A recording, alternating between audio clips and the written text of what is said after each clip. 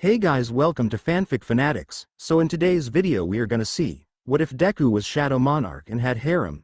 MHA solo leveling, part 2. Before starting, make sure to hit that like button and subscribe if you are interested in MHA fanfictions. This story is Izuku the Shadow Hero, Monarch by MichalZielonka. Now without wasting any more time, let's dive in. Yui x Shoko. Both women can end the fight in mere seconds, but who will come out the winner? Yui Kodai against Shoko Todoroki. For some reason present mic sounded nearly dead but used an exited voice. Both girls ready? Asked Midnight. With receiving 2 nods, she announced, the first match of the quarterfinals, begin. With that, Shoko shot out ice for Yui to concentrate on it, not the floor. Even though Yui doesn't show many emotions, she had a light smirk as she used her quirk to make the ice smaller and caught it with her hand and threw it back at Shoko. At the middle of the flight back, she released it back to the original size with it hitting a newly formed ice wall, but what the ice girl didn't expect was her footing to be missing as Yui stood up with the arena just under her foot. Shoko tried to not fall but to no avail. Winner by ring out, Yui. Midnight announced as Yui helped Shoko on her feet, then once out of the area of impact, she reversed the size of the arena. Once again Yui used her quirk to make the arena floor smaller, causing her to win. It sure will be hard to win against her, Mike announced with some energy coming back to him. There was one person who was even more angry. Not only his son didn't make it to the finals, but his failure of a daughter just got disqualified. He knew his plan would work. Nice match, Shoko, Izuku commented, but was a little surprised. She sat next to him with her head of his shoulder. You okay? With a nod, Izuku looked over the next match, not seeing the 3 twitching eyes. Momo vs Fumikage. Now we have the creation woman Momo Yaoyorozu against the emo bird Fumikage Tokiyami. Now we could hear more strangling and kicking with a sound of stop announcing. Are both contestants ready? Namori asked. Receiving 2 nods, she continued, ready, set, go. Momo created a shield and a bow staff just in time for Dark Shadow to come and attack her. The recommended student tried to think of the best way around it but couldn't, and only could make more shields to protect herself. After the 3rd hit of Dark Shadow, the shadow backed down, making Momo think she had a chance but was stopped by Midnight, the winner by ring out Fumikage. The bird boy bowed to Momo and left, leaving her devastated. Fumikage used his quirk to his advantage by giving hard hits. Momo on the other hand wasn't as fast as Dark Shadow to exit from his larger area of occupation pathway. Aizawa explained. Izuku tried and console her but was stopped by 3 girls holding him until Hei-in have to leave for her match, making only Shoko and Katsumi stay with him, holding him down, not wanting to get a bigger competition. Hei-in vs Inasa. We have Hei-in Cha from 1A against Inasa Yorashi from 1B, Aizawa announced. Both ready? Receiving an enthusiastic yes and a nod, she continued, go. With that, Inasa created a large wind trying to make Hei-in go out, but she made a sword and stabbed in the ground, not allowing her to go backwards. Using this opportunity of slight shock to her advantage, she created another sword that gave her some protection of the wind but continued to her target. Inasa on the other hand saw this and made a small tornado to lift him up and shot gusts of wind at her. The wind boy knew that in close combat she would dominate him, and he doubted Cha and had any long-range options. The fight continued like this, with Cha in throwing short swords at Inasa to make some damage. Getting a suicidal idea, Inasa dived straight for his opponent with her making a dull sword. When she expected him to punch her, she did not expect the force that he brought down to her to cause her to get into the sky. Inasa smirked and pushed Cha in out of the arena. Wow, what a finish. The winner by ring out, Inasa. Midnight finished with a blonde kid yelling, 1B supremacy. Even though there will be 2 1A and 2 1B in the semifinals. Inasa knew that close quarters with Hei-in is suicidal, but using what Hei-in thought that he won't do surprised her long enough to make her go up in the air, allowing Inasa to win, commented Aizawa. When Hei-in came to the stands, she went and hugged Izuku, not because she was sad but due to his comfortable smell.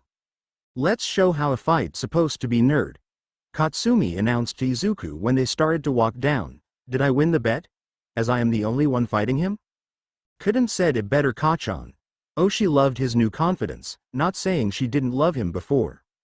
Izuku vs Katsumi. Now ladies and gentlemen, The fight against the Shadow Monarch Izuku Midoriya Aga isn't the explosion queen Katsumi Bakugo.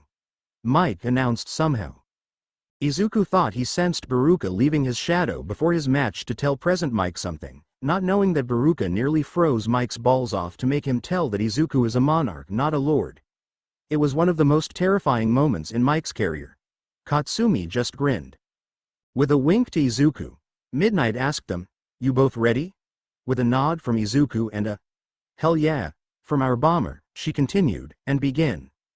With that, Katsumi rushed at Izuku with the greenette running towards her. At the beginning they used hand-to-hand combat with Izuku throwing Katsumi over his shoulder, but she then used her explosions to get closer to Izuku. With the skill Stealth he disappeared from her senses, and with going behind her he used skill Fireball and created 10 of them, losing 500 MP, but he wasn't worried of the 716 MP loss. MP 2129 2845. With her amazing reflexes she dodged all of the fireballs, but that is what Izuku expected from her.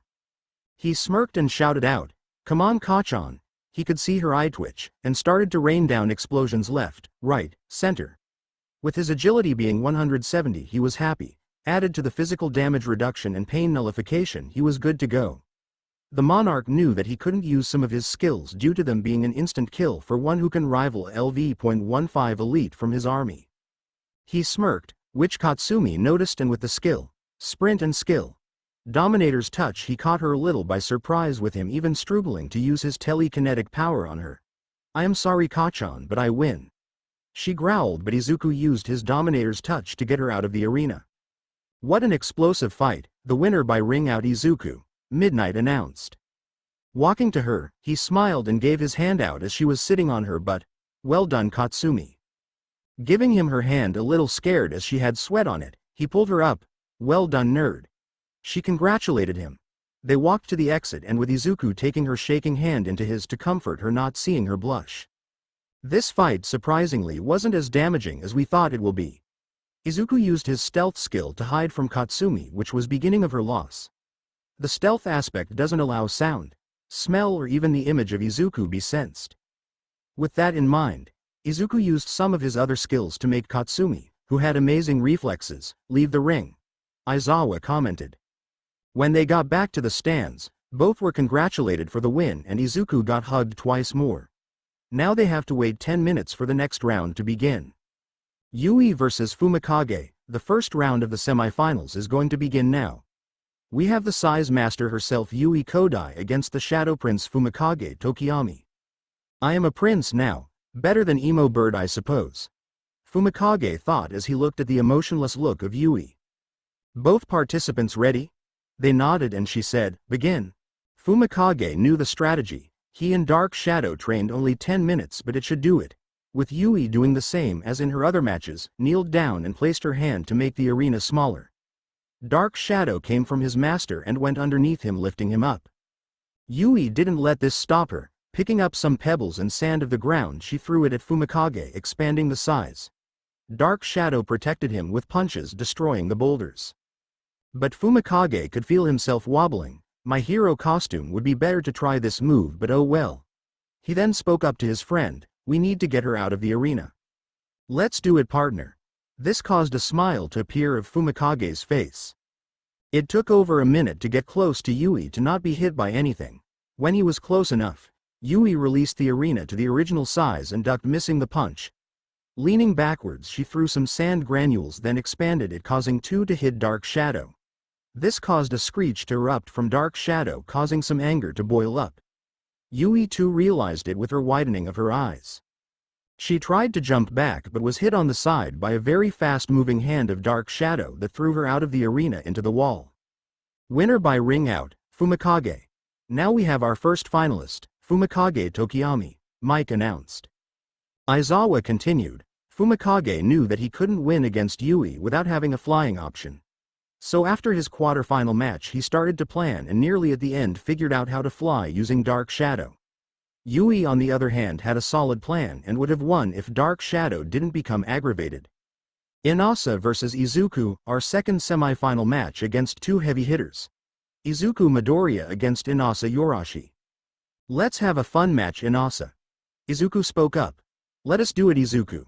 Inasa shouted in glee. Midnight smirked. You ready, boys? With a nod from the both of them, she said, begin. With that the two started, with Inasa using his quirk and Izuku using the skill Dominator's Touch. The both forces cancelled out with neither of them budging from their spot. Both smirked, and with that Izuku made use of his strength and jumped at Inasa, but with the skill Dominator's Touch he flew to Inasa and delivered a punch in his face, causing the taller teen to fly to the ground.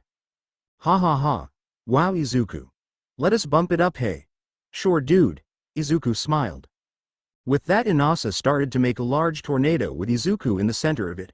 Flying up he could see Izuku still smile. Izuku just said 3 words, come forth Baruka. With this a shadowy figure of an elf with blue skin came out that nearly made Mike piss his pants. Please use ice to make Inasa come down. Baruka did just that, a massive ice structure that broke in the tornado and about to his Inasa, causing him to stop the whirlwind of ice and wind. This was the perfect time for Baruka to show how powerful he is compared to his brethren. He created a bigger ice structure that captured Inasa. He bowed at Izuku. Thank you, Baruka. With that the shadow came back with Izuku thinking, I need a skill to capture villains as I don't want to rely on my shadows too much. Wow, Inasa, can you move? With a shake of the head, Midnight said, the winner of this match is Izuku. Also, can you break him out of the ice? Izuku nodded, went to Inasa and punched the ice, making it into smaller pieces that flew everywhere. Well done, Inasa, you made me use my most powerful shadow. Izuku whispered to Inasa, who just smiled.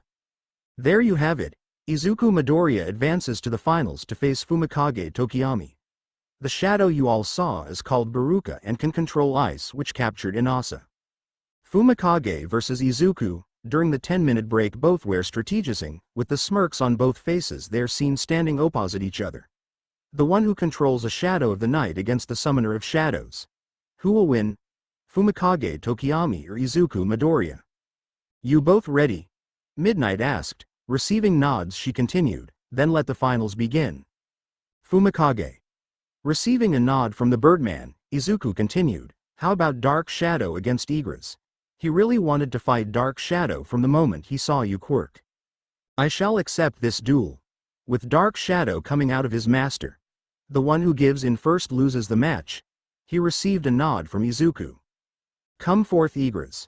A tall Soilder came out with a massive sword. You ready, Igris? Receiving a bow he then stood at attention. Go. With that Igris and Dark Shadow went to each other. There were slashing, punches and scratches with neither giving ground. Izuku theorized that Dark Shadow was actually a pretty strong entity, but Fumikage didn't unlock all of the power yet. With a punch onto the head of Dark Shadow it went back into Fumikage, then went back out.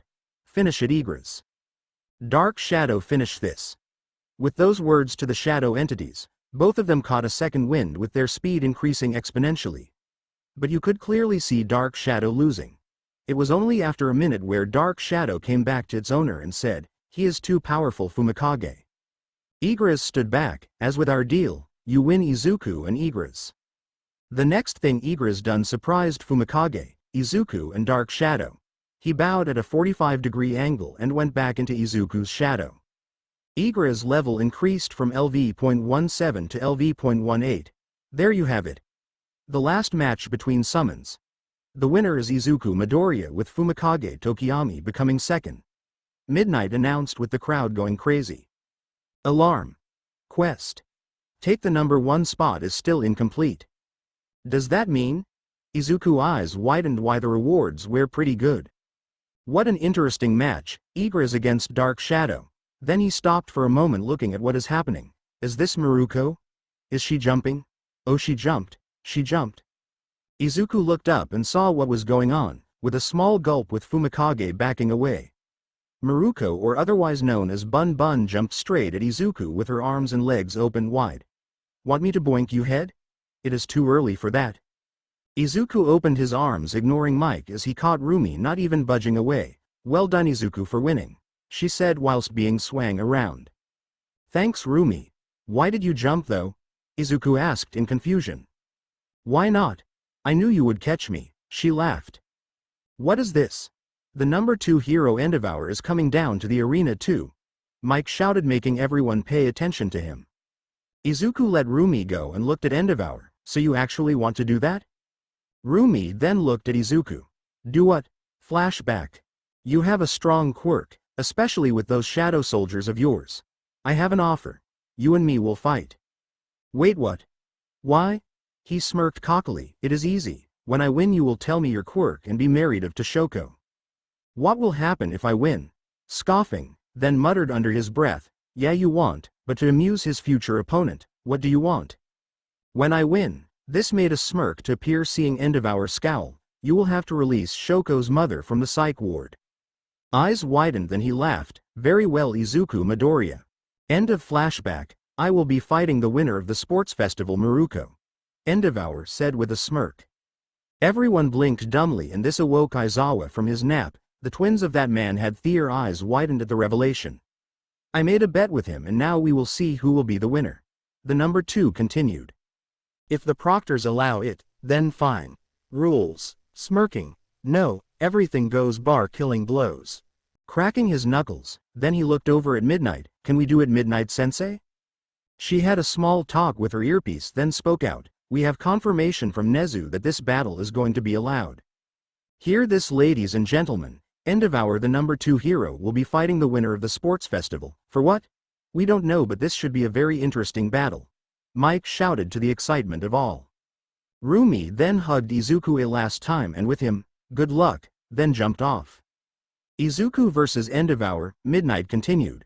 This fight will be the same as the other battles except the winner is decided when the opponent goes unconscious or surrenders.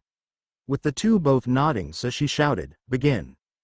With that Endeavour started to heat himself up and shot towards Izuku with Izuku doing the same and not pulling any punches now. The two clashed in the middle with a massive shockwave of heat. You are pretty good to survive the heat this close. Point 2. I have been in worse. With that said, Izuku pivoted on his left foot and raised his right foot to kick the side of Endeavour but he blocked it with his forearm. Using the skill Fireball he produced 3 large fireballs and 2 smaller ones but faster one and shot it towards Endeavour. That man smirked and used his own flames to block the fireballs, but he didn't realize that Izuku summoned his spear and threw it at him. He didn't use the skill of spear throw due to him not wanting to kill that man. From the career of the number 2 hero, he could feel danger. So moving to the right side he barely missed a spear that was thrown by Izuku. You are wasting your weapon.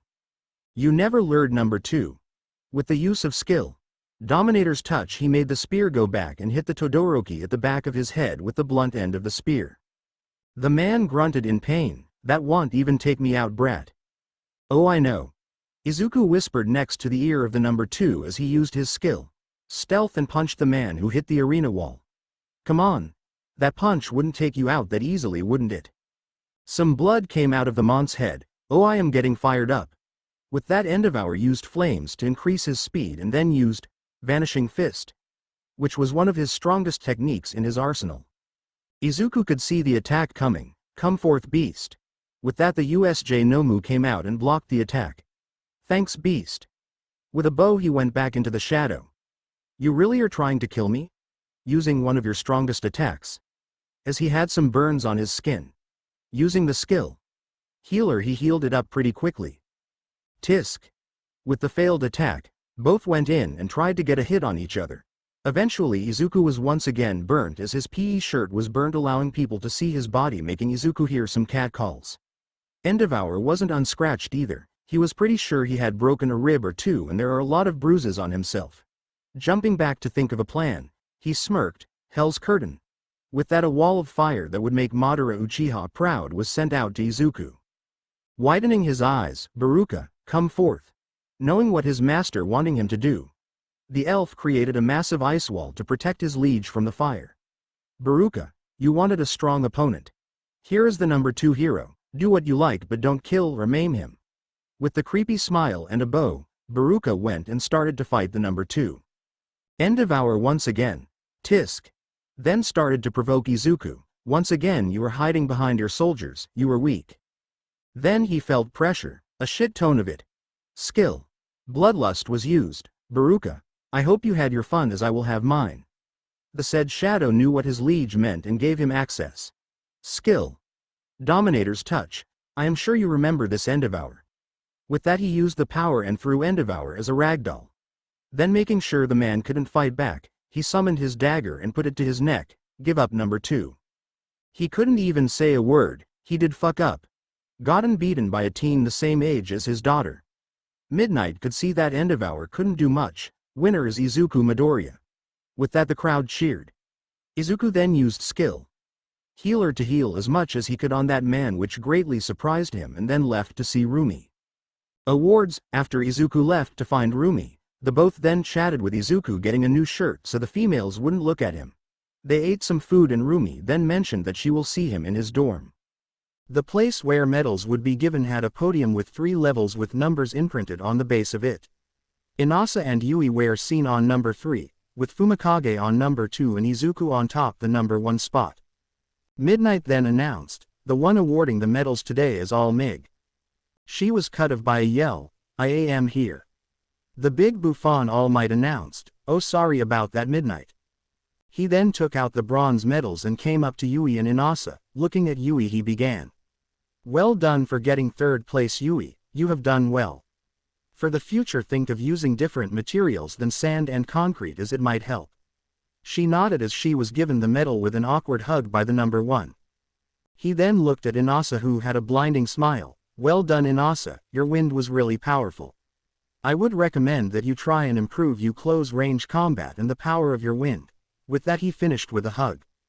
Thank you All Might. He bowed with a 180-degree bow after the hug. Izuku sighed at his friend's antics, and then used his skill healer and healed the forehead of Inasa. He received a grateful smile back. All Might moved to Fumikage. Well done for getting 2nd place Fumikage. Your skill with Dark Shadow is impressive, especially with the last fight. Continue improving your air mobility and you would be unstoppable soon. Then he hugged him and patted Dark Shadow with giving him the silver medal. Moving to the 1st place, well done Izuku for winning the sports festival and beating Endeavour. I would recommend having a long-range attack as you seem to be missing that. He then hugged Izuku and gave him the gold medal. He heard a, thank you, from Izuku. Turning back to look at the crowd, worry not, train and you can have a chance in being on the podium. I think we should shout an encouragement. Ready. Plus Ultra, well done for trying your best. There was an awkward silence. What? They did try their best. With a lot of face palming. That day was one to be talked about as a 15-year-old beat an Endeavour in front of a stadium full of people and left like it was nothing. It was after an hour since the awards ceremony when 1A came back to their dorms.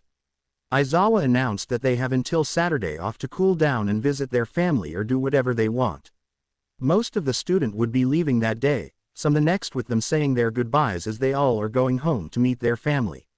Izuku went to his dorm room just to see Rumi lying on his bed spread out. Enjoying yourself bun bun. Sure this bed is one of the comfiest shit I ever laid on. Glad you like it. You free tomorrow? She raised an eyebrow. I am free until Saturday. I have a key for the Heaven Tower. It is an A-rank gate but it will take us some time. She looked at him. Then a predatory smirk appeared. Bring it on. After the two ate some dinner Izuku continue their talk about Endeavour and what Izuku got from beating the number 1 hero. Quest. Take the number 1 spot, complete. Take the 1st place in all 3-4 games and become the ultimate winner in the sports festival. You received the following rewards. Reward 1. Additional points plus 2-0. Reward 2. Hero's Boots a rank. Reward 3. Level up a skill of your choice. Will you accept? Accept, reject. Of course Izuku accepted them all. He added 10 points to intelligence, 5 to agility and 5 to sense. Even though he is adding a lot to his intelligence, he needed more mana for harder gates to be actually completed. You have received Hero's Boots A rank. Item. Hero's Boots. Item class. A. Type. Armor. Attack. Plus 1-5. Defense. Plus 8%. Boots for a hero, a quest-only reward. It increases your speed and kicking power. Grants special effects. Can be equipped, stored or sold. It grants the following for the wearer. Increased speed by 15%. Decreases fall damage by 50%. Izuku then discussed what he should upgrade. He then decided with Rumi to upgrade one of his shadow abilities. As Izuku is planning on going with Rumi to the Heaven's Castle, Izuku wants to increase his stored shadows. So this is what he did. U-leveled skill. Saved shadow from LV.1 to LV.2. Saved shadows maximum 110 increased to 150. Skill. Save shadow LV.2. Job specific skill. No mana required. You absorb created shadow soldiers and save them. Saved soldiers can be summoned and reabsorbed whenever and wherever the animator desires. The storage will increase at a faster rate. Saved shadows. 93 150ths. Status. Name. Izuku Midoriya. Job. Shadow Monarch. Title. The one who overcame adversary +1. Level. 63. Fatigue. 0. HP. 15,500. MP. 2,895. Strength. 188. Agility. 175. Sense. 168. Vitality. 170. Intelligence. 280. Remaining points. 0. Physical damage reduction. 12% plus 40%. Physical pain nullification. 27%. Skills. Passive. Unknown MAX. Muscularity LV.1. Advanced Dagger Arts LV.2. Advanced Spear Arts LV.2. Active. Sprint LV.4. Bloodlust LV.2. Fireball LV.3. Vital Strike LV.2. Stealth LV.3. Dominator's Touch LV.2. Spear Throw LV.2. Healer LV.4. Job Specific. Shadow Extraction LV.1 93 156ths. Save Shadow LV.2 93 150ths. For some people this may be weird, but I am just telling you this story will have similar parts but won't follow solo leveling canon. Izuku still would be able to keep his system where Sun Jinwoo loses it to gain the total power.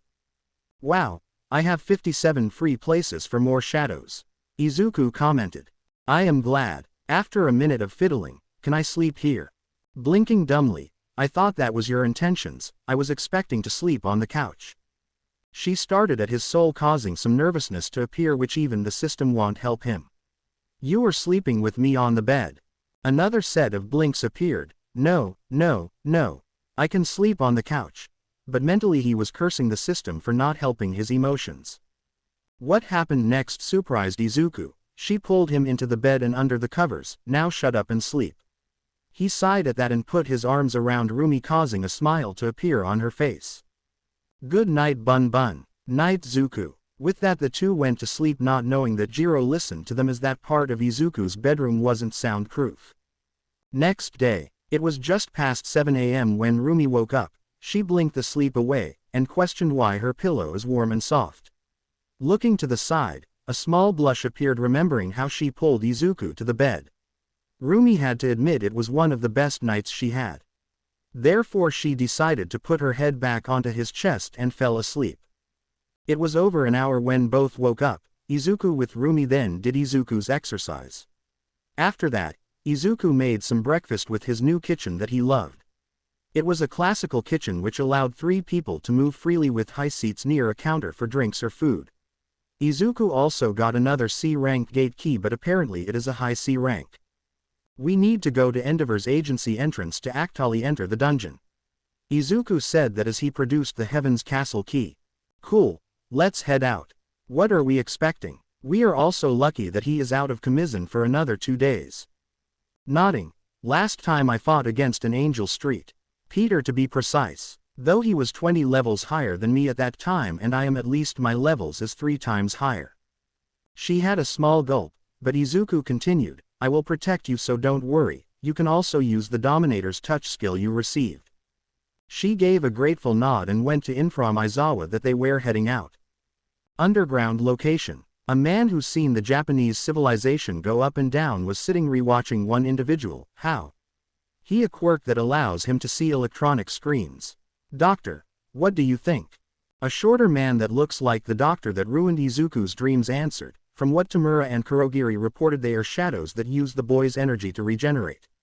How he gains the shadows is currently unknown, but it is fascinating that he has multiple so-called skills which I believe are quirks or something to do with his quirk. I see, can you tell me more about the boy? Izuku Midoriya, only family is working in America. His quirk awakened after All Might accidentally used a wider attack than needed, which caused the Potato Man to laugh. Apparently his quirk is called Adapter, but I believe it is only a partial part of the boy's quirk. We only know of 4 shadows that are confirmed being at least A rank. The names are Fluffy, Igras, Beast and Baruka. It is confirmed he has mages, knights and some other shadows, but they are C and B rank at best. But the thing that caused me the most interest was the healing quirk. It seems to rebuild the body from a cellular level. Interesting, absolutely interesting. What I would do to get his quirk, if I believe what I think how he can get his shadows, he can truly be a greater threat to us than All Might or his successor. I agree, Lord All for one. After Aizawa agreeing with the two leaving but promising that Izuku will take Aizawa to the C-rank dungeon sometime in the future, the both then left.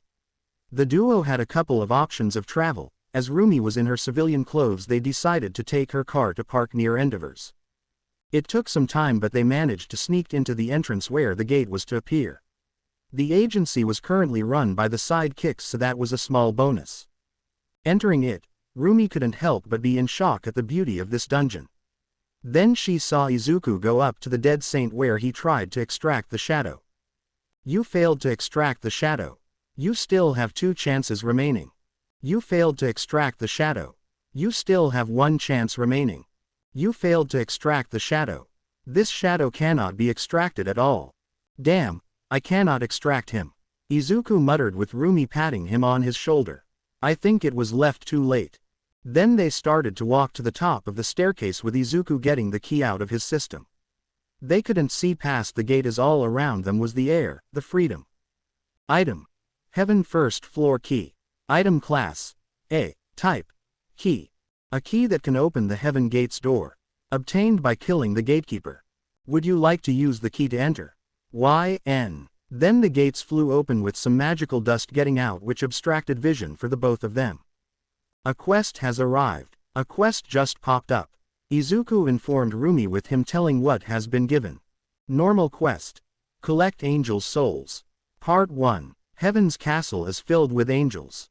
Hunt down the angels and collect their souls. Beware of angels with more than a pair of wings. Quest completion requirements. 10,000 angel souls. Rewards. Reward 1. Item of your choosing. Reward 2. Bonus stats plus 20. Reward 3. Hidden reward.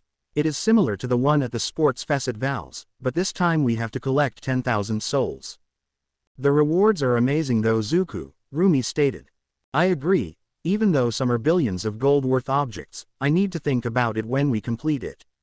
They continued to walk. I can't even sense any monsters. Then his and Maruko's eyes widen at the sight in front of them. The ground was filled with water, but for some reason they were able to stand on it. The reflection of the water allowed to see the white puffy clouds that flew peacefully above their heads. It was truly a breathtaking sight, a field-type dungeon.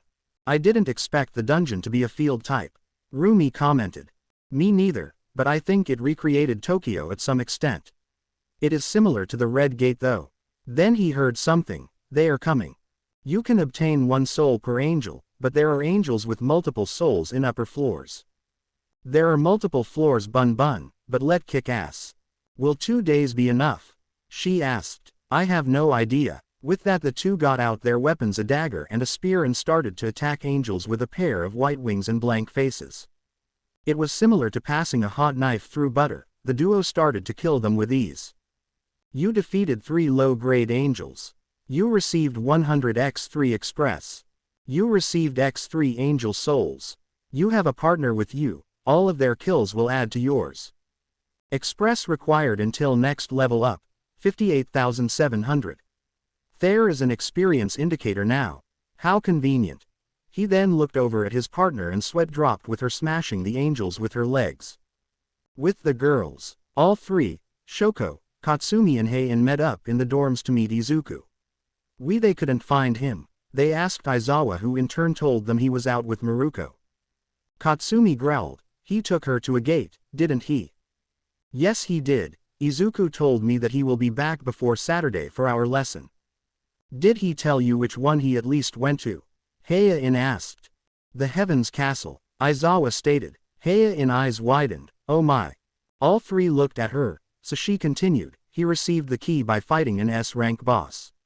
He said he lost his arm in that fight and the only way he won was by him not using his status recovery. Will he get more shadows? Shoko asked. I think that is why he is going. Less than 2 weeks ago the Korean Hero Association agents came here and informed Izuku, Aizawa-sensei, Nezu and myself about gates that have a possibility of naturally being opened. At that convenient moment a mouse god appeared scaring the living shit out of the students. It is good that Izuku is doing it, as we believe that those gates will be a common occurrence in the future and Izuku wanted to be able to deal with S-rank dungeons without risking anyone else's lives. With the Rabbit Gamer duo. We still got a long way to go Rumi. You defeated a low-grade angel. You received 100 express. Collected angel souls. 329 10,000ths. Item. Low-grade angel wings. Item class. None. Type. Junk. 2 wings on a low-grade angel's back. Angel wings are used as materials for high-grade magic and fetch a high price. So 329 wings, that should give me a lot of gold. Izuku mused to himself. At this rate we won't get any further. Rumi informed her partner. I agree, we have been here 3 hours and I still haven't leveled up one bit. Then he got something out of his inventory. I have a permit for the next floor. Item. Entry permit. Item class. Type. A permit to enter the second floor of the villain level. Usable in floor movement magic circles on the first floor. Villain. Wasn't it one of the 7 levels of heaven? Questioned Rumi. Yeah, villain, but it seems there are multiple levels to each floor. Let's move to the second floor. I think it is where the bright light is located. Izuku agreed with her. All bears and archer elves please come forth. With that 20 ice bears and Fluffy came out. Bun bun, let's get on Fluffy. All archer elves get on another bear. Shoot down any angels otherwise bears let's get to the next floor. With that Izuku jumped onto Fluffy with Maruko right behind him. When Fluffy started running then Rumi hugged Izuku's chest for stability. Damn those are annoying. Izuku muttered whilst the bears were brawling down the angels. With Iida, brother, I think I might have found a way to help you. Tenya Iida was currently at the hospital with his brother Tensai who had a run-in with the hero killer Stain. Chuckling, how? Recovery girl couldn't help. My friend Izuku. A part of his quirk is healing and he can regenerate broken organs. This shocked Tessay. I thought Recovery Girl said he couldn't do it yet. Shaking his head, I am sure, he is out currently but I will ask him when I see him next. Tenya asked with teary eyes. Thank you brother. The older brother said with the same eyes as Tenya. With the duo. After releasing the full army of the shadows, the duo collected the permits to continue this tower. Apparently it has 77 levels split in 7. Both of them were defeating the angels at a scary pace. Skill. Dominator's touch level risen from LV.2 to LV.3. Collected angel souls. 1,917 10,000ths. 11th floor. This is the 11th floor, not too bad for 7 hours of work hey bun bun. Izuku smirked. Yeah not too bad I must admit. Zadkiel the Dominion. Both could be heard with gulps, a light red name showed up. Zadkiel was an angel with 5 pairs of wings, had prey beads on his left hand and his right hand had his masked face lean into the hand. He wore all white with golden trims and on his hip, he had a light sword. Although, his guards had 2 pairs with similar getups, some having spears and some had swords, though the name color was gray. Zadkiel Guard X10. With that the magicians threw their fire spells at the angel. Take care of the rest Igris, Beast, Baruka and Fluffy. Zadkiel Guard has discovered an intruder. Using the skill, stealth and holding Rumi's hand, Izuku said 4 final words, get rid of them. Shadow soldiers are strengthened from my intelligence stat. Not to mention the number of shadows I can save increase. I have enough mana for regeneration after increasing my intelligence stat by a lot, not to mention the High Magician's Ring. Izuku thought to himself, but that guy isn't moving at all. I will finish T. His thoughts were cut off from Zadkiel using his enhanced speed and used his sword to cut all but Baruka in half. That bastard, Izuku muttered with some anger and punched the Dominion away. I forgot my strength is 190 feet. Collected Angel Soul. 1927 10,000ths. Zadkiel was thrown across the watery surface while Izuku's sweat dropped. Oops, I lost my temper and hit him. Rumi was giving a deadpan expression. Geez, before we fight him, at least add those guards to your army. Even though they will probably in the normal category, we will need aerial support soon. Izuku nodded, seeing the sense in that. Shadow extraction can be used on this target. Arise. With that simple word, the 10 two-winged guards rose up into shadowy figures. They had black wings with some white smoke coming out of them. Their body was mostly black, but white smoke was coming out of their blank faces. 10 four-winged angel LV.1 normal. You are not wrong. They are stronger than the one-winged angels. I hope their level increase. But then both could feel a new power being leaked from Zadkiel. The ruler of the first floor, Zadkiel, is using the skill, Freedom. Zadkiel's stats will increase by 50%. Zadkiel is known as the Angel of Mercy. He represents freedom, benevolence and forgiveness. If I am wrong with anything in the Heavens Tower with religion, please mention it. Even with my research I may be wrong, as I using Christian names and Islam decorations. Oh shit, 50% of increase in its stats. He saw the 5 pairs of wings spread, showing the 10 wings in their heavenly beauty. Zadkiel will have increased regeneration by 20%. He got faster. Izuku looked back to see a shocked Rumi, beast. The ex-Nomu knew he was a shield. With the close proximity he ran in front of Izuku and Rumi and took the left-hand hit, with Izuku making his spear appear and blocking the right-hand sword swing. With both attacks blocked due to the shock absorption quirk in Beast and the S-rank spear, a massive collision appeared with debris appearing from the cracked floor which was underneath the water. Rumi, run. Try to use an opportunity to attack. Baruka, you too with egress. With them all knowing their jobs, Izuku jumped to Zadkiel with his spear ready, but with the quickened speed of the angel, it made his right arm go back ready to decapitate Izuku in two. Baruka used his ice powers to slow down the swing with him, using his dagger to try and cut the angel, but it was high in the air. Izuku then used the skill Dominator's Touch to be pushed back from the masked face of the angel, just in time to miss the swing with the sword. In the meantime, Rumi's head was going a million miles per second, thinking of what she could do. Seeing Izuku use the same skill as she has in her disposal, she ran to the back of the angel and jumped with the use of Dominator's Touch. With Night Killer out, she slashed one angelic wing. This caused Zadkiel to scream in pain and lose some balance. Izuku congratulated her, but with his eyes widening with her following soon, saw the Dominion's wings start to regrow. Igris used this chance and slashed the middle of the torso in the angel. Beast then used his super strength, that is the highest in the army, bar his liege, and punched the side of the angel's face, smashing it to the ground, with Baruka using his skill with his dagger to cut of its head as it has fallen to the ground. You leveled up. You leveled up. You gained X 200 angel souls. Izuku and Rumi could continue to stare wide-eyed at this. Your shadows are brutally efficient. I know, but they are also amazing. They both walked to the defeated angel, with Beast happily bringing the head to Izuku. Izuku and Rumi's sweat dropped at this. Can you not do that? It was a funny sight in all honesty, but they both let it go. Shadow extraction can be used on this target. Arise, Izuku said. You failed to extract the shadow. You still have 2 chances remaining. Arise, Zadkiel, Izuku said with confidence. You have upgraded the shadow.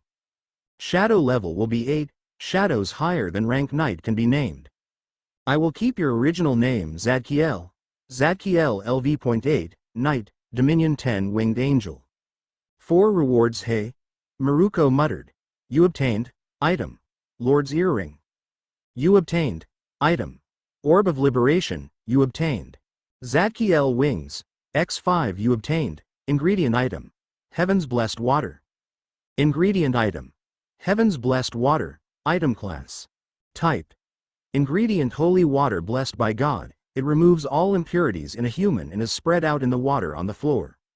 This high concentration of holy water contains powerful magic and thus used as an ingredient for magic items of the strongest quality. He held a large bottle of around 30 liters, an ingredient for magic items of the highest quality. I can't throw it away without knowing what it can be used for. I'll find a use for it someday. Izuku muttered, but Rumi heard him. Do you want the earring? Nay, I am good, it too won't fit with my style. Izuku chuckled and put it on his left ear. Item. Lord's earring, item class. S-type, accessory.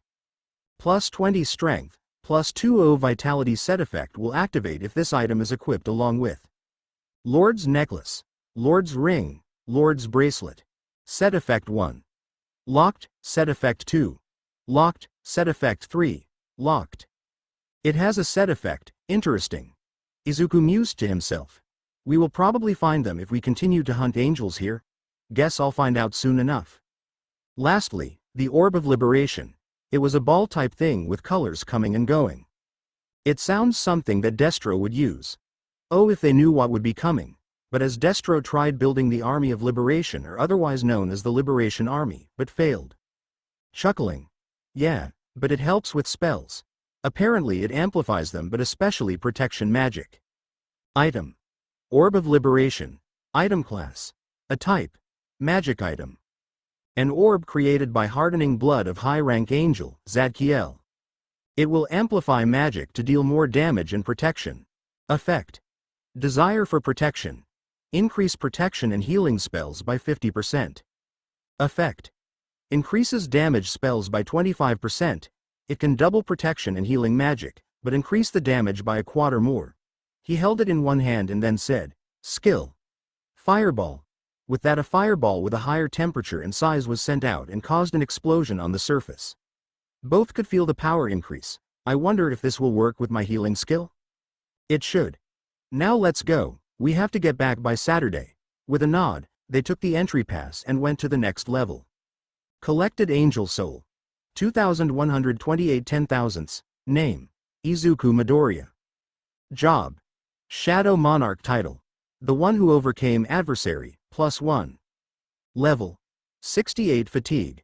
42 HP. 15,950 17,000ths MP. 1,855 3,025ths. Strength. 215 agility. 180 sense. 173 vitality. 195. Intelligence. 286 remaining points. 0 physical damage reduction. 12%, plus 40%. Physical pain nullification. 27%. It took another 6 hours to make it up to level 22 in the second floor of heaven. Rakia was made out of pearls, buildings, floors, but the sky was filled with stars not obstructed by light pollution. Rumi even thought it was a perfect date spot if they didn't have to deal with more angels. It was mainly two-winged with some weapons, with an occasional four-winged with some weapons. Izuku increased his number of the four-winged by another 15 so he can have more space for other shadows. His level was level 69, with especially gaining 300 express from some mid-level angels. However, he noticed that Rumi started to slow down. Izuku offered to be carried by one of the bears, but she disagreed. He then bought her a fatigue potion to help her.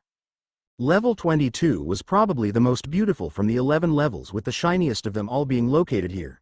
There was a problem though. There wasn't one boss per se. There were 10 six-winged opponents who were apparently border patrol, but also known as powers. It took around 10 minutes to deal with them, as they were more annoying than magicians. Some of their abilities are divine elemental manipulations, divine psionics, purification, and apparently healing too. The 10 of them were then made shadows and had their levels increased. 10 Power Angel LV.6, Elite, 6-winged angels. It was also good that they dropped 20 angel souls each with 800 express each too. The healing that was done to Maruko also shown that Izuku's healing abilities are the same as the angels, but he was sure when they each level up, each of their healing abilities will too. The reward for the 22nd floor was given as an ingredient. Ingredient item. Purified Ashes of Pearls. The next 11 floors that took over 7 hours had more and more angels. The floors were covered in iron, with everything having iron in them, with the angels having iron armor. Even though the angels were two-winged, they were still cannon fodder for Izuku's knights that some will reach the next rank in the army. There were more and more four-winged angels that were starting to become a nuisances for the duo. The amount of time that Rumi just used the skill Dominator's touch was sure to have improved the power. But Izuku could still see her improvement, with him constantly healing her ripped muscles. Her strength gradually became better and better. The final boss was something else. It was a throne, a two-ringed angel with multiple eyes on the rings. It had an orange name, but it was simple to defeat it if you ignore the one powerful attack in its arsenal. Flames of Judgment. The attack of throne angels, a pure white fire is shot out from the wings and decimates all to ash when the opponent is hit with the fire. He got the throne into his army as a LV.8 elite. He did receive 2 rewards of an ingredient and an accessory. Ingredient item. Eye of Thrones, item. Lord's Necklace. Item class. S-type. Accessory plus 2/0 agility, plus 2/0 intelligence. The set effect will activate if this item is equipped along with Lord's Earring, equipped, Lord's Ring, Lord Bracelet. Set effect 1. Locked, set effect 2. Locked, set effect 3, locked. So when Izuku put it on, a set effect happened. Set item effect, LV.1. Set effect 1. Plus 5 all stats, set effect 2, locked. Set effect 3. Locked. I guess I need to go to the 5th floor to get set effect 2 feet. Collected angel souls. 6,824 10,000ths. You good, Rumi? Izuku asked worriedly. Huh, never been better.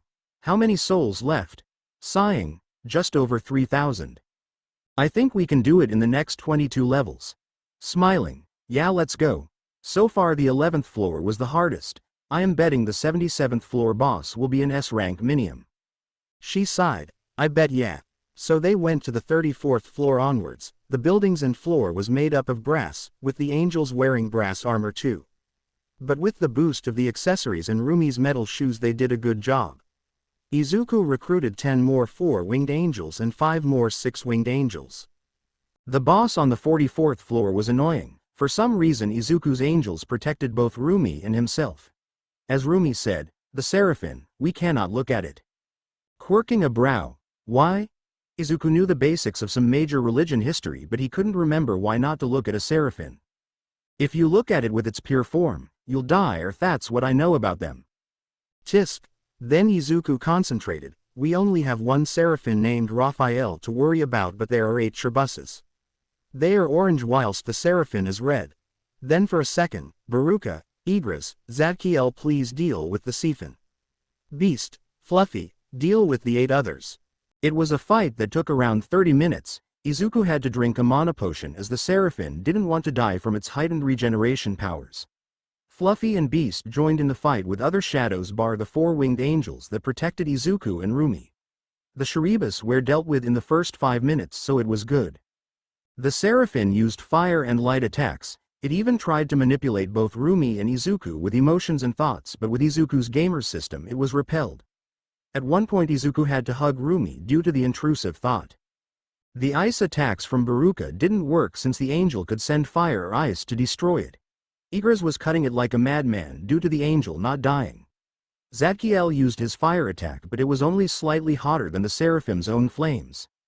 Beast and Fluffy helped some, but Fluffy was one who had to regenerate the most. Even with its speed the size still stood out as a sour thumb. After its defeat, they had a celebration, as it was in all honesty a mentally painful battle for Rumi. Izuku revived the 8 Shiribases and the Seraphim, which only took the 3rd try to actually be a rise. He kept the name Raphael as it did sound nice. 8 Shiribas LV.3, Elite, Raphael LV.19, Knight, Seraphim. You have received an ingredient item. Feather of the Healer. Another item, so 7 in total I guess.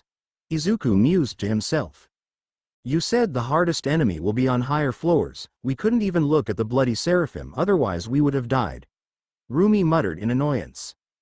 Don't mention it. Oh, what's up? The Shiribas dropped 100 souls each and Raphael dropped 1,000 souls. She blinked. We just added over 3,000 souls with these 11 floors. Collected angel souls. 10,101 10,000ths. We did it in over a day, hey. Rumi chuckled. We did. The last 7 floors nearly took 10 hours to do. We still have 33 floors left. Izuku joined in the fun. Normal quest. Collect angels' souls, part 1, has been completed. You can receive the following rewards. Reward 1. Item of your choosing. Reward 2. Bonus stats plus 2 reward 3, hidden reward. Except reward 1. Is that the one you can choose any item? Reward 1. You can choose any item. Please choose an item. Yeah, but I already know what I want. Maruko raised an eyebrow. I got the Ket to Heaven's Castle through my blessed random box. A different option would have been the cursed random box which doesn't have a price. So I will be choosing that. In Izuku's hand a black box materialized. You chose the item, cursed random box, cursed random box. Obtain an item the player needs. Doing double the daily quest does nothing since then. With that thought the black box opened. I have raised my level pretty nicely and obtained rare items. I wonder what I will need. Another key? Izuku asked as it was a black odd-looking key. Item name.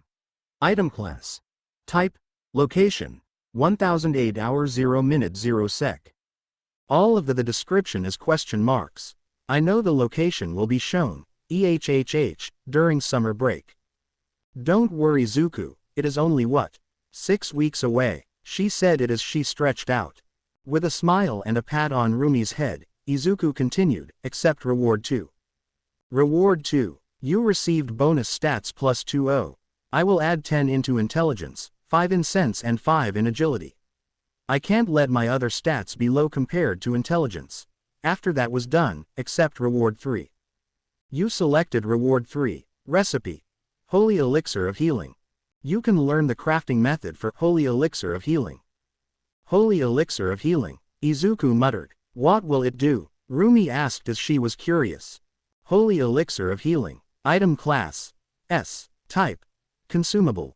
A mysterious potion that can cure and disease and heal everything from a missing limb to a failing heart. The effect will only take place when the entire bottle has been consumed and life energy will be given once again. There are 7 ingredients in need. Heaven's blessed water. Purified ashes of the earth. Eye of thrones. Feather of the healer. Wood of the tree of life not owned. Scripture of the Lord not owned. Michal's essence not owned. It can heal anything, from a missing limb to any disease. Also life energy will be given back. Damn, now this information needs to be kept a secret. Yeah it does. Let's get back, we will come back here another day.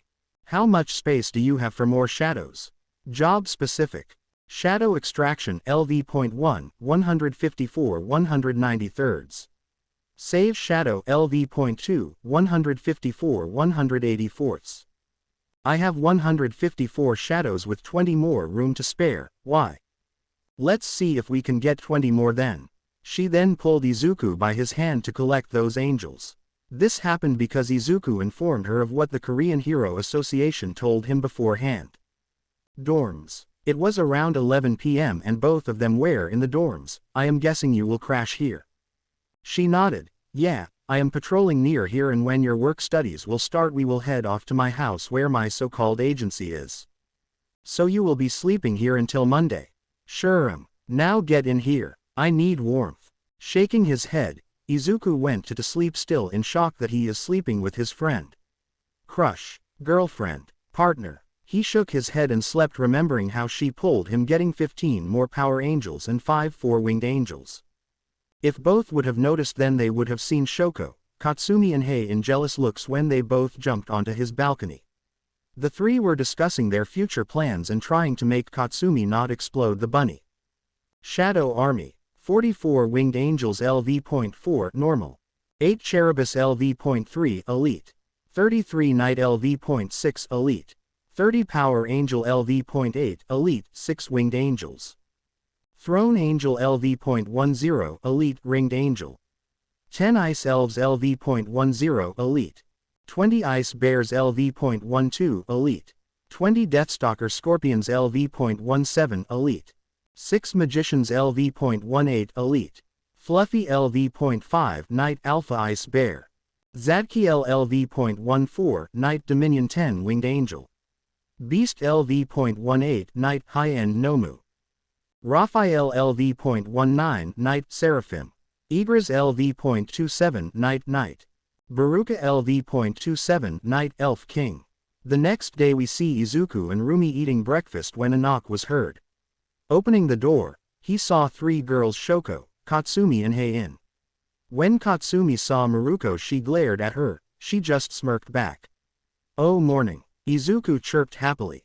Heian had some thoughts first, he gotten stronger once again. If she must have guessed now, then he had level up around 20 levels. Shoko then asked, was it you that allowed mother from the mental hospital to come back? As when she came back, her mother came back to live with them. The shock of Shoko's and their older two faces was memorable. That night all of the Todorokis that are not a villain or a certified hero had one of their best family nights. Scratching his head, come in first, and yeah, Endeavor wanted to fight. If he won then I would have told him my quirk name and have an arranged married to you, but if I won your mum would come back. This got all four girls' attention. Rumi then shouted, why didn't you tell me about that baka? With a smack to the back of his head. I forgot, causing the girls to sweat drop, whilst rubbing the back of his head. Heian then spoke up, we actually came here to go to class, it begins in 10 minutes. This caused Izuku's eyes to widen. Damn, I guess I will be seeing you, Rumi. Both hugged, then she said, yeah, even though we went to bed pretty late. She finished it with a smirk. The three teens just looked at Izuku and then Rumi, did you two do anything? Shoko asked. Izuku, not knowing what it was about, we finished a gate pretty late, that is it. He finished with a tilt of the head, not knowing what the three had planned to be enacted soon. Fighting fucking angels was an experience that was something. Rumi added offhandedly. The three girls blinked again. The fuck nerd, you took her and not me. You know who said it, with some explosions coming off. Backing away a step or two, sorry. Rumi is an S rank whilst you are B ranks, borderline A rank if you team up. I did get 2 more nights though. But ignoring that fact, you could possibly only deal with the 2 and 4 winged angels at your state. You could hear the gulps but also some grumbling. They knew the power of one night level and adding another, this makes Izuku have 6 in total. Anyways, don't we have school? Izuku asked. The three blinked again, getting out of their stupor. Yeah, we do, Izuku. Heian said. Rumi then hugged him again, then said, see you in the dorms later. With a wave the 4 left. Shoko asked, she is staying with you? Yeah, until Monday that is. The girls nodded and they continued their walk, chatting how their weekend was. Classroom. The 4 entered the classroom and everyone just looked at Izuku. Is something on my face? Denki then shouted, when would you have told us that you sleep with Maruko? Izuku, not knowing the situation, just replied, we did sleep with each other, we did Erev pretty late last night. Everyone just facepalmed, not allowing Izuku to know what is exactly happening. Ajiro then started a different conversation, oh yeah, did any of you guys get recognized when you visited family? Honta nodded, yeah, some preschoolers said better luck next time, with a sulking noise coming out at the end. During this time the 4 went to their seats. Toru then continued, everyone was looking at me too, with a lot of people sweat dropped from this. You are invisible, you kinda do stand out, but yeah, I did get recognized, but a lot of them asked for Izuku's quirk. Imagine my embarrassment when I didn't even know. Mina contributed, whilst sulking at the end. Suyu then added, and we still don't know what it is, mind telling us, Izuku? The said person was saved by Aizawa entering, thank God, as he didn't want to tell, as he knows that there is something fishy here. Although he will need to talk to Tenya, as he was looking at Izuku with some hope. Shut up, brats. Aizawa said that whilst having his quirk activated, today for your only lesson will be hero informatics. The class groaned at that. You will be choosing your hero names, but first everyone who had been chosen by heroes for work studies. There was chattering with Denki and Kyoka teasing each other, talking about who will become heroes or stay as sidekicks. Izuku Midoriya 5732, Shoko Todoroki 2392, Fumikage Tokiyami 1839, Katsumi Bakugo 1495, Heian Cha 1495, Ajiro Kirishima 521, Momo Yaoyorozu 449, Mina Ishido 183, Tenya Iida 176, Honta Siro 110, Mezzo Shoji 45, Suyu Asui 18, Kyoka Jiro 13, Denki Kaminari 13, Rikido Sato 12, Mashiro Ojiro 10, Toru Hagakuri 7, Koji Kota 4. Ochako Uraraka 3. Yuga Aoyama 0. Some of the reactions were having their mouths open, sulk or be moody. The ones at the lower levels mostly sulked. Denki then started to tease Kyoka whilst dodging her jacks. Katsumi and Heian were two glaring daggers at each other. One of the students then asked, how come Shoko got second highest even though she lost in the quarterfinals? Ignoring the mutter, it was due to endeavor. Most heroes who ask for you because your quirk is suitable with working with them or your quirk will be needed. But on the inside, most of them want to have a powerful student to raise their rank. Don't worry if any heroes didn't choose you or you have only several options. We also have 40 agencies that helps us with the students that didn't receive an invite. Then he looked at Yuga. Aoyama, you will have a training week with me though. Which he nodded. I am no good at picking hero names, so Midnight will come here and help. Then he entered to his trusty sleeping bag and crawled to a corner and slept. And talk about the devil and she will appear. Midnight in her womanly glory came in and winked at Izuku. I will be helping you choose your hero name, my little cute students. After 15 minutes the students started to come up to the front with Froppy, I Can't Stop Twinkling, Red Riot etc. With Iida choosing Tenya for now. Queen Explosion Murder. Rejected. What about Goddess Explosion Murder? Rejected again. Explosion Murder Queen. That is the same as the first one. Tisk. Izuku then walked up. Shadow Hero. Monarch. Ooh. I love the authority vibe especially with your army and you being their leader. Izuku smiled and went to sit down. Lady Explosion Murder. Rejected. The White Beauty came up next. The Ice Hero. Crystal. Not too bad. Crystals can also mean ice and is similar to your quirk. Murder Lady. For the nth time no. Sword Hero. Dancer. Heian stated. Nice, and the way you use the sword seems like you are dancing. She smiled at that. Exploding Murder Lady. Rejected. After class in dorms. Rumi was out on her patrol, so when Izuku was going to his dorm, Iida came up to him. Izuku, can I ask for a favor? Sure. Let's go to my dorm first. Both of them going to Izuku's room and going to the chimney area where silencing device is there. From the way you are acting I bet it is something important and don't want anyone to hear it. With a surprised nod, he continued, this corner is where I have a silencing device so no one even Kyoka can hear. So what's up? Bowing his head at a 90-degree angle, he asked, can you heal Tensai? My older brother. This shocked Izuku. What exactly is needed to be healed and what happened? He was attacked by the hero killer and the lumbar spine is missing a vertebrae not allowing him to use his lower body. I think it is possible. When Iida wanted to say something, Izuku put his hand up to stop him. Come forth Raphael. An angel with 12 wings came out. Izuku mused that this is his human-like form as neither Rumi or Izuku could see the true form. Raphael here has the strongest healing powers in my army. It will take longer to regenerate missing limbs or bodily structures. If you were wondering if Raphael or Izuku could heal All Might eventually, then yes, but with the recipe that was given and if Izuku made the elixir, more life would come into a body as neither healing can heal life energy. Tenya had some tears in his eyes. Izuku continued, if I get permission from sensei and the hospital staff we can even go today. Iida manly hugged Izuku with him patting Tenya on his back.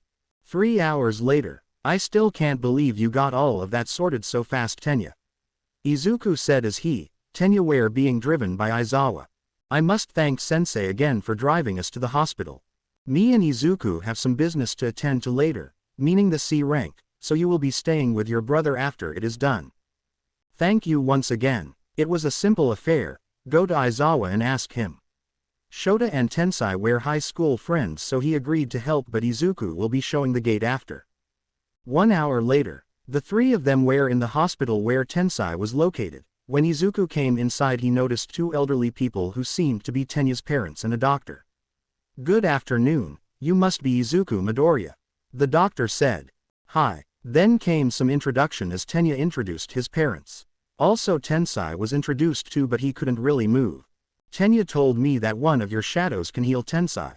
Please help. The Iida matriarch asked. Yes. Come forth Raphael.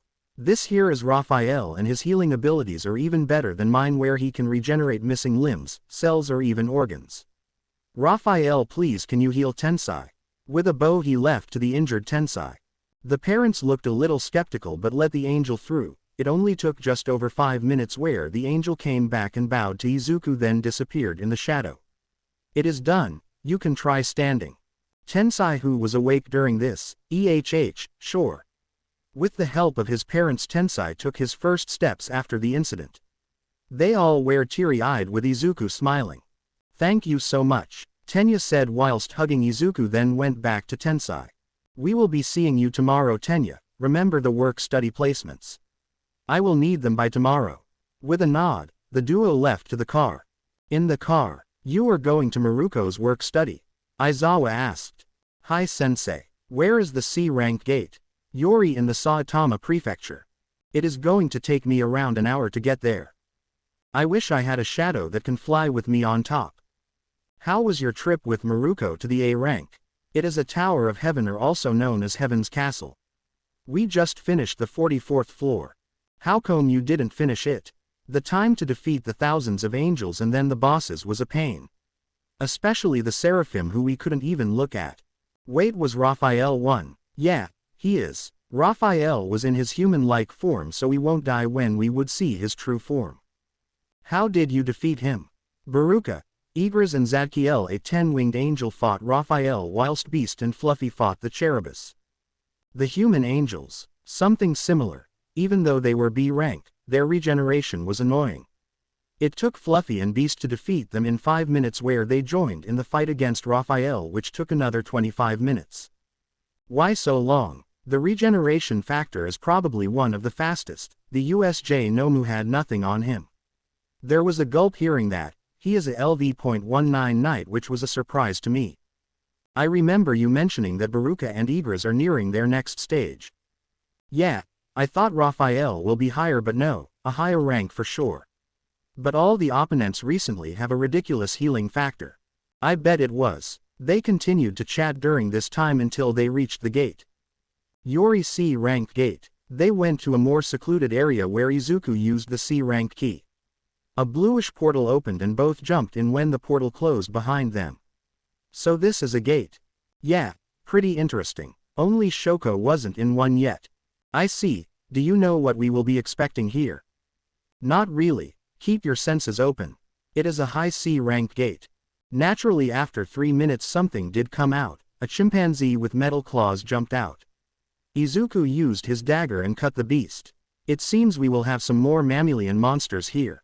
One more monkey came rushing towards Aizawa, using his quirk to see if anything works, but when it didn't, he used his hidden knife and cut the monkey. My quirk doesn't work on them. So it's only used against people with quirks. They continued cutting and slashing the mammals with some wolves with metal teeth came at them. It took another 10 minutes when Izuku got a notification. Alarm. You have earned title, Beast Slayer. Your stats will increase by 20% when facing an opponent with a mammal appearance. You also gain 40% more experience killing mammal opponents. Smirking. Change title to Beast Slayer. They eventually found mana crystals that Izuku asked his 4-winged angels, Cherubus and Knights, to collect them. He is going to be visiting May soon. Finally, after 30 minutes of showing the ropes to Aizawa, they entered the boss room. It had one animal which can cause some weak-minded to pee. A 5-meter-tall brown bison with silver horns that are 1 meter long. Its hooves have some metal protection. Otherwise there was some metal armor on its sides, front and back. Although the name was light gray. Great Siberian Bison. Want to take him on? Izuku asked. Sure, but back me up if anything happens. No problem, sensei. With that, Aizawa used his agility to maneuver around the big bison who was charging at him. Using his capture tape, he swung it around one of the horns and with the knife he tried cutting the thick skin off, but to no avail. Swinging back, he formed a plan on killing it in a weak spot.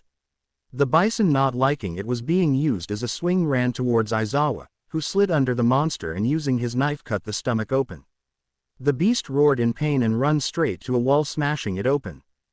It turned back to see Aizawa, wanting that man to die. It rushed with reckless abandon, swinging its head left to right, not allowing the teacher to dodge properly. Being an underground hero taught him a lot. One thing was how to use his muscles above 20%.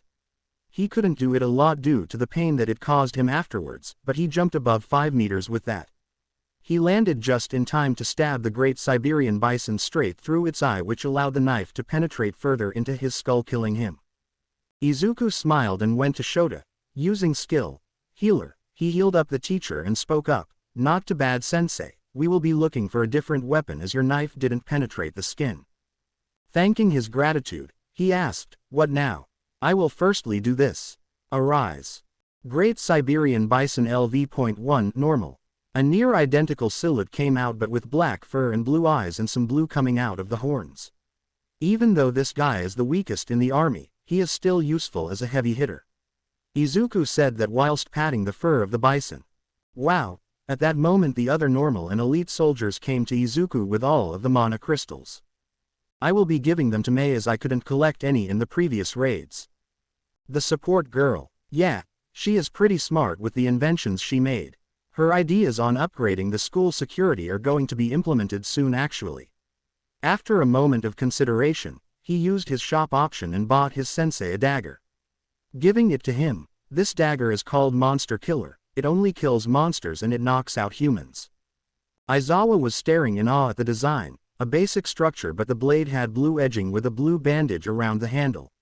"Are you sure?" Izuku gave a small smile and a nod. "Thanks, kid." Item: Monster Killer. Item class: A. Type: Dagger. Attack: +150. This dagger kills monsters, but with a hit on a vital spot on a human body, it will make the opponent go unconscious. Can be equipped, stored, or sold. Effect: knockout. On a human opponent it won't kill but make the foe go unconscious. With that, the two left, one ready to fall asleep, the other wanted to see his friend in support. Izuku was standing in front of 1C dorm. After knocking, a boy with green hair came out. "Hey, I am looking for Mei." "Ah, she is in her room. You are Izuku Midoriya, right?" Izuku nodded. "I am Kyan Kaiza, a classmate of Mei." "Nice meeting you, Kyan." Izuku smiled at him, with the other boy letting him to Mei's room. Once again knocking, he spoke up, "Hey Mei, it's me, Izuku." Suddenly the door opened up and before Izuku could do anything, Mei pulled him in. "Sup, Izuku.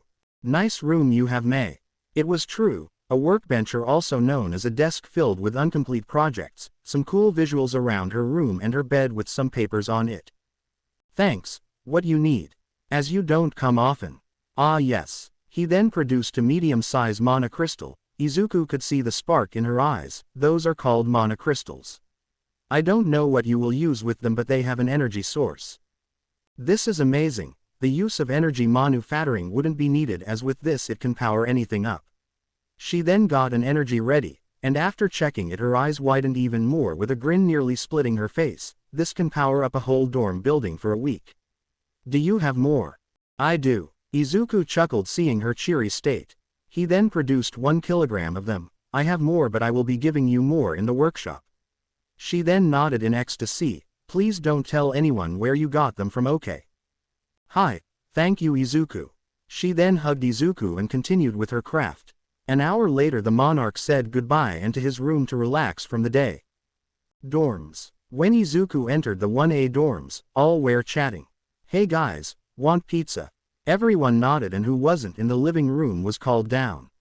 Heck, even Maruko came down and sat next to Izuku. "Where is Tenya?" Ochako asked. "He is with his brother." They continued to have a light chat when Izuku asked a question. "Who did you all choose for your work studies?" "Endeavor told me that he has a sidekick that can help with my eyes, so I am going to him." Shoko informed him. "Best genist, I will be under a higher ranking than you, nerd." Izuku just chuckled. Kaminari asked, "Who are you going with?" Before Izuku replied, "Me obviously." Rumi stated whilst putting an arm around Izuku. They all continued telling who they were going to, like Suyu to Selkies or Ajiro to Fourthkind. Heian then said, "Equipped hero, Yoroi Musha." Denki then spoke up in some kind of sulking manner. "There are 4 now going to a top 10 agency." Fumikage piped in, "I am going to Hawks." Denki just blinked in stupor. Not fair. Then anime tears came out of his eyes with Hanta consoling him. "Yeah, a nice dinner with 1A. I can't believe that Midnight didn't allow me to say Queen Explosion Murder." A lot of logging was heard with that comment. Somewhere where humans can't comprehend.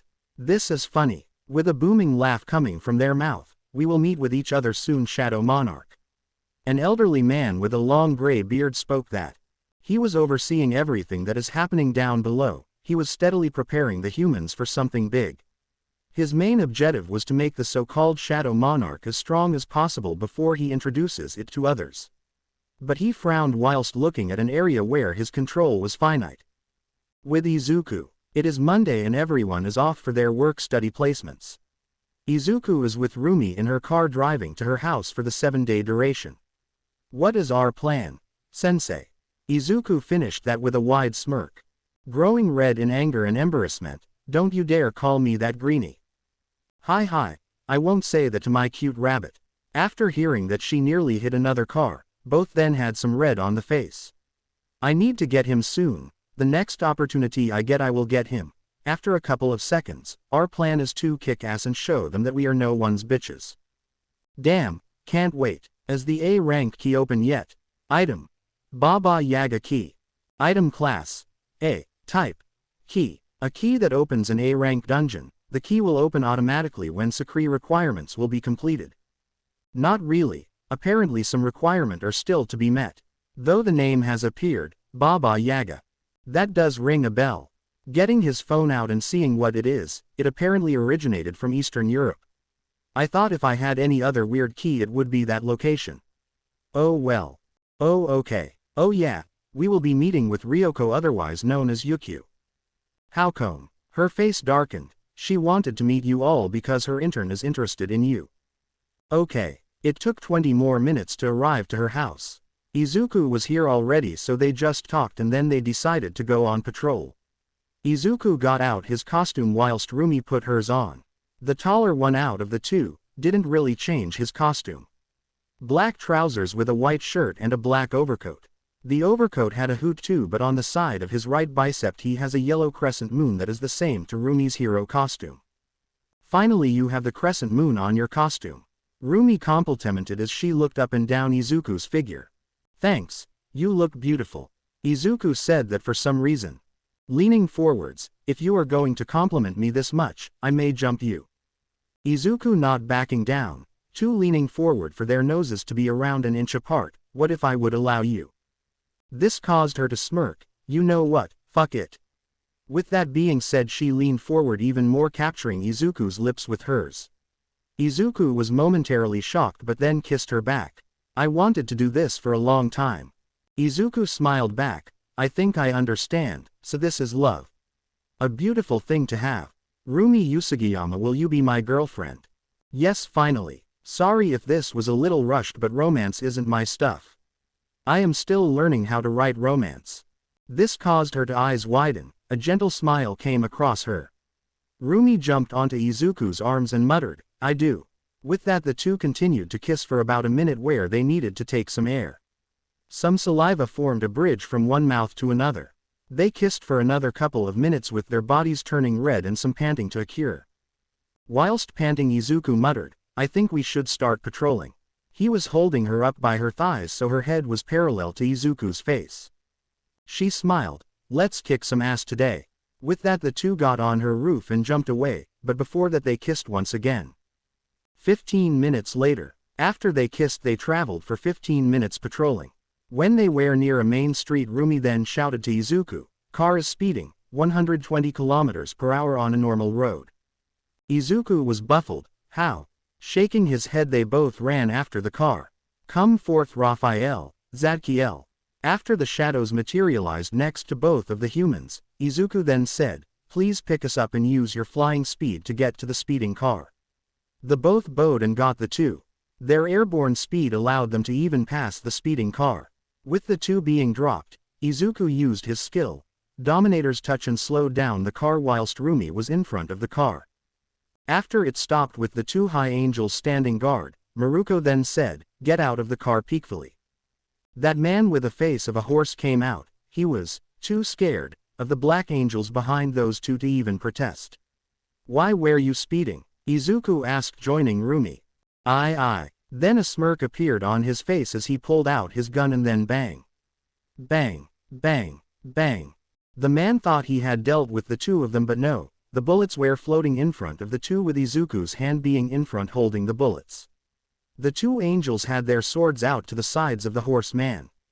Izuku used the skill Dominator's touch to bring the gun near them and placed it in a safe location. Rumi then brought up some cuffs and put them on the man. Police came, and after telling the two men what happened, they put quirk-canceling cuffs on and took the horseman away. The car was later taken by a truck to the police base. This allowed the two to jump away, with some people taking pictures of them. They were of course recognized as the couple that used to go on dates, and the teen as the sports festival winner. It was just another 10 minutes when something interesting happened, a cliché occurrence, a bank robbery. They saw on the Hero network that a bank is being robbed, with them seeing the police outside with a local hero on standby. Apparently, the people who have organized this debacle had all of the workers as hostages. With a smirk, Rumi jumped in front of the police whilst Izuku went to the back with his shadows. Come forth, power angels. With this command, the shadows spread from his shadow to the other shadows. Whilst Rumi was trying to buy some time, Izuku issued a mental command, and all of the robbers that participated had at least one shadow power angel behind them and incapacitated them. The other powers used their healing abilities to heal the scrapes and bruises of the hostages, with them letting them go. The police was shocked at this occurrence, and with the explanation from Rumi that Izuku, or otherwise known as Monarch, is her work-study student. Due to Maruko allowing Izuku to use his quirk whenever a situation calls for it, he wasn't penalized. They came back after a 9-hour patrol, with them having lunch in between. Both were happy with the situation as they dealt with 23 cases, with only 5 of them were major ones like the car incident, bank robbery and a villain attack. Neither cared for the news and continued with their evening. Izuku, being a new boyfriend, asked Rumi, "Bun?" "Yeah," she asked whilst tilting her head. "Do you want to go on a date?" he asked with some worry. She just came towards him and put her arms above his shoulders. "I would love to. Where to?" Pondering for a few seconds, then a smirk appeared on his face. "A theme park." She bobbed her head whilst leaning on Izuku's chest. "Sure." Izuku smiled and made a reservation. "With Katsumi." "Why the fuck do I need my hair like this?" she yelled as best Genus tried to calm her spikes down. "Hair is like fibers. If we look after the fibers in our genes, then our genes will be amazing." "Why did I choose him again?" she yelled in her head. "With Shoko. So you will be helping me with my ice quirk?" Shoko asked. "Frost, the sidekick that helps stop fires. Yes, I am one of the 5 sidekicks Endeavor hires to stop or reduce fire damage. My quirk is similar to yours, but it has a smaller margin compared to yours." "Ah, we will be doing control exercises that will help you build different structures to help in your career." Getting the full attention from Shoko, he continued, "At first, we will be making basic shapes like cubes, pyramids and finally spheres. With Heian, paper work is one of the most important parts in a hero's work. We document all that had happened, like damage, villains captured, expenses and so on. If we don't do this, then we won't get paid and we won't be able to pay our sidekicks." Yoroi Musha explained. "What have I chose? Also this man stinks." Heian brooded to herself secretly. With Tenya, "I still can't believe that your friend healed me up," Tensai said whilst walking to the meeting room. "Me too, brother. I am truly happy." The younger brother answered the unasked question whilst following his idol. With a nod, the older of the two then said, "Our routes will change slightly." This got all of his sidekicks' attention. "We will be going in groups of 3 instead of 2, and until the hero killer isn't captured we will be wearing GPS tracking devices." The sidekicks then shouted, "Hi," and Tenya looked at Tensai with a look that the older Iida saw quite often: aspiration, happiness and brotherly affection. Back with the duo, Izuku and Rumi arrived at a theme park, but Rumi noticed something. Izu, why is it empty?" Izuku just smirked. "I got the theme park for the whole night for the both of us." Her eyes widened. "You didn't have to. We wouldn't be able to go on all of the roller coasters. Apparently this one has one of the fastest rides." 5 minutes later, both were seen with a straight face. "It's slow." "Yes it is." Both agreed. Even though it was going at around 280 km/h it was slow. They just laughed at this, with the both of them holding hands and going from each roller coaster to another. It was a lovely night for Rumi. She did try dating, but most people who she dated wanted something from her which she wasn't comfortable with. Additionally, when she was younger the mutant discrimination was high. It is still high, so her confidence in a relationship wasn't high. When she met someone who didn't smell weak, or in other words shit, Rumi thought Izuku would say some unsavory comments, but no. The young man who was next to her laughing made her feel protected whenever around him, made her smile her true, not the bloodthirsty smile, and generally made her ignore the world around her. Heck, she didn't even know they were an internet sensation for a couple of days until one of her fans pointed it out on her patrol. Though she had a problem with 3 girls that are clearly trying to get with Izuku, she knew there were more girls in the class with how some of them look at Izuku, but she knew those others didn't even have a chance. She was told by Izuku why he got the kitchen in his room to begin with. Firstly, it was due to his classmates not appreciating his time cooking. Secondly, something that happened before he had a fridge. It may have sounded petty, but making pre-made lunches and dinners is what he usually did, but they all disappeared. Rumi later found out it was Uraraka from what the shadows told Izuku. So yes, her main contenders are the top 3 female students. Ignoring those thoughts, she continued thinking about the meeting with her friend Ryuko. Maruko and her best friend from her high school always been close, but when they both entered the top 10 the both of them started to slip away. She couldn't really get her head around why now. Was she interested in Izuku? Was her intern interested in Izuku? Rumi, you okay? Izuku asked worriedly. She snapped out of her thoughts when they were stopping from that ride. Yeah, I was wondering something. Want to share it, if it isn't a problem? Izuku asked worriedly. She must admit that he was cute worrying about her like that. I am wondering why Yuki wanted to meet us exactly. Her expression once again turned dark. Possibly a joint mission or patrol. You are a free-reigning hero.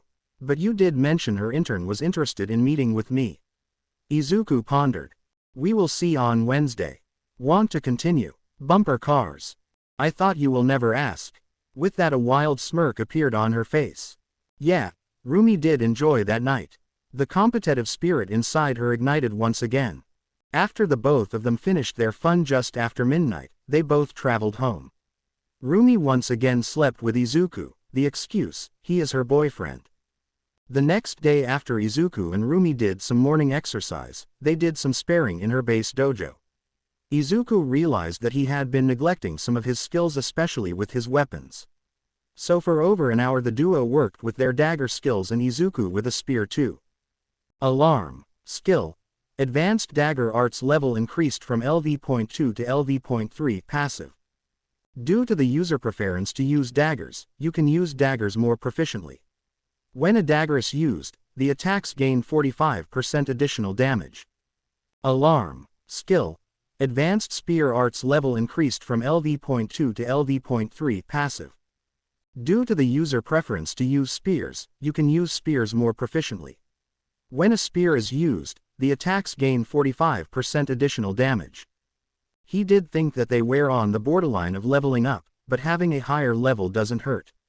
The two took Rumi's car to go to a private land that Rumi was allowed to train in. Izuku summoned all shadows. He spoke up to them. You can all relax, just don't go out of the land. They all bowed, but Igris and Baruka stayed. I am guessing you two want to have a spar with me or Rumi. They nodded. Izuku looked around to see if any of other shadows wanted to spar, but none of them were there. The shadows from the Heavens Castle were all relaxing under some trees. The bison was socializing with the bears. The knights were exploring, probably looking for any intruders. The elves were hunting by the seams of things. Scorpions were lazing around in the sun, a habit that stayed with them most probably. Beast, on the other hand, was having fun digging a hole, most probably to Brazil, as it was the opposite of Japan. Rumi, want a 2v2 against them? I will continue feeding them mana so they won't disperse. She then looked at the two shadows who had a silent gulp by the bloodthirst the woman had on her beautiful face. Let's make you a higher level, you hear? The two nodded as they had a small rivalry. Who am I kidding, they had a massive rivalry with each other. The two pairs stood around 10 meters from each other. This is a no-hold spar. With Raphael and my healing skill we can heal up any missing limbs. Just try not to kill us, as I don't think we can revive ourselves." The two shadows nodded to that. With an imaginary signal, the four rushed at each other with speeds a normal civilian wouldn't see. Baruka came at Rumi first. His dagger clashed with her dagger, but she jumped over him with a shout of, "Luna fall." His powerful legs hit the forearm of Baruka, who had that part dispersed, but had it regenerated a couple of seconds later when he jumped back. Izuku on the other hand used the skill, spear throw, to throw his spear at Igris. Even if the accuracy increases, Igris was too fast for that. Smirking, he used skill, Dominator's touch, to make it come back, whilst he engaged with a dagger against a sword fight. Igris forgot about his liege's spear and had his left arm cut off. Even though it took 180 MP off Izuku, it was regenerated netherless. Getting the S-rank Lance of Longinus back, he threw it at Baruka as it was a 2v2. The Ice Elf didn't expect it and had a critical shot. Using the skill, Sprint was something Izuku didn't do since getting Hero's Boots, as it was usually the speed required to get a job done. He went behind Baruka, who shot ice at Izuku whilst Rumi dealt with Igris. Using the skill, Fireball, it destroyed the ice, but when Baruka was looking around he couldn't find Izuku until a punch was landed on his stomach, pushing the elf back by a couple of meters. During the same time, Igris was counteracting Rumi's Dominator's touch. With the show of speed and mastery of that skill, he pulled Rumi towards him and punched her. The bunny woman couldn't do anything to counteract it, but when she was punched, some blood escaped her mouth. Running towards him, she used Luna Ring, whilst was blocked but barely by the armor that Igris was wearing. She then noticed that Izuku was then flown towards her direction. He had a couple of cuts on his body, and so she suspected Baruka got him towards her. "Any plans?" Smirking, "What you said yesterday. Kick ass and show them that we are no one's bitches." She chuckled, "That is true." With that the two rushed towards the two. Rumi had her knight dagger out and is facing Igris, whilst Izuku had his Lance of Longinus and the T-Rex dagger out. He tried to do the skill, Vital Strike 3 times, but only one connected on Baruka. His mastery of the dagger far surpassed his own. With a subtle use of the skill, Stealth, he hit his right arm that carried the spear and smashed the tip of the spear onto the face of Baruka. Igris wasn't bearing much better, with more energy that Rumi had from the small interaction with Izuku. She realized that she was an equal to Igris, with the Knight too seeing it. The spar continued for another 30 minutes where Izuku refilled his mana once more. It was a draw duo to the regeneration factors of the two, but when they finished Rumi nearly collapsed. Izuku with the help of Zadkiel healed Rumi to the best of their abilities. At the end Igris with Baruka kneeled down in front of Izuku with a notification appearing in front of Izuku. Igris and Baruka have reached the level for a promotion. Do you allow? Agree, reject. Smiling and patting the both on the shoulders, you both deserve the promotions. I agree. With that the aura of the two increased. Elite Knights. Alarm. Igris LV.27 Knight to LV.1 Elite Knight Knight. Baruka LV.27 Knight to LV.1 Elite Knight Elf King. Shadow Army. You have only unlocked 4 ranks. Normal to Elite to Knight to Elite Knight. Normal. Their strength is C rank. Their level cap is LV.10, then you need to upgrade them manually. Elite. Their strength is B rank. Their level cap is LV.20. Then you need to upgrade them manually. Knight. Their strength is A rank. Their level cap is LV.30, then you need to upgrade them manually. Elite Knight. Their strength is low mid S rank. Their level cap is 40, then you need to upgrade them manually. The higher the level on the scale, the higher the strength is. If regeneration aspect is included, then they can defeat higher level opponents. To increase a level, the best way is for them to fight stronger opponents. Real battles increase the rate by 50%, spars increase the rate by 25%. Higher the intelligence accelerates the growth of soldiers. Surprisingly, the hunting party too increased their level, with the furry bison upgrading by 1-2 by playing with the bears. Alarm. 10 Ice Elves LV.10, greater than LV.11 Elite. Great Siberian Bison LV.1, greater than LV.2 Normal. Let's rest up for an hour, then we can start our patrol. Rumi said. Sure. By the way, do you do paperwork? With that she froze. Chuckling nervously, I forgot to do it yesterday. Shaking his head, after we come back from our patrol today, you can show me in the four-winged shadows how to do the paperwork. The angels can continue the paperwork whilst we are on patrol. Thank goodness, I hate paperwork. Turning to Izuku, thanks Zuku, leveled up any skills. He nodded. Fireball, Vital Strike, Stealth and Spear Throw were leveled up. Skill. Fireball leveled up from LV.3 to LV.4 active. With the use of 45 MP you can use fireballs to attack. It can deal a maximum of 800 HP damage. Skill. Vital Strike leveled up from LV.2 to LV.3 active. Dagger only skill. Uses 50 MP to deal critical damage as you attack your foe's vital area. Skill. Stealth leveled up from LV.3 to LV.4 active. It requires 190 MP to activate and 7 MP per second to use it for a longer period of time. You become invisible to the naked eye with sound, smell and presence erased. Skill. Spear Throw leveled up from LV.2 to LV.3 active. Deal damage by throwing your spear. As the skill's level increases, damage and accuracy will increase 50 MP. That is pretty good. What about Bloodlust? You used it, didn't you? Sighing. Yeah, I did, but it didn't work as their levels are high enough it won't be effective. This somehow made the state 2 to perk up in joy. It will take a while to level that up. They continued to chat when Rumi received a notification from the Hero Network that Stain would most likely be in Hosu. She just grinned at that. With Stain, it was already night time when he came out of the meeting with Shigaraki. The behavior of the leader kind of surprised him. He heard rumors that he was an immature child in an adult's body, but there was some conviction behind what he said. His mood wasn't the best though. Somehow Ingenium was healed up to his former glory and they didn't release who did it, but a lot of people thought it was Izuku Midoriya as his healing skill was amazing compared to the likes of Recovery Girl. After exiting the portal that was similar to what he saw the green-haired kid enter but purple, he looked over the horizon to see the peaceful city of Hosu. Not even looking back at the two new arrivals, he jumped away. The gray-haired man then rasped out as he was injured from Stain, "Kurogiri, bring the Nomu out." He just wanted that man dead. Stain injured him and he wanted something to destroy. As you wish, Tamura Shigaraki.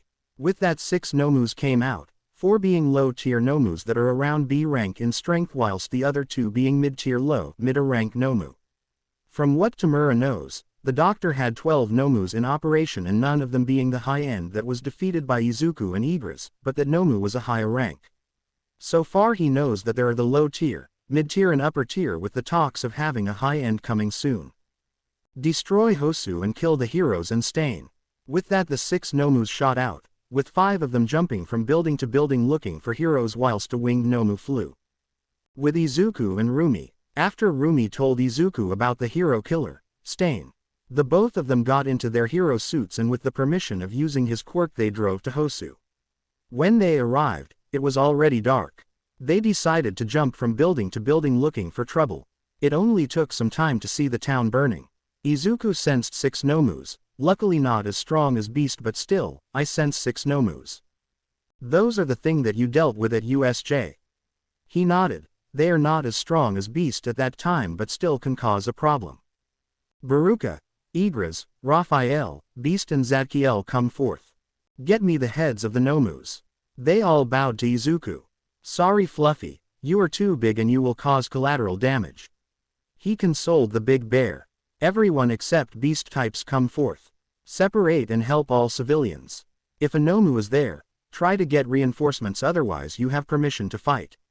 Try not to get far from the mages, they will locate all of the people stuck under rubble. With that all of them got out of the shadows, bowed and left. I won't lie, but with your shadows us heroes won't have anything to do. Rumi remarked. Chuckling, wouldn't that be good though? Heroes not really being needed as crime, as it would be low. Shaking her head in an affectionate manner, can you sense Stain? Izuku concentrated. After a couple of seconds he looked northwest, he is just over 400 meters northwest. He has. Izuku stopped. Has. Tenya, I will kick his ass if he decided to get revenge. Izuku gritted his teeth but then relaxed due to the system. With the shadows. The heroes and civilians were confused at first, but when one shouted, "It is Izuku Midoriya's shadow army," the heroes and the civilians relaxed a bit. Then they watched in awe as the normal and elite ranks saved the civilians from burning buildings and some of the angels using elemental magic aka water to put the fire down. The knight and elite knight ranks then were seen battling the Nomu. Some heroes were grateful whilst a minority Endeavor was pissed at the shadows dealing with the Nomu and hogging all the glory. Though one question was asked in the majority of the heroes, where is Izuku Midoriya? Zadkiel, a 10-winged dominion, was dealing with a Nomu with multiple hands and 4 eyes. It had a light gray shade of skin. Pulling out his sword, the angel tried to decapitate the Nomu, but it jumped back. Using the weak strength enhancement the Nomu had, it ran towards Zadkiel, but it was burnt by the fire attack of Zadkiel, leaving only the head remaining.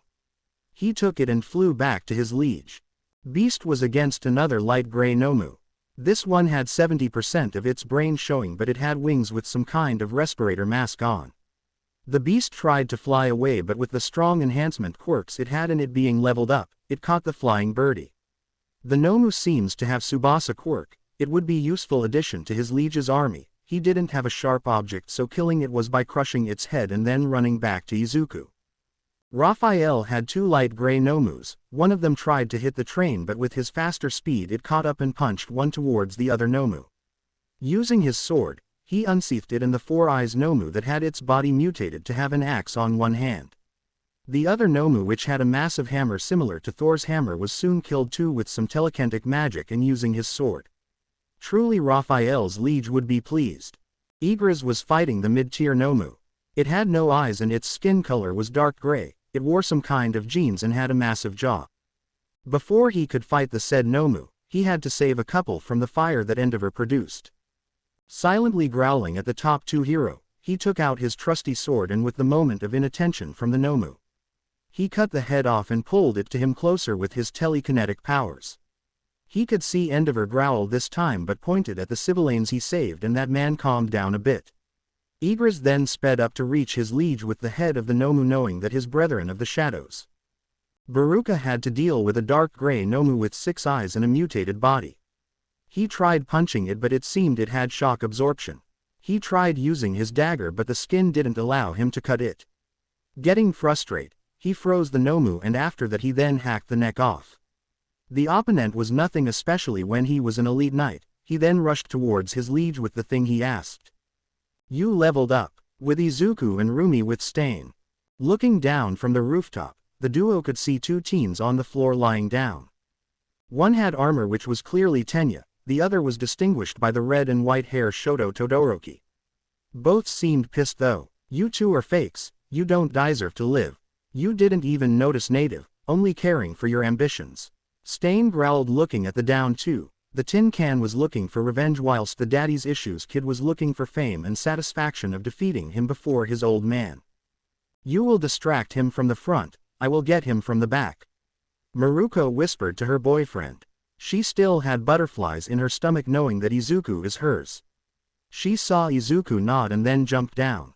He clapped. It is good to see you, Stain. This gained the attention of the infamous killer.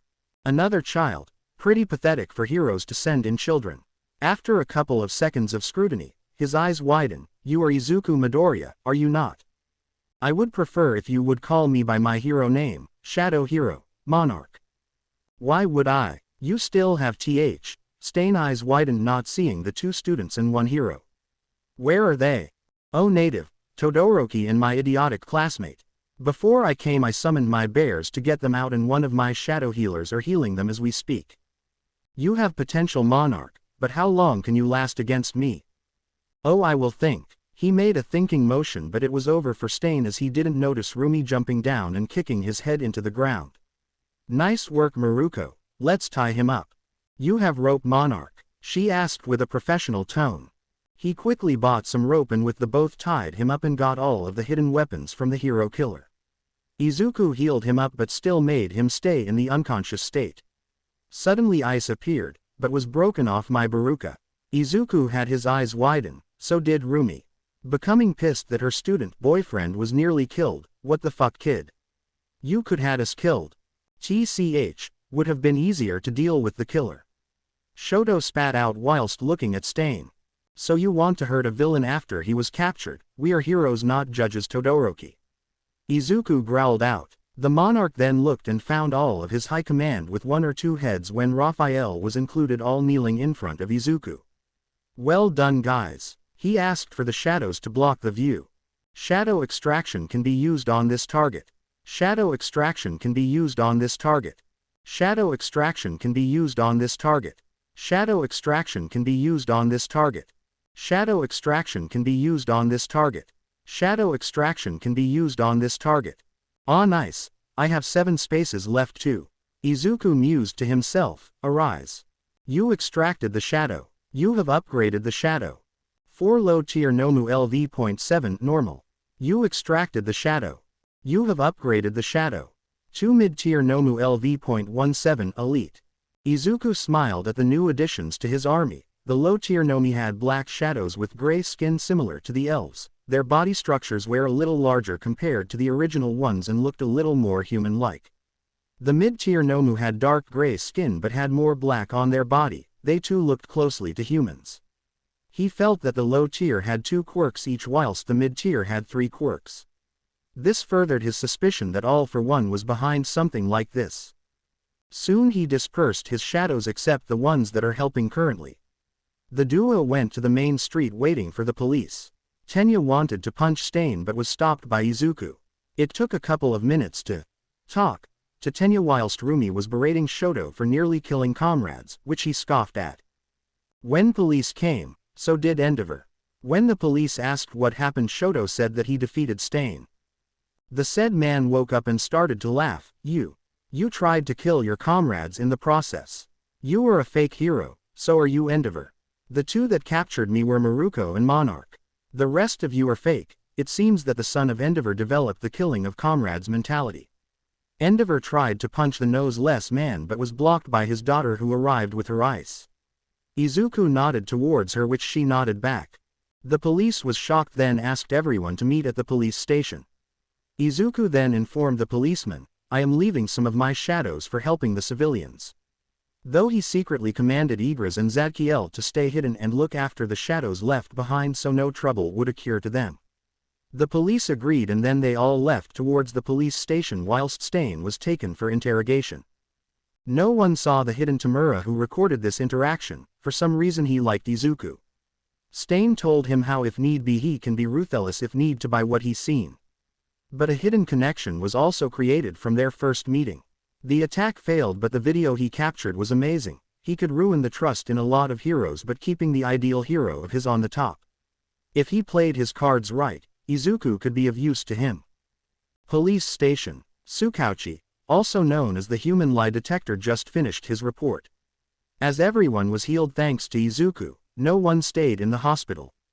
Tenya Iida had a nerve damaged in his arm. Even with protests of the young man, Izuku glared at him, causing him to shut up, allowing Izuku to heal him up.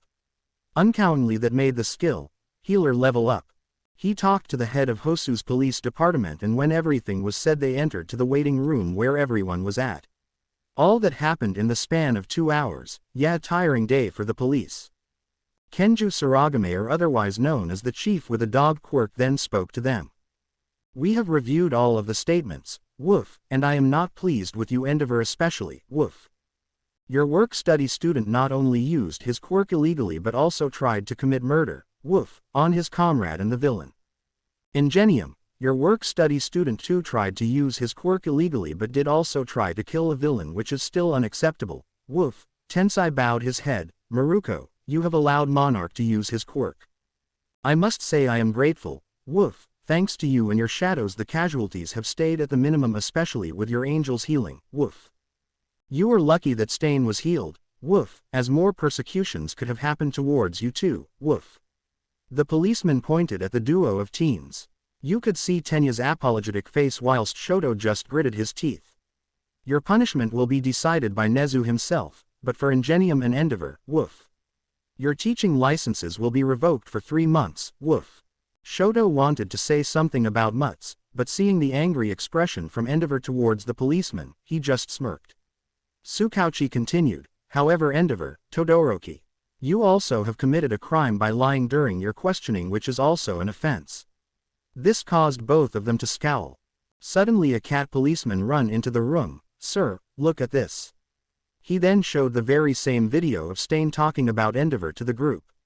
It came out over an hour ago, but it already was on some news channels with the capture of Stain and the Nomu attack on Hosu. Take it down, Endeavor demanded. He was humiliated not only by Stain but his daughter too. The cat policeman replied, we are trying to do that, but the video is being reposted constantly. Additionally, news channels are reporting it too. Kenju sighed, tomorrow morning at 9 a.m., I will be having a conference, woof. Go home and relax. Iida, Todoroki, be more careful in the future as this might actually put you in jail, woof. There were some more statements being said and Kenju asked for Endeavor, Maruko and her student to accompany him in the day. Later on the two booked a hotel to be closer to the station and went to sleep. Notifications that came to Izuku. Skill. Healer leveled up from LV.4 to LV.5 active. Can heal up to intermediate injuries with some regrowing of missing minor organs and cells. The current speed is medium 25 mana per second. Some shadows have leveled up. 44 Winged Angels LV.4, greater than LV.5 normal. 4 Cherub LV.3, greater than LV.4 elite. 33 Knight LV.6, greater than LV.7 elite.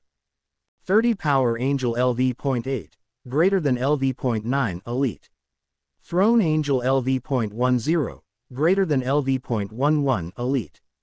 10 Ice Elves LV.11, greater than LV.12 elite. 6 Mages LV.18, greater than LV.19 elite.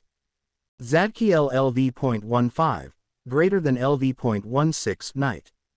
Beast LV.18, greater than LV.19 Knight. Raphael LV.19, greater than LV.20 Knight. Igris LV.1, greater than LV.2 Elite Knight.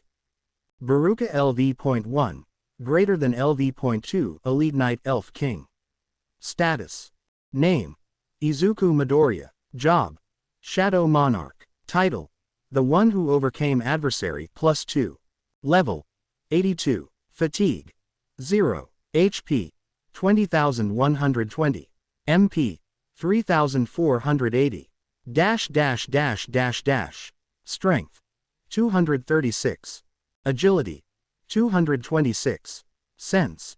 201. Vitality. 216. Intelligence. 341. Remaining points. 0. Physical damage reduction. 12% plus 40%. Physical pain nullification. 27%. Skills. Passive. Unknown MAX. Muscularity LV.1. Advanced Dagger Arts LV.3. Advanced Spear Arts LV.3.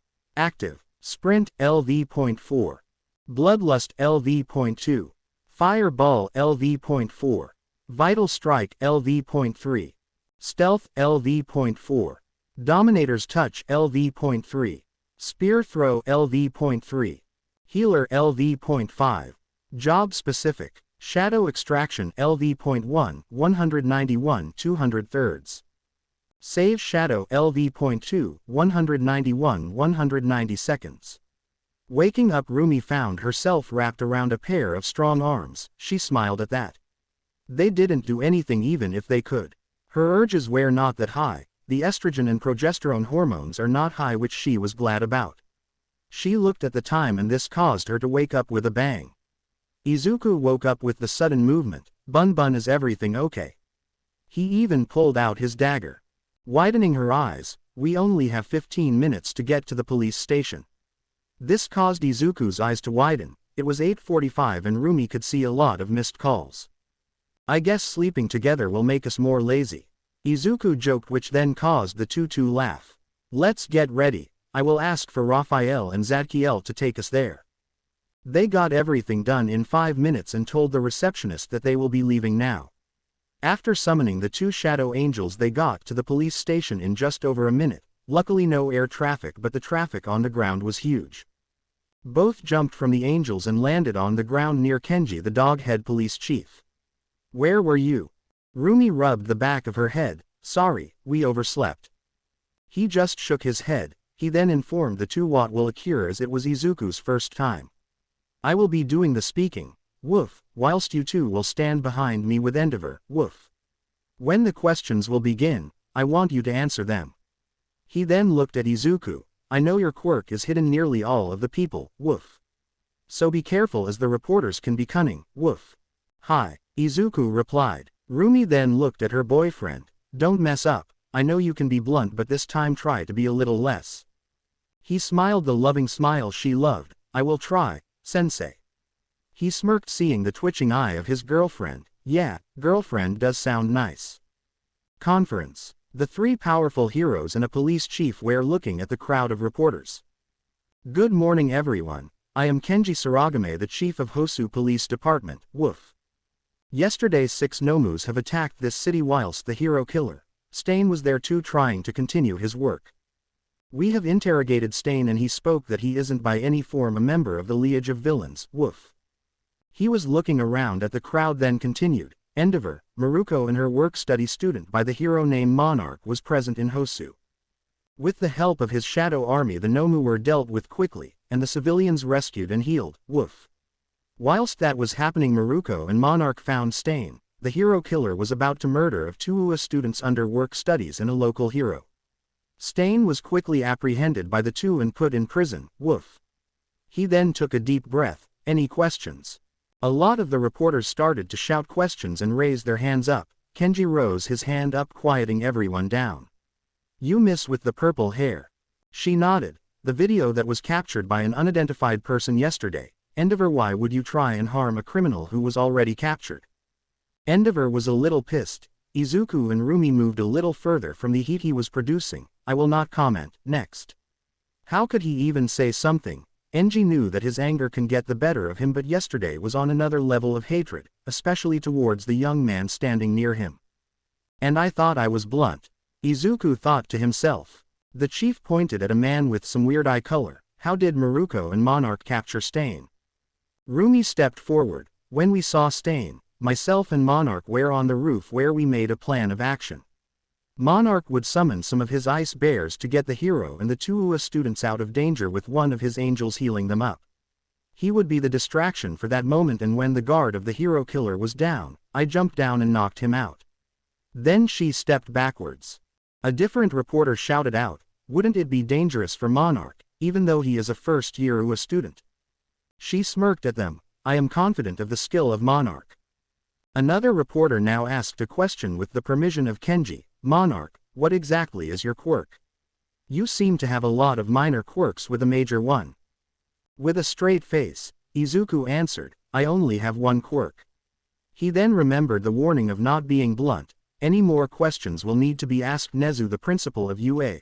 But in the inside he smirked. I got you back, Nezu, after the said cheese-loving mouse took his cheese. With Nezu, it was only cheese. It only happened once. Nezu yelled in pain, knowing that there will be a lot of calls.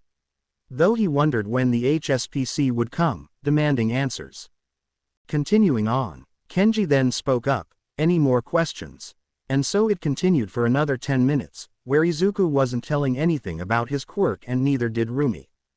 There was a question from one reporter fan, Maruko, Monarch.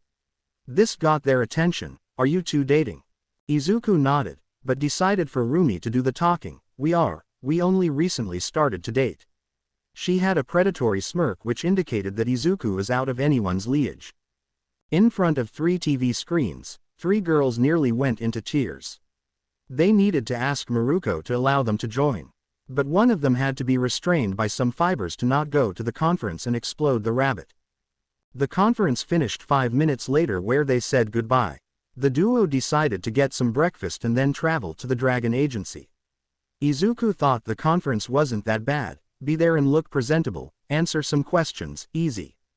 Agency of the Dragon. It took around 30 minutes to arrive at the agency. The agency was in the brown color with tinted glass windows. It had a massive poster of the dragoness herself with her own clothing brand, Dragwar. When they entered they didn't see any interior walls. the area looked to be more of a Chinese-style building. The duo was allowed entrance to the top floor. When they left the elevator they met two people, Yukio and Najire-chan. "It is good to see you, Ryoko, you must be Najire," she stated whilst hugging her old friend. Though when she was going to look at Najire, she was in Izuku's face sprouting questions. Ryoko could see Rumi's twitching eye, so not wanting to deal with a death, she pulled her apprentice back. The dragoness spoke up, "It is good to see you too, Rumi, I presume this is Izuku, right?" Izuku then bowed in respect. "Hi, Rumi told me a lot about you." But he was too thankful as the brunette was speaking to many questions. "Oh my, I hope it was good things only." Rumi could swear she saw a spark of interest going through her friend's eye whilst looking at her boyfriend. "What is your quirk? Can I see a shadow? How strong are you? What is with the fireballs?" This was what was heard from Najire as somehow she got out of the grip of the number 9 hero. She was starting to poke him, but he just jumped away. You could see the pleading look on his face as Najire was following him trying to ask questions. Number 10 before during the new hero ranking. Troublesome woman. Izuku muttered to himself, "Fine, I'll answer some." A defeated tone was given, making the two older women laugh. "But don't poke me." That is what happened in the next 30 minutes, they all introduced each other or more, showing whose apprentice is better. Rumi then asked, "So why did you want us both here?"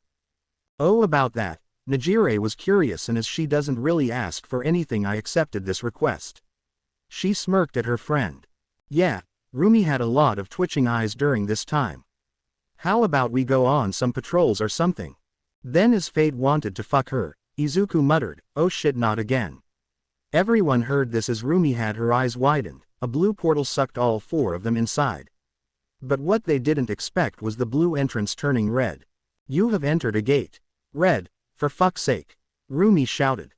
They all got up from their ass and looked around. The area they got in was some kind of a clearing. All around was a dense forest where you could clearly see glimpses of water. "Where the fuck are we?" Yukio, who usually have an impassive face, asked, had one that said that she is scared. "This is part of my quirk. I usually use keys to open these type of gates, but this time it opened by itself. From the looks of it, it's also a red gate," Izuku answered whilst looking around. Rumi then continued, "The supposed key for this gate had some conditions. Izuku, do you think someone is messing with the system?" The both had this theory that the system wasn't really a quirk but something given for some reason. "System?" Najire asked curiously. "You are here already, but please don't talk about my quirk to anyone else." He looked straight into the eyes of both Ryoko and Najire. When they both nodded, "I awakened my quirk a couple of months ago from All Might punching me to near death by accident. This caused the both to gasp. I awoke the quirk that I nowadays call the system, which is nothing near to the original name. The system is like an RPG game where I can level up. After I reached level 40 I got a job change. This is where I met Rumi after she jumped into a portal where I will receive a change of job. The so-called gates are portals opened by keys, but one of my first ones opened like this too, where some people got sucked into." Rumi nodded. The both looked at the two new arrivals in fascination. The gates appear from E to S ranks with a red and a double dungeons too. This original dungeon should be an A rank, but now it is a red gate, low S rank I think. Rumi gulped, but she allowed him to continue. "In gates you have monsters which you have to kill. To finish a dungeon you need to kill the dungeon boss. I originally thought I can only make the gates, but apparently South Korea had the same portal spotted for some time where it opened and closed." Ryoko asked in a nervous tone, "We can deal with an S rank, right?" Izuku smirked. "I have my shadows to help. We also have two strong S rank heroines with Najire being a higher rank. If we don't split up we should make it. But if you go to a different S rank gate, you will need as many S ranks as you can for the safety of the group." Rumi then added, "Also one day here is 1 hour outside." The newcomers had their eyes widened. Before they could mutter a word they heard some kind of screams. Yukio and Najire then came up to Izuku with Rumi not Bane far away. "What is that?" Najire stuttered. The name of the key was Baba Yaga, so this must be Slavic mythology. Izuku answered, but after a couple of seconds they could see a black bird with a female head fly above, then with some screaming coming to her. Izuku had his eyes widened. that is a higher rank monster, Alkanost. Alkanost. Then the four heard a roar and some movement in the forest. Not taking any chances, Izuku said two words, "Come forth." With that 191 shadows came from Izuku and gone around Izuku in a protective manner. Deal with them in groups, Raphael and Igris stay. They all bowed and left to engage the enemy whilst the 12-winged shadow and the knight stayed surrounding the four. Wow, Nejire spoke. But when a couple of laughs were heard, she jumped onto Izuku for some reason. "I am staying, I hate forests." "I don't blame you. If I remember right from Slavic mythology, when the sun sets it will be worse," Izuku stated. "What should we do?" Ryuko asked, not sure what to do. Rumi took command as she saw Izuku concentrate on something. "Let's make camp." But when she looked at Izuku she froze, his eyes were widened and his breaths were uneven. "Leshy, we must run. My shadows that are under night ranked are being defeated with ease, only Baruka isn't struggling that much. We must get to a safer area." The three eyes widened as they saw a large humanoid wood figure that would scare anyone. It had antlers made of wood and was taller than Igris by a fair bit. Leshy. It was a light red name. Igris, Raphael protect the three. With getting Nejire off him, he used the skill, Fireball, and shot 3 large fireballs that the beast dodged. With the use of skill, Sprint and skill, Bloodlust, he got behind Leshy and summoned his spear to kill it. Izuku's eyes widened when spear didn't even make a scratch on the neck of Leshy. Muttering, "Shit," he used the skill, Stealth, but Leshy was looking straight into his eyes even when he moved. He knew that the skill, Bloodlust, didn't work, so the skill was useless until he leveled it up once again. But with the quick moment of inattention, Leshy sped up to him and punched the side of his head, smashing his body to a tree. It took a couple of seconds of trying to get up when he did it, and he barely missed the following drop kick done by Leshy. Leshy is using the skill, Call of the Wild. All monster-type animals gain a 50% boost in stats when fighting with Leshy. The young man gulped. He could see low-ranked monsters around him like deer that had white names had a dark gray name on it. He wished he had his shadow army with him. Netherless using the skill, Dominator's Touch, he pulled some of the minor monsters towards him and cut them down with his spear and dagger. Taking a second to look at the situation around him, Izuku could see that Raphael was dealing with 3 Alkanists. Nejire was shooting her beams towards the women birds with Rumi trying to kick them down. Ryuko turned into her dragon form and crushed one of them with her mouth. He smiled seeing Igris killing some of the minor monsters that tried getting close to the group. "You have slain Alkanist X7. You have slain Leshy. You leveled up. You leveled up. Thanks guys, but I need to deal with this fucker too." Izuku thought as his stats increased by 1. Using the skill, Spear Throw, and then once again using skill, Sprint, he saw that Leshy moved his head and run with his enhanced speed towards Izuku. The Monarch's speed was greater than the monster's, allowing Izuku to get into its guard and punching him away. Igris used this opportunity when Raphael was back with the girls and used his sword and Dominator's Touch to speed up the speed of Leshy and cut his head. Izuku thought it was dead when the twig starts to move back together. He swore that luck was a skill as Baruka came in and with the finishing blow of ice in between the bodily gaps it ripped out, killing it finally. "You have killed Leshy. You have killed Alkanist X3. You leveled up. Skill, Spear Throw leveled up from LV.3 to LV.4.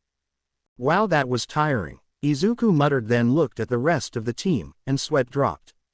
Most shadows came back with the heads of all Alkanist and with the Leshy body too. "I can extract 22 shadows but save 10, I will have to level up whilst I can get all of them into my army." He nodded at them and said, "Yukyu, Nejire-chan, this is how I get my shadows, arise." Then the 2 newcomers saw the 12 dead monsters rise up becoming shadows. "I need to level up as I can't store 2 of the shadows, but I can keep them until I level them up." "You have upgraded the shadow. Leshy level will be 21, Knight X2. Alkanost level will be 2, Knight X10. I will not be naming all of the shadows ranked Knight or higher, only the boss or any significant shadows from now on. Also, if more of the same species like more Alkanost that will be added will be given the same level as the ones who are already in the army." The dragon woman spoke up. "Even though it is a little tiring, this will be a good exercise for us as we don't usually have big battles." "They are scary though," Nejire replied. Also call me Najire when we are not doing hero work. Izuku nodded at that. Yeah, let's get further away, I can hear more laughter and singing in the distance. He saw that most of his soldiers are around them. Angels patrol the sky with the new Alkenosts, 10 of you stay though. They nodded and spread out with Zakiel and Raphael staying. Can you two patrol but at a closer distance to us? With a bow they flew up. He saw the magicians close and smiled. You are LV.20, well done, I accept your upgrade. The 6 magicians bowed as their LV.20 elite turned to LV.1 knight. The 6 of them were one of the key members in the army and they were usually ones getting the most levels. 6 magicians leveled up from LV.20 elite to LV.1 knight. Knights, elves and magicians, spread out and make a perimeter. Baruka, you are in charge of the expedition group that will include Beast, 1 Leshy, Fluffy, all monster shadows and the remaining angels. They bowed and they left towards one of the paths. The Nomus also went too. I guess we will need to find a place to camp, Izuku asked in a fake cheerful voice. The other 3 just deadpanned. Rumi spoke then. I agree, one of us needs to be awake whilst the others rest. I presume Idris will stay with us. Yes, the knights and elves will be watching in the trees around us. A shadow Lesh will too be near. The others nodded and traveled around 400 meters to find another opening where a water source was near too. The sun was setting and Izuku got camping supplies out. There was one large tent that had 2 rooms. Ryuko and Najire will share one whilst Izuku and Rumi will share the other. In front of the tent is a fire pit that Najire made whilst Ryuko and Rumi set the tent up. Izuku meanwhile was walking towards the pond to collect some water. They were located around 100 meters from the water so it wasn't as bad. What the fuck? The waters, they had monsters that were uglier than Leshy. There were 2 kinds of monsters, red names and a dark orange names. What the fuck? The waters, they had monsters that were uglier than Leshy. There were 2 kinds of monsters, light red names and a dark orange names. The orange names had a figure of a skinny female with shaggy wet golden hair. Her eyes were blank, scaring Izuku a bit. Her feet had more of a fin appearance, probably to allow her better mobility in water. The name of this monset was Rusalka. The other one made frog noises as it was a frog man in all but name. Izuku could see the top part of the body but it still meant the monster was tall. It looked like a frog and their name was Vadianoi. Stay in the camp, girls. The 3 women looked at the monsters and Najire started to protest as she could help. Najire, you have the only long-range ability that is the most trained out of the 4 of us. I can sense some monsters being around us but my shadows are dealing with them. She reluctantly nodded whilst still looking at Izuku.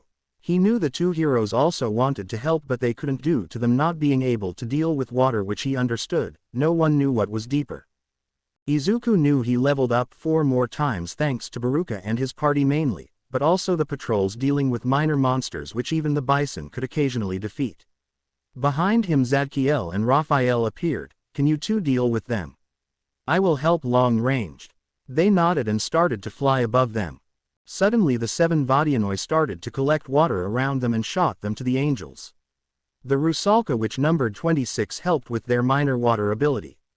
Luckily the 2 angels had some spells that could defend them. During this time Izuku used his skill, Spear Throw, to shoot some of the monsters down. You defeated Rusalka x5. You defeated Vadianoi. You leveled up. I gotta love my spear skill in the S-rank spear. Izuku thought. He used the skill, Dominator's Touch, to bring another Rusalka towards him. She tried to use a water attack but it was blocked by Izuku. The 2 angels were in a shooting battle where the duo were winning by a bit. Some more angels joined the fray which allowed 12 more Rusalka to be killed. You defeated Rusalka x12. Using this opportunity to get another more shadows to turn the battle to their side even more, arise. With that 1 Vadianoi and 15 Rusalka arose. Alarm. Shadow extraction limit is full, level up to gain more space. With that being said, the 16 additional shadows did turn the minor war to their favor even more. With the high water manipulation of the frog monsters, they were getting more damage done to the ones in the water. Meanwhile, the main camp was fully set up. Igris and the Leshy were worried about their liege but now had a different monster on their tail. The three women were all up and ready to battle when they saw the shadows around them being destroyed. 20 more Alkenosts arrived with one more Leshy in addition. They all gulped, but the shadow Leshy went up to the natural Leshy whilst Eagers went towards the Alkenosts. Some of the surrounding shadows came too with some angels up above. Rumi and the two companions decided that Najire and Ryuko will help Eagers whilst herself will help the Leshy. The battle in the air was interesting. The Alkenost used mainly voice attacks and their wings to slash and defend, whilst the angels that had 4 and 6 wings used their minor elemental magic but mainly light magic with weapons to cut them down. The Leshy was being overwhelmed, but all was not going well with Rumi. The enhanced strength and speed of the wooden monstrosity could barely be at her speed, but the strength was greater and the punch she received to her forearms nearly cost her her arms.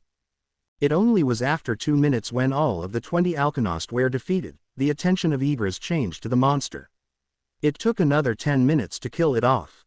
Izuku had to deal with that. Baruka would be useful with his ice, Rumi admitted to herself. Luckily for Izuku, with the defeat of the 21 monsters his level jumped up twice. 4 more spaces added up. I need to get my save shadow to 231 for this to properly work. Izuku muttered. He was happy that he is getting aquatic creatures as his soldiers, but he thinks he would need more night level and higher foremost. After the defeat of the other Leshy, more shadows came in and helped eradicate the survivors. It was a miniature massacre, to be truthfully honest. You defeated Rusalka x9. You defeated Vadianoi x6. This furthered his level by 3, giving his level 95, only 5 more till 100 feet. Then he spoke to his shadows. Put the bodies on one side. I will. He was shut down when Izuku saw the notifications. You defeated Leshy. You defeated Rusalka x6. You defeated Vadianoi x4. You defeated Alkenost x11. You leveled up. You leveled up. You leveled up. He knew that his shadows were doing it, but damn, 3 levels more. I swear the system is popping it up in the most convenient time ever. With the addition of the 3 levels, he can have 6 more saved shadows and 29 extraction shadows on standby. He just smirked and walked up to the 15 dead monsters. Arise, most will be in the extraction realm, but you won't leave me, my friends, as when I will level up I will save you. He said whilst patting one on their shoulders, which later bowed to him. He came later to the girls and then arose the Leshy and 3 Alkenosts. Alarm. Daily quest. Getting ready to become powerful isn't completed. Incomplete push-ups 0 100ths. Incomplete curl-ups 0 100ths. Incomplete sit-ups 0 100ths. Incomplete squats 0 100ths. Incomplete run 0 tenths of a kilometer. Warning. Failing to complete this daily quest will bring a punishment associated with this quest. Time remaining. 4 hours 0 minute 38 sec. Rumi, I need to do my daily quest. She just laughed at him whilst the other 2 looked confused. When Izuku started doing it, she explained what it was meant by the quest. It only took surprisingly around 30 minutes. Completed push-ups 100 100ths. Completed curl-ups 100 100ths. Completed sit-ups 100 100ths. Completed squats 100 100ths. Completed run 10 tenths of a kilometer. He just smirked at that and put the 3 additional points into intelligence. During this time he also leveled up by 1 level. Truly his shadows were amazing. He didn't add any additions yet to his army. He was hoping that Baruka and his group will get him to level 100. When he came back again to the girls, he produced some food where they ate at the fire and enjoyed each other company. Rumi was leaning on Izuku's shoulder. She truly was relaxed now as Izuku said that Baruka and his party will be coming back soon and all of the shadows will be close. The water monster shadows stayed in the water or near them, as it was their best bet beating any incoming monsters for their new liege. It was an addition that when they had a water source it will be easier to attack than to produce water, which will take a longer period of time. When night fully arrived they all stared at the stars in amazement. It was a clear night sky with the stars being presented in all of their glory. They were apparently further north in the earthen hemisphere than when they were at Tokyo. Rumi promised herself that during summer she will take Izuku to Russia or Canada. There was a rumor that if you beat Vladimir, the #1 hero of Russia, then you get some prizes. You defeated Dark Vampire. You leveled up. Izuku's eyes widened. We may need to deal with vampires. Apparently one of my shadows killed a vampire. Damn, blood suckers, Rumi joked, chuckling. Hey, at least I reached level 100 now. This continued to make her laugh. The other two just shook their head. Congratulations, you reached level 100. You are now a high S rank hero, by your own skills without your shadow army. Your daily quest has stopped. You can only level your stats by leveling up or via quest-specific rewards. You have received 3 rewards. Reward 1. MP increased by 25,000. Reward 2. Each int and vit point value doubled. Reward 3. A gain of 100 more spaces per job-specific skill. Reward 4A. Level a non-job specific skill. Reward 4B. Level a soldier by 10 levels. I bet you got some good stuff. What is it? Rumi asked curiously. Accept reward 1 foot then said, it said that I don't need to do the daily quest anymore, which will lower my chances of getting more keys.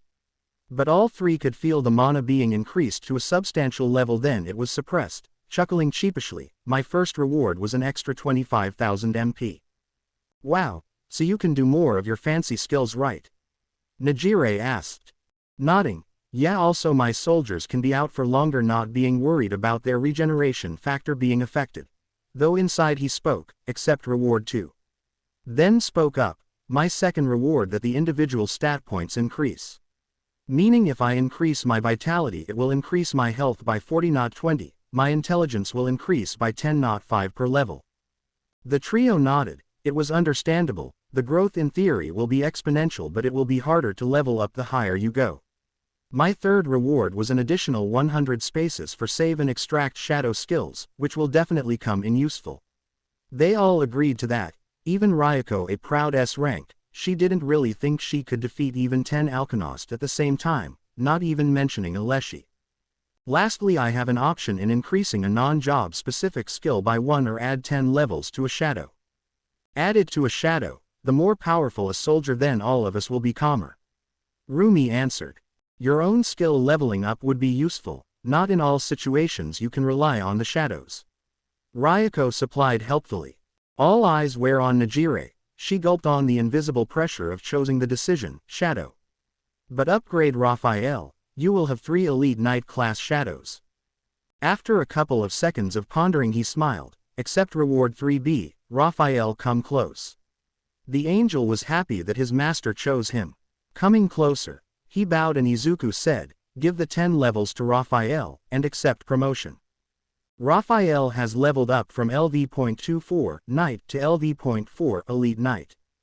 The appearance didn't change much for Raphael, but he was taller and had larger black wings on his back. If the Seraphim could, he would cry at the generosity of his master. Izuku whistled, I will quickly get the other monsters under my rank. They all nodded and he left to do that. He walked off to get 17 more Alchemist, a Vadianoi and 2 Rusalka, arise. He smiled gently at them, welcome to the family. Status. Name. Izuku Midoriya. Job. Shadow Monarch. Title. The one who overcame adversary +2. Level. 100. Fatigue. 0. HP. 24,040. MP. 28,960. Strength. 254. Agility. 244. Sense. 219. Vitality. 234. Intelligence. 365. Remaining points. 0. Physical damage reduction. 13% plus 40%. Physical pain nullification. 28%. It was just another hour when something interesting happened. Izuku took the first watch whilst the 3 girls went to sleep. He was sitting in front of the fire with Idris and Raphael sitting near him too. They all heard some noises but calmed down when it was just Baruka and his team. Hey Baruka, how was it? Izuku smiled proudly at his strongest soldier. The Elf King and the rest of the monster shadows with the angels all bowed down. Rise up. He saw the spoils of their battles and just smiled, thank you guys. He walked up to the dead bodies and inspected the dark Vamire. He was impressed. It seemed that the final blow was given by Aleshi. There was a wooden spike coming from the heart part of its body. The vampire had a black cape going to his feet, silk black hair, and really pale skin. Arise. The 2 Leshy, 11 Rusalka, 7 Vodianoi, 16 Alkanost and the dark vampire all arose and bowed down. Izuku could clearly see the dark vampire had tints of red coming from its eyes, the mouth area had 2 long but apparently retractable teeth. Dark Vampire LV.16 Night. Job Specific. Shadow Extraction LV.1 304 358. Save Shadow LV.2 304 343. Izuku looked up to the vampire shadow. Are there any more vampires? The shadow nodded. Are there any stronger ones than you? A nod was an answer. I want 3 Leshy, Igris and Raphael to come with me and the vampire. Everyone else please protect the trio.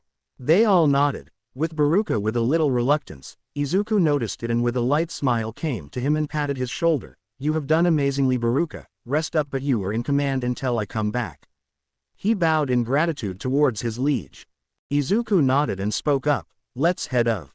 With the 7 now running towards where the vampire was pointing. The Shadow Monarch then whispered, I am sorry but we will kill your kin. He saw the shadow dark vampire shake his head and Izuku kinda got the feeling that the vampire was saying don't worry, weird. 40 minutes later, it was a shock to discover the vampire had an ability to turn into a bat but it was fascinating nevertheless. When they stopped they looked at the building in front of them. It was a medieval European castle all built by stone, it had 4 towers and a large building in the center. However the difference between the sky above the castle and the camped sky was as clear as day. The castle sky had clouds, dark gray thick clouds that obstructed nearly all the light. Izuku was lucky that being the Shadow Monarch allowed him to see during the night as clearly as in the day. The one thing that was missing in the previous description was when Izuku looked down, the castle was on a separate island with water all around it. Though the building was high up on the island that even walking up the cliff would be near suicidal. Luckily there was a bridge to cross, but one problem. A couple of vampires were guarding it. Izuku looked in his shop option a dagger for killing vampires, he smirked a bata, vampire killer, dagger. It was also time to upgrade from the C rank dagger as it doesn't do much towards higher ranked monsters. Item. Vampire killer. Item class. A. Type. Dagger. Attack. Plus 400. Infused with the wood of cleansing and the effect of burn the dagger perfect to kill vampires and all dark type monsters. Extra plus 75 attack on vampire opponents. It can be used, stored or sold. Effect cauterization. Burns tissue of the opponent so their wounds won't regenerate. It is Daedric dagger from Skyrim, it looked cool. He twirled it in his right hand and spoke up in a whisper, Raphael, can you summon your fire when you are above them? Igris, the 3 Leshy, the vamps and I will enter during the chaos. I can sense a vampire in the elite night level so be careful. They all nodded and started to prepare. When Raphael was in a high enough area, he used his holy flames to shoot at the castle. Izuku could feel the hot temperature from his place around 600 meters away from the angel. Smirking, the 6 then sprinted with their enhanced strength to the castle whilst cutting the survivors to bits. The dagger was really useful. Vampires are only able to be killed when they are burnt, stabbed in the heart with a wooden spike or had their head chopped off. One vampire that wasn't burnt tried to attack Izuku but with the use of the skill Dominator's touch he used it to manipulate the body to make its head be cut off with his dagger. The 6 then split up with Izuku finding an area with 3 dark vampires and 8 gothic vampires. The goths had actual weapons and looked similar to the dark variant but their hair was usually put in some kind of bun. It too had some kind of eye shadow around its red eyes. Using skill Bloodlust, Izuku could see that the stats was reduced by 50% for a minute. Using this opportunity he used the skill Sprint to cut the heads of whilst blocking some of the advancements of the gothic vampires. It took an extra 3 minutes when only 4 survived the onslaught from the one-man army. Using the skill Stealth he went undetected and cut one's head off but at the same time used the skill Fireball to burn one dark vampire to death. The remaining dark vampire turned into a bat and got behind Izuku where he slashed the back of Izuku with its enlarged claws. Hissing in pain, he turned back and used skill Vital Strike 5 times as he was pissed not sensing his opponent. The remaining vampire also tried to escape with its enhanced speed, but with the repeated use of the skill, Bloodlust, it stopped in its track for a split second, which was its own demise. Smirking at his victory, Izuku drank a healing potion. He didn't want to use the last status recovery potion he had just yet. You defeated Dark Vampire X3. You defeated Gothic Vampire X8. Arise. Izuku smiled. 3 Dark Vampires and 8 Gothic Vampires arose. Izuku noted that the Gothic Vampires had a spookier weapon of choice with a dagger hidden in their cloaks. He also realized that they had spiky ears which wasn't seen clearly beforehand. Spread out and defeat the rest of the vampires.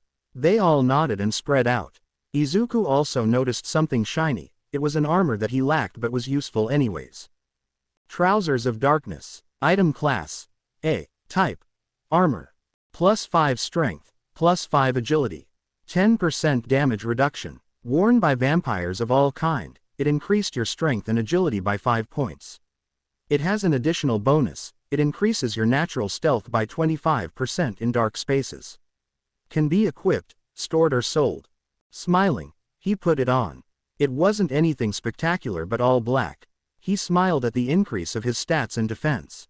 Going further into the castle, the hair at the back of his neck tingled. Izuku then saw why. The corridor started to twist in a circular manner. The dark corridor with graying bricks and a carpet underneath was what should be seen, but no. Looking around to see what was happening, he saw a name tag with a light orange color. Castle-dwelling vampire. They looked more sickly but had a book of some kind in their left hand whilst their right hand moved in a weird way. Realizing this was probably an illusion, he tried to run up to the monster but hit a wall. Marveling at the powerful illusion, he wondered if pain will get him out of it. Brining his thumb to his teeth, he bit on it. Some blood oozed out. The illusion stopped but also the vampire stopped. Smirking at that, using skill, sprint, he went up to the vampire and killed it with the vampire killer. Arise. The lone vampire came out of its shadow. It looked the same as its living counterpart vampire shadows but its skin shade was lighter. The book still stayed but Izuku saw it wasn't moving as sickly as he originally predicted. He also noticed it had a dagger too hidden in its cape. Nodding, he continued forward but was stopped by a massive roar and a plummet by 800 MP. A shadow of his was destroyed but it was an elite knight. For a second he worried it was at the camp, but the mana drop would have been larger then. Using the sensing ability he had from the system, he tracked the source to be near him actually. It took 1 minute to get there but saw Igris battling with a red name large vampire. Grand Elder Dracula. A red name, he must be an elite knight grade at least. Smirking, he summoned his spear and using the skill, spear throw, however it was for naught as the cape it had around protected it from his spear. Widening his eyes, Izuku paled, then he got the full view of the monster, a pale but kinda old looking face with a larger than normal nose and sharper teeth. Sprinting towards the monster with Igris next to him, they punched together where it was blocked by the forearm of the vampire. You could hear some snapping noises but that was it if you ignore that the monster only moved by a couple of centimeters backwards. One of the Leshy came in. Using its speed it tried to punch through the cape but was caught and thrown onto a wall by the said monster it wanted to kill. Grand Elder Dracula is using skill, darkness. Around 50 meters in radius around the Grand Elder, all vision becomes dark. Only he, Dracula, can see. The duration is 1 minute. Gulping but closing his eyes, he concentrated on his hearing and the vibrations of the earth. The sensing capabilities have decreased by a significant margin. A slash was coming and dodging by the last second with his own slash countering the attack. Izuku was pushed away and landed on his back, hissing once more as the wound wasn't healed properly. He rolled over to miss a punch that caused spider web cracks to form. A Leshy tried to punch it but to no success and only had some of its body destroyed. Igris had to deal with some other vampires that arrived on the scene. Izuku could sense that the darkness skill is slowly lifting, with that his senses increases allowing him to dodge the incoming attacks. He only wondered what the pain would have been if the nullification of pain wasn't at 28%. He loved the effect cauterization, as with one slash some forearm of Dracula, not even blood came out as it was burnt. Using this opportunity, he made 20 fireballs and shot them at Dracula. I think I will get Wild Najire. Izuku thought as having the extra 25,000 MP was useful as he just used 900 of it. What was impressive about the vampire though was its mastery over the shadows and darkness per se.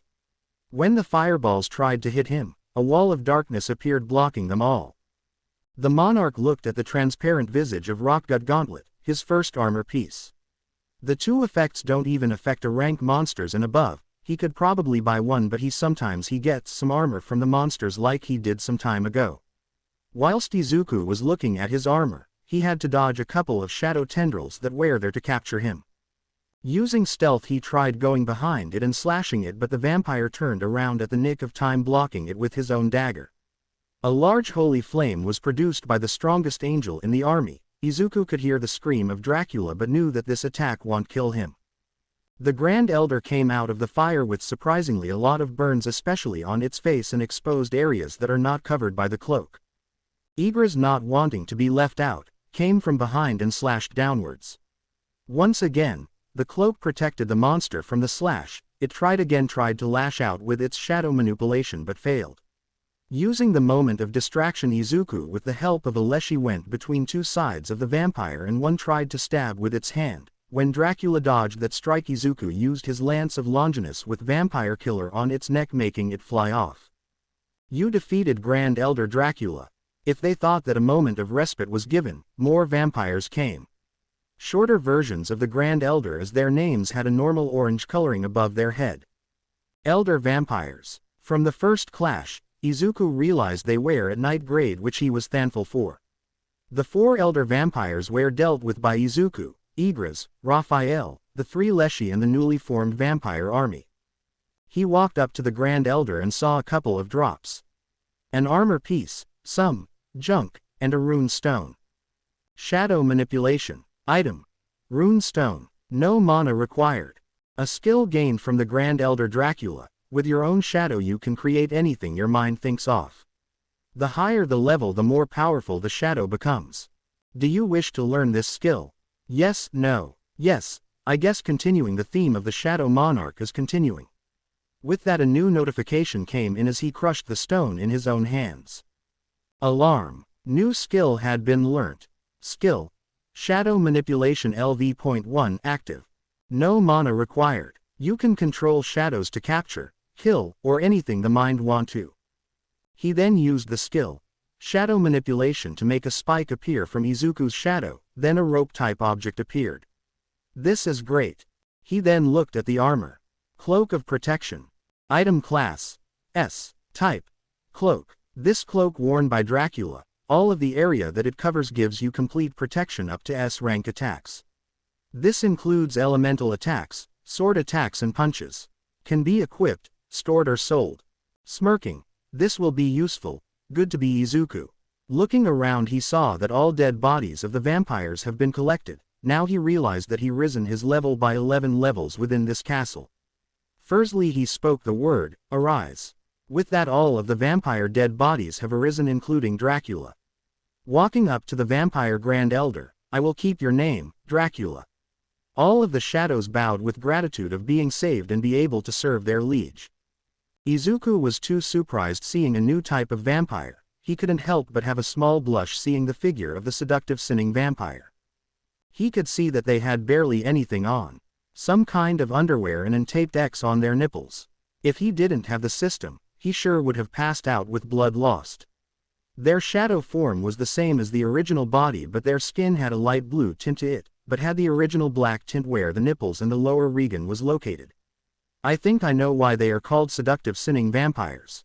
New shadows. 16 Gothic Vampire LV.14 Night. 4 Cattle Dwelling Vampire LV.5 Night.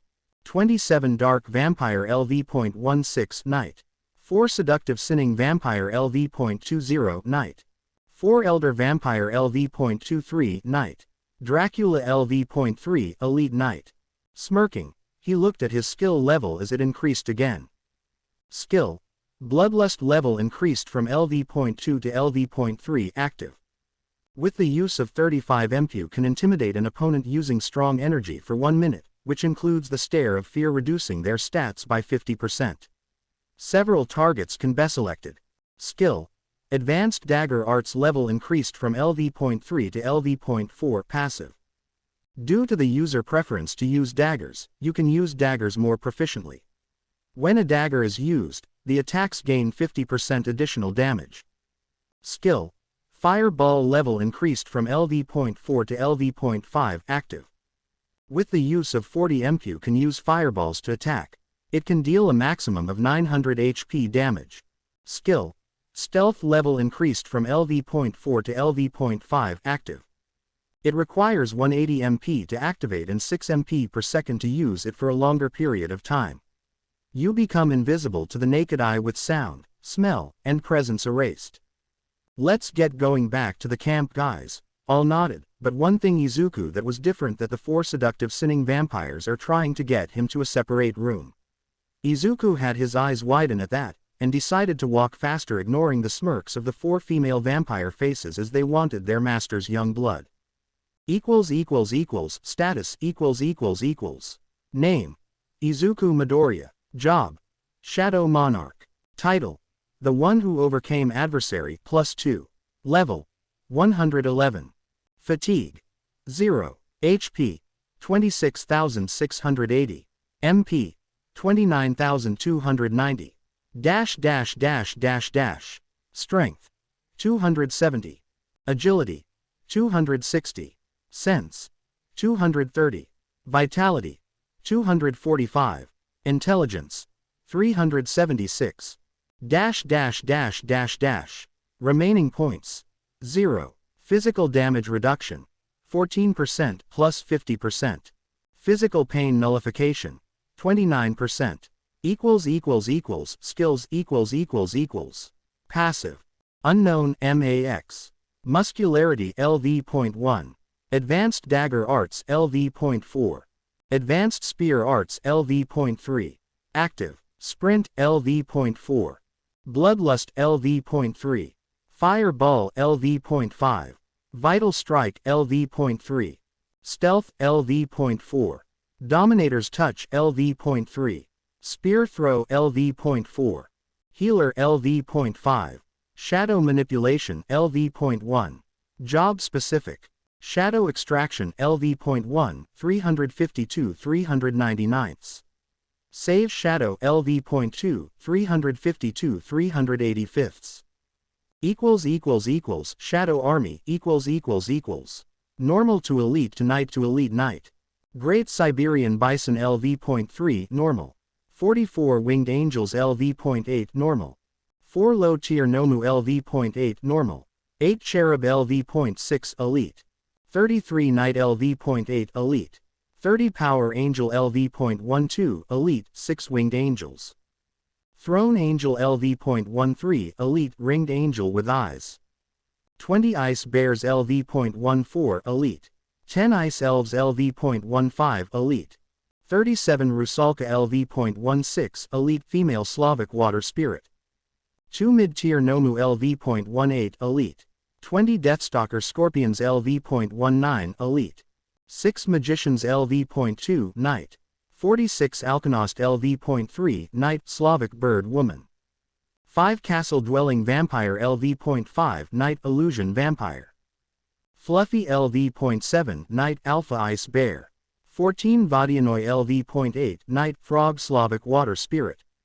24 Gothic Vampire LV.14 Knight Weapon Vampire. 31 Dark Vampire LV.16 Knight Bat Vampire. Zadkiel LV.19 Knight Dominion 10 Winged Angel. 4 Seductive Sinning Vampire LV.20 Knight. Beast LV.22 Knight Upper Tier Nomu. 4 Elder Vampire LV.23 Knight. 5 Leshy LV.24 Knight Slavic Forest Deity. Dracula LV.3 Elite Knight Grand Elder Vampire.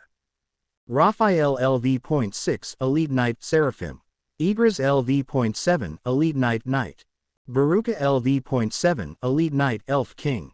Izuku used the last status recovery he could get and went to the camp to look after the girls.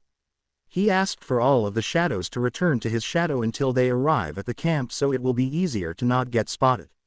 It was nearly midnight when Izuku arrived. He could feel nothing attack the group and he was glad about it. Not feeling tired anymore, he allowed the girls to sleep until the morning. It was around 7 a.m. when one of the girls started to wake up. The first person to get up was Ryoko. "Why didn't you wake any of us up?" she asked whilst looking at Izuku playing cards with Baruka, Igras, Raphael and a new edition Dracula. "Who's he?" "Oh, his name is Dracula, the leader of the vampires." Blinking, she asked in an incredulous tone, "So you?" "Yes, Igras, Raphael, a vampire. 3 of the Leshy and myself had finished of all the vampires."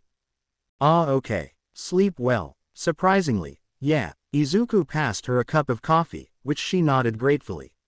"So, you do those gates with Rumi often?" "We only been in a handful of gates together. This is probably the strongest we have been in. If you ignore not being able to fight Raphael due to his true form, we fought against all of the stronger shadows bar Dracula together." She quirked an eyebrow at that as she sat down near Izuku. He continued, "This gate can be classified as an S-rank red gate. If it wasn't for my multiple shadows, and the 4 of us being at a high A to S rank skill level wise, we would have not survived. Heck, even a ranked gates can cause S rank heroes trouble." "I am guessing you are saying this from experience." "Yeah, I was a mid to high A rank where Rumi was around mid to high S rank when we had to fight Igras. He was an A rank opponent but then we only defeated him mostly with luck." Izuku chuckled at the end of it. He could hear the light but melodic voice of Ryoko but shook his head at that. "The media has seen that since the first sighting of you two going out together, she was getting stronger. Now I would say she is a high S rank where she was a mid S rank before you entered UA." Izuku nodded at that. He let her continue. "Yesterday, when we had to fight the Leshy, I was useless. Even in my dragon form I couldn't do anything. I am supposed to be a low to mid S rank top 10 hero, but even a higher rank monster. With a lower tone of voice, even Nejire was more useful than me." After a second of thinking, Izuku replied, "Remember, this was your first time fighting this kind of a monster. Your hero costume isn't really designed for you to kill.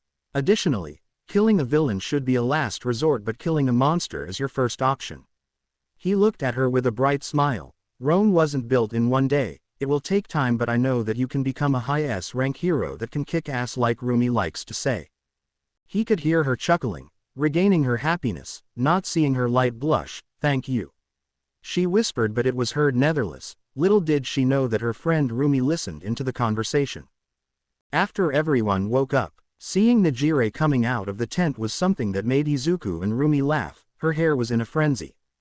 It was everywhere and anywhere. Her beautiful long blue hair that was usually done up in a spiral in multiple locations was everywhere around her face. If Izuku didn't know well he thought it might be a blue yeti.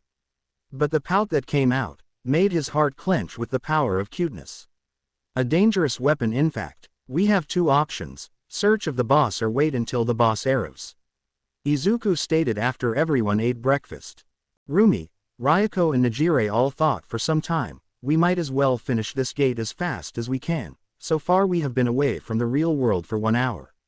One Rumi suggested. "That is fair, we can also practice some of our more destructive moves. Also I want to try my new skill, shadow manipulation," as he said that some of the shadow tendrils came out wrapping around a tree then snapping it. As usually Nejire had stars in her eyes looking at this display. "How did you get it? How do you use it? It fits your theme, is that why you got it?" "It was a boss drop. The monsters can occasionally drop really interesting items like new skills, items or even armor," Izuku explained. This wasn't big news as they already collected some alkanost feathers and leshy bark. Rumi explained it can sell for a nice penny or even be useful to help with support equipment. "Like those feathers, right?" the bubbly girl asked IGN rowing the rabbit hero. "Yeah, let's start heading. If my predictions are right then a witch will be the final boss of this whole gate." The others nodded and headed in a random direction. Izuku deployed some angels to scout out ahead with them where the alkanost for protection of the angels. Some time later, Croak. The 4 of them heard. Izuku noticed that his mana was depleting at a small rate. He will need to get something to replenish his mana faster than 10 mana per minute like the B rank High Magician's Ring. "There," Nejire pointed out in a whisper.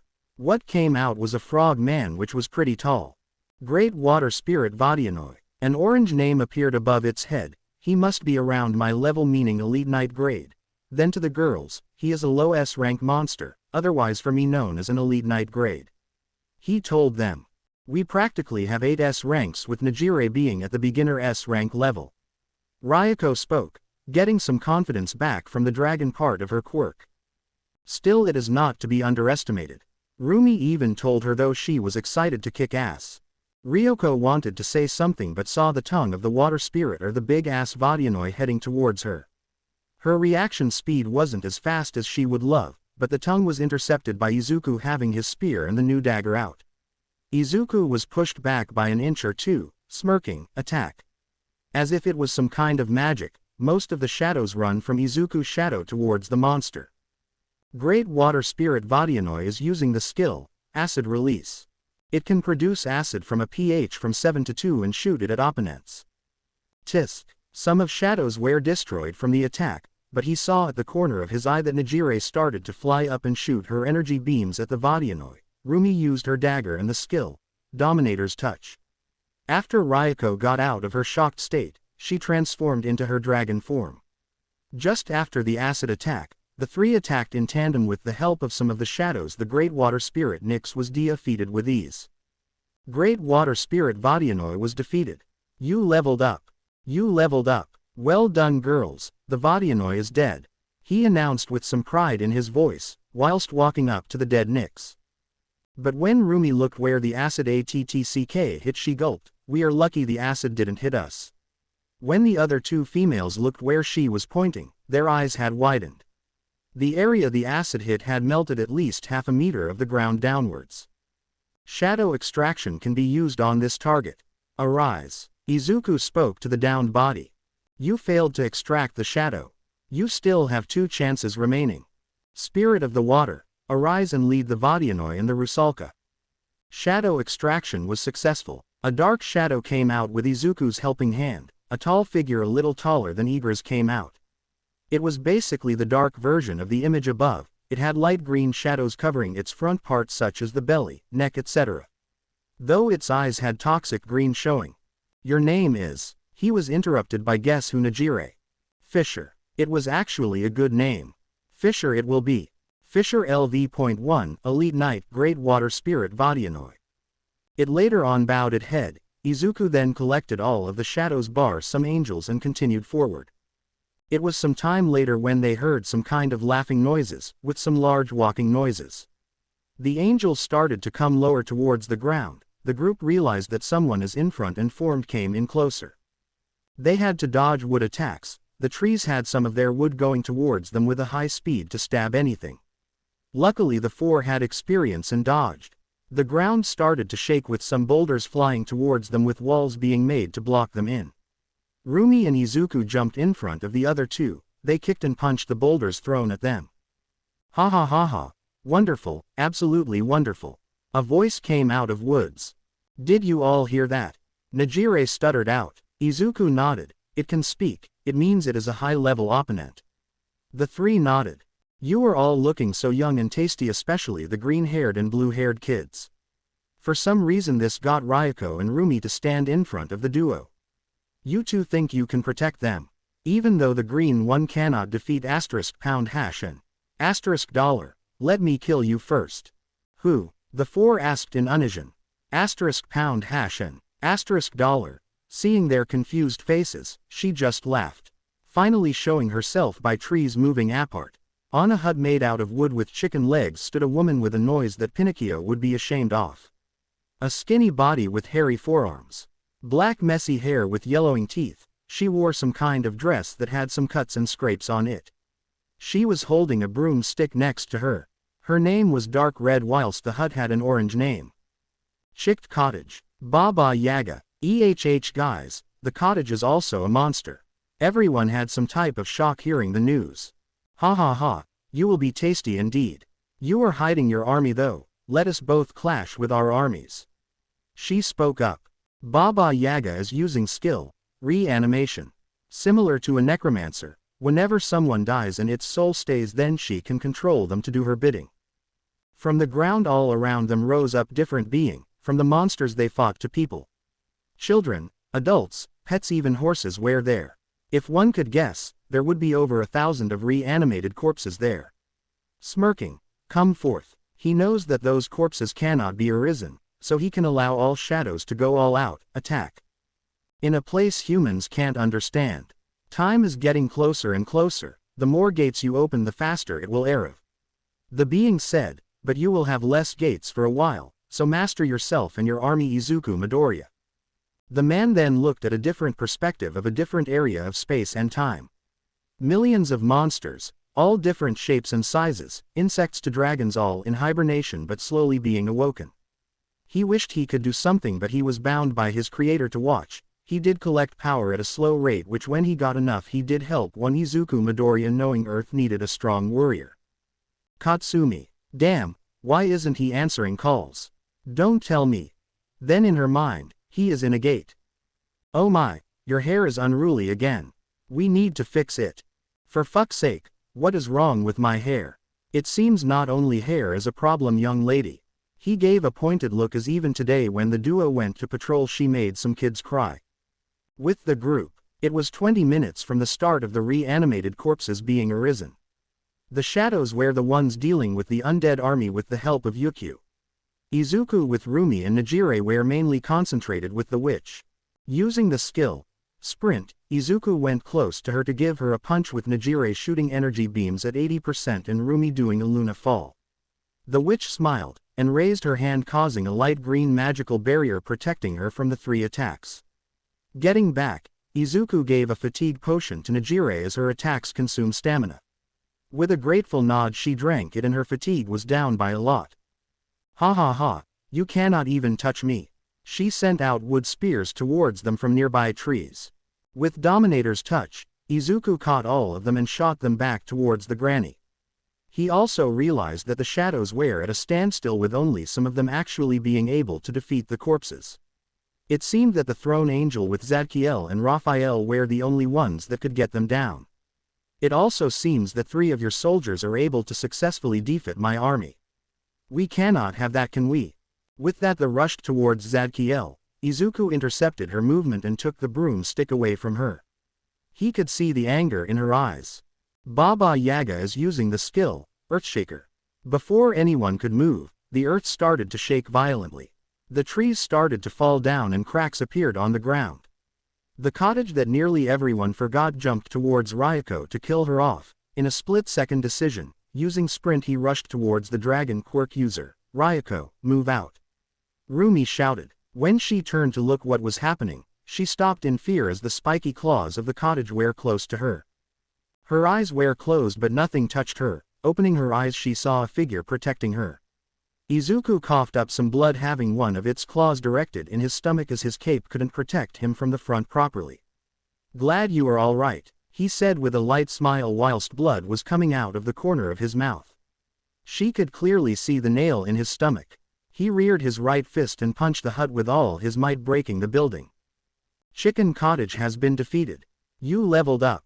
Coughing up some more, he leaned forward but Ryuko caught him. Using healer, a green glow started to come out of his hands as he started to heal himself up. I am sorry, she muttered to him constantly.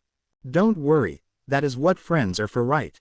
He smiled weakly as his healing skill isn't healing him fully. He then bought a healing potion and drank it. It wasn't the most powerful but it accelerated natural healing by x 25 times. Skill. Healer has leveled up from LV.5 to LV.6.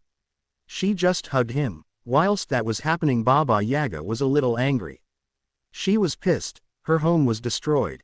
You will pay for that. When she started to rush at Izuku, Igris intercepted her with his sword, but she cracked the earth under him to capture him but didn't expect some force to pull her towards the soldier. Nejire Flood. With that a maximum output was shot out, being 100% towards Baba Yaga. She wasn't fast enough to block it, so she was sent backwards, hitting multiple trees, but was kicked from the back by Rumi, who saw Izuku nodding at her and kicked the witch towards Izuku.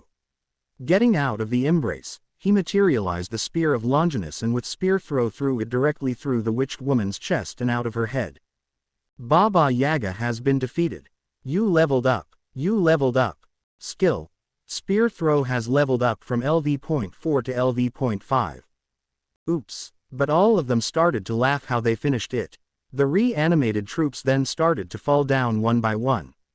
"You okay though?" Rumi asked whilst walking up to Izuku.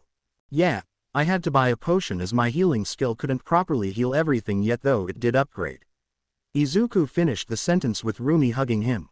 He just hugged back and kissed the top of her head, which caused her to smile. A portal appeared allowing the four to leave.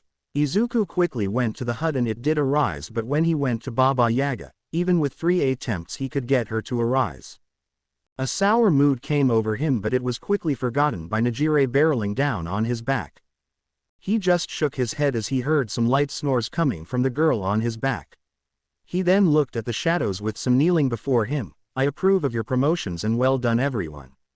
He smiled at them with some of them glowing and going back to his shadow.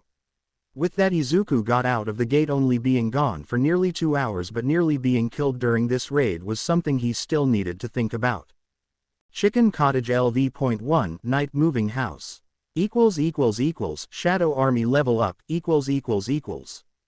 Great Siberian Bison LV.3 greater than LV.5 Normal 44 Winged Angels LV.8 greater than LV.9 Normal 4 Low Tier Nomu LV.8 Normal to LV.1 Elite 8 Cherub LV.6 greater than LV.8 Elite 33 Knight LV.8 greater than LV.10 Elite 30 Power Angel LV.12 greater than LV 14 Elite 6 Winged Angels Throne Angel LV.13 greater than LV.16 Elite Ringed Angel with Eyes 20 Ice Bears LV.14 greater than LV.16 Elite 10 Ice Elves LV.15 greater than LV 16 Elite 37 Rusalka LV.16 greater than LV.17 Elite Female Slavic Water Spirit 2 Mid-Tier Nomu LV.18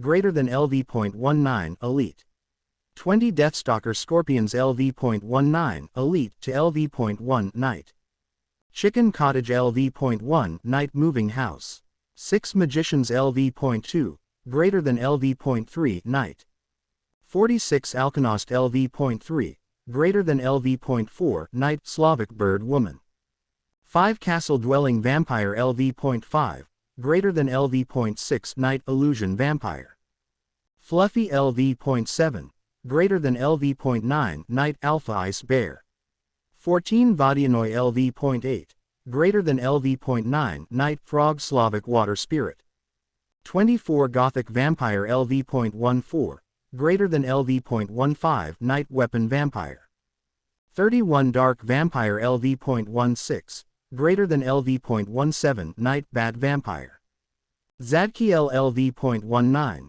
greater than LV.21 Night Dominion 10 Winged Angel 4 Seductive Sinning Vampire LV.20 greater than LV 21 Night Beast LV.22 greater than LV.23 Night Upper Tier Nomu 4 Elder Vampire LV.23 greater than LV.24 Night 5 Leshy LV.24 greater than LV.25 Night Slavic Forest Deity Fisher LV.1 greater than LV.2 Elite Night Great Water Spirit Vodianoi Dracula LV.3 greater than LV.4 Elite Night Grand Elder Vampire Raphael LV.6 greater than LV.8 Elite Night Seraphim Baruka LV.7 greater than LV.8 Elite Night Elf King Igras LV.7 greater than LV.9 Elite Night They all had jumped out of the gate into the office of the number 10 hero Yukio. Damn, home sweet home. Ryako muttered. Rumi put her arm around hers saying, first proper S-rank gate completed. Proper? Nejire asked. Yeah, me and Zuku had done a tower kind of gate. Rumi spoke nonchalantly. You couldn't get Baba Yaga right.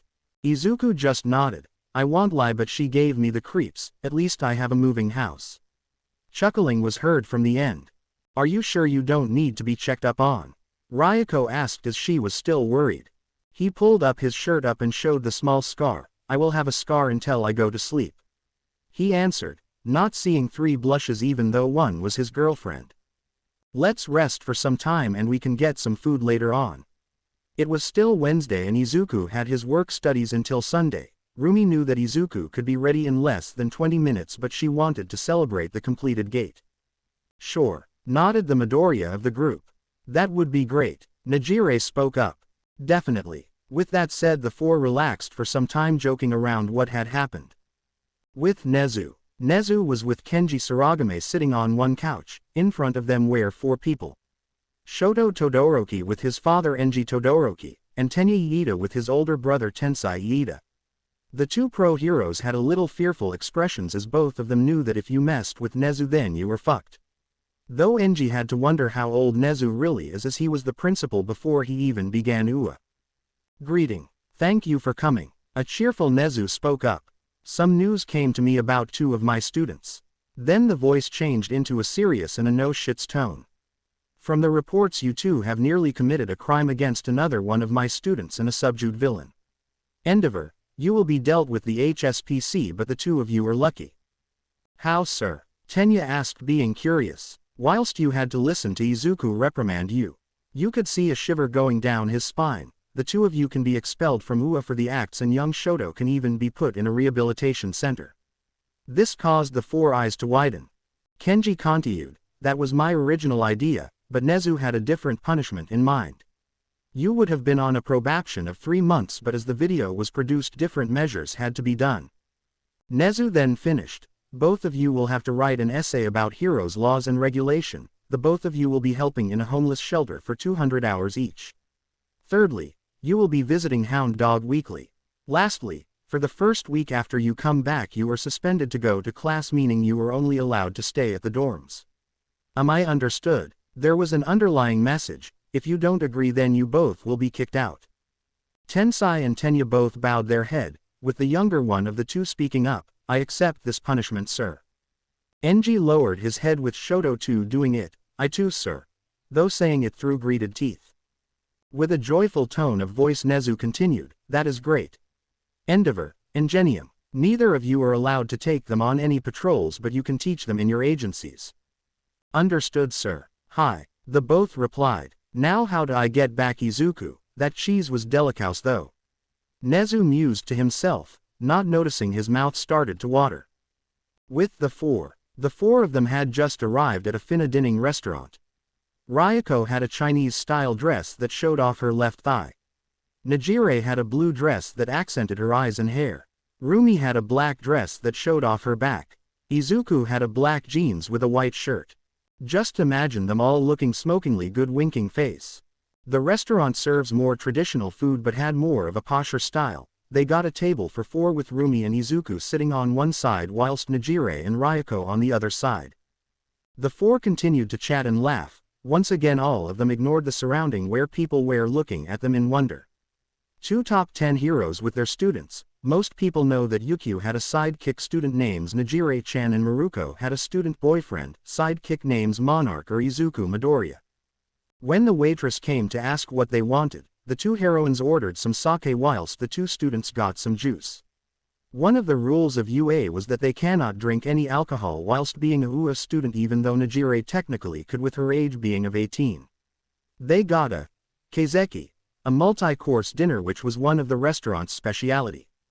It was only after 30 minutes when the two full licensed heroines started to get a little tipsy, much to the embarrassment of the two younger charges.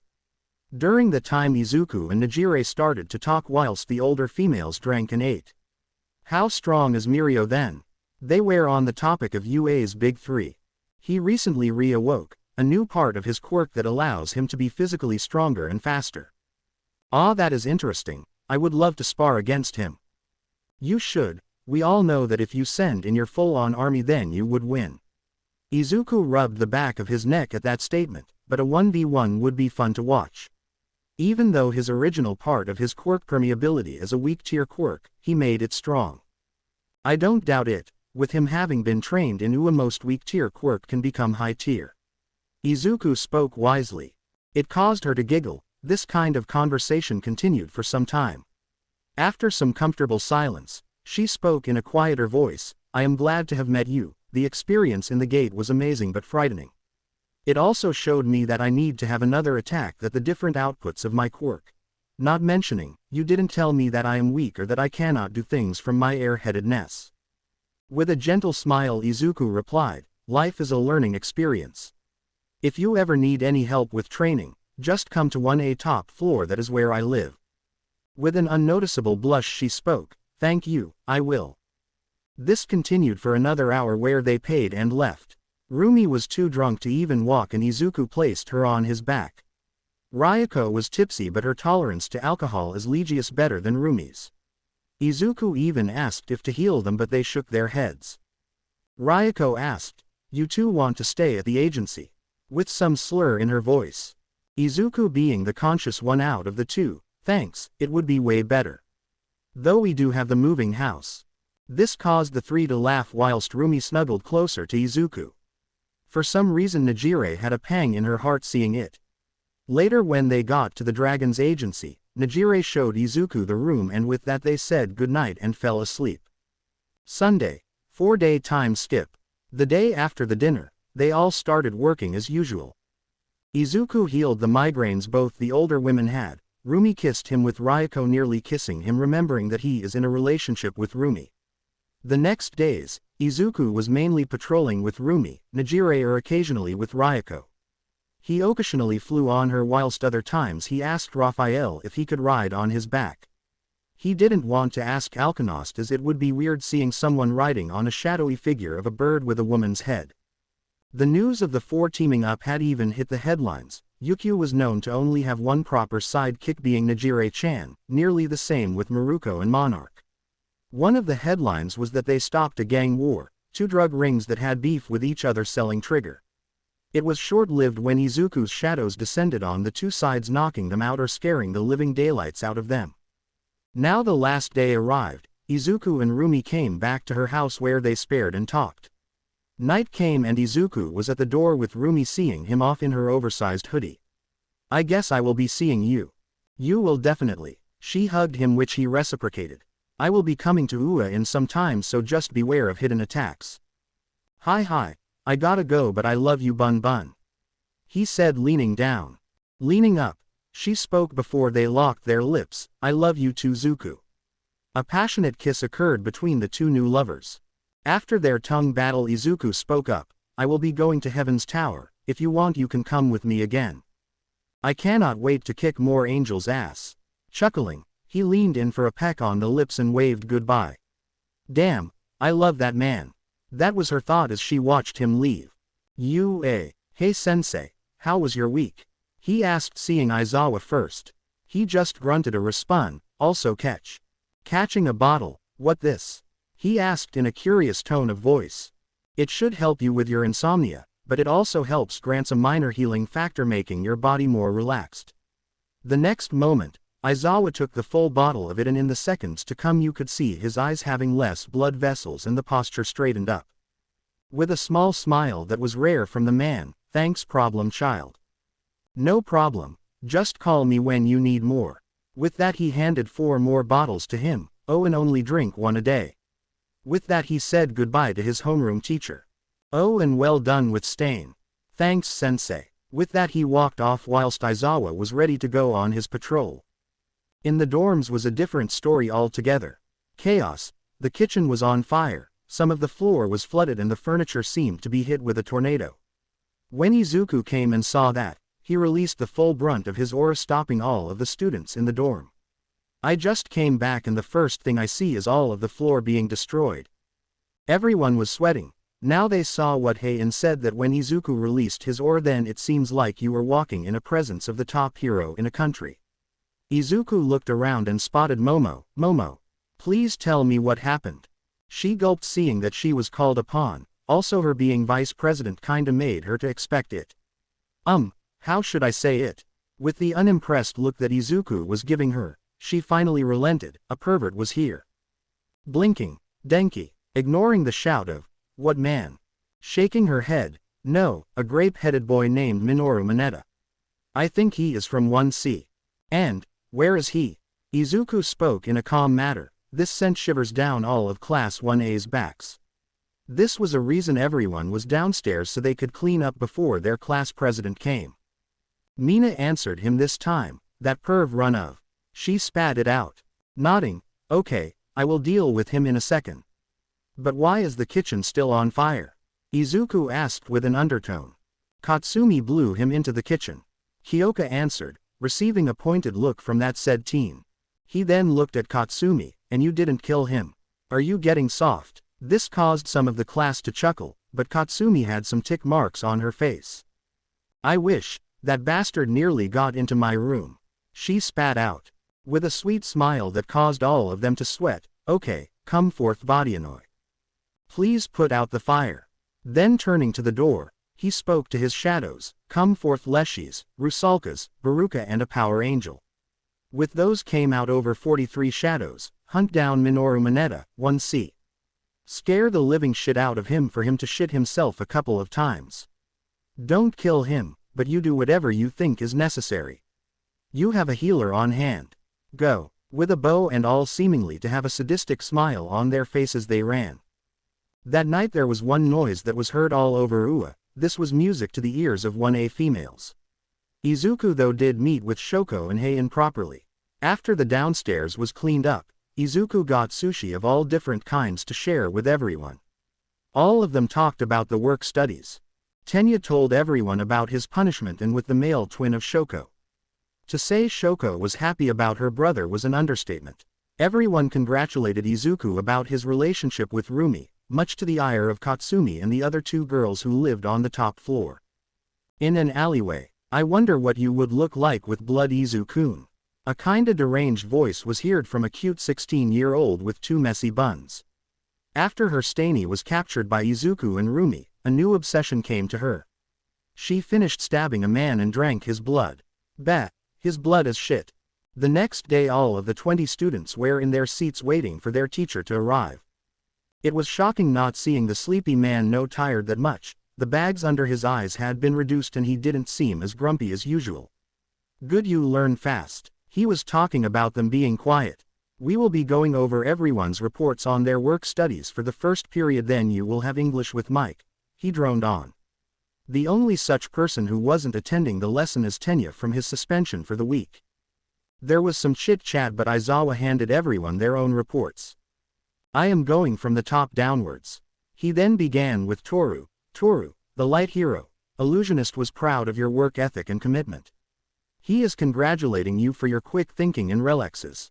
Your hand-to-hand combat was really good for someone without a strength enhancer and that your quirk fits well with his. He suggested that you improve on your speed and that you continue with the idea you came up with. Well done. Yay, thanks sensei. She cheered with her invisible body.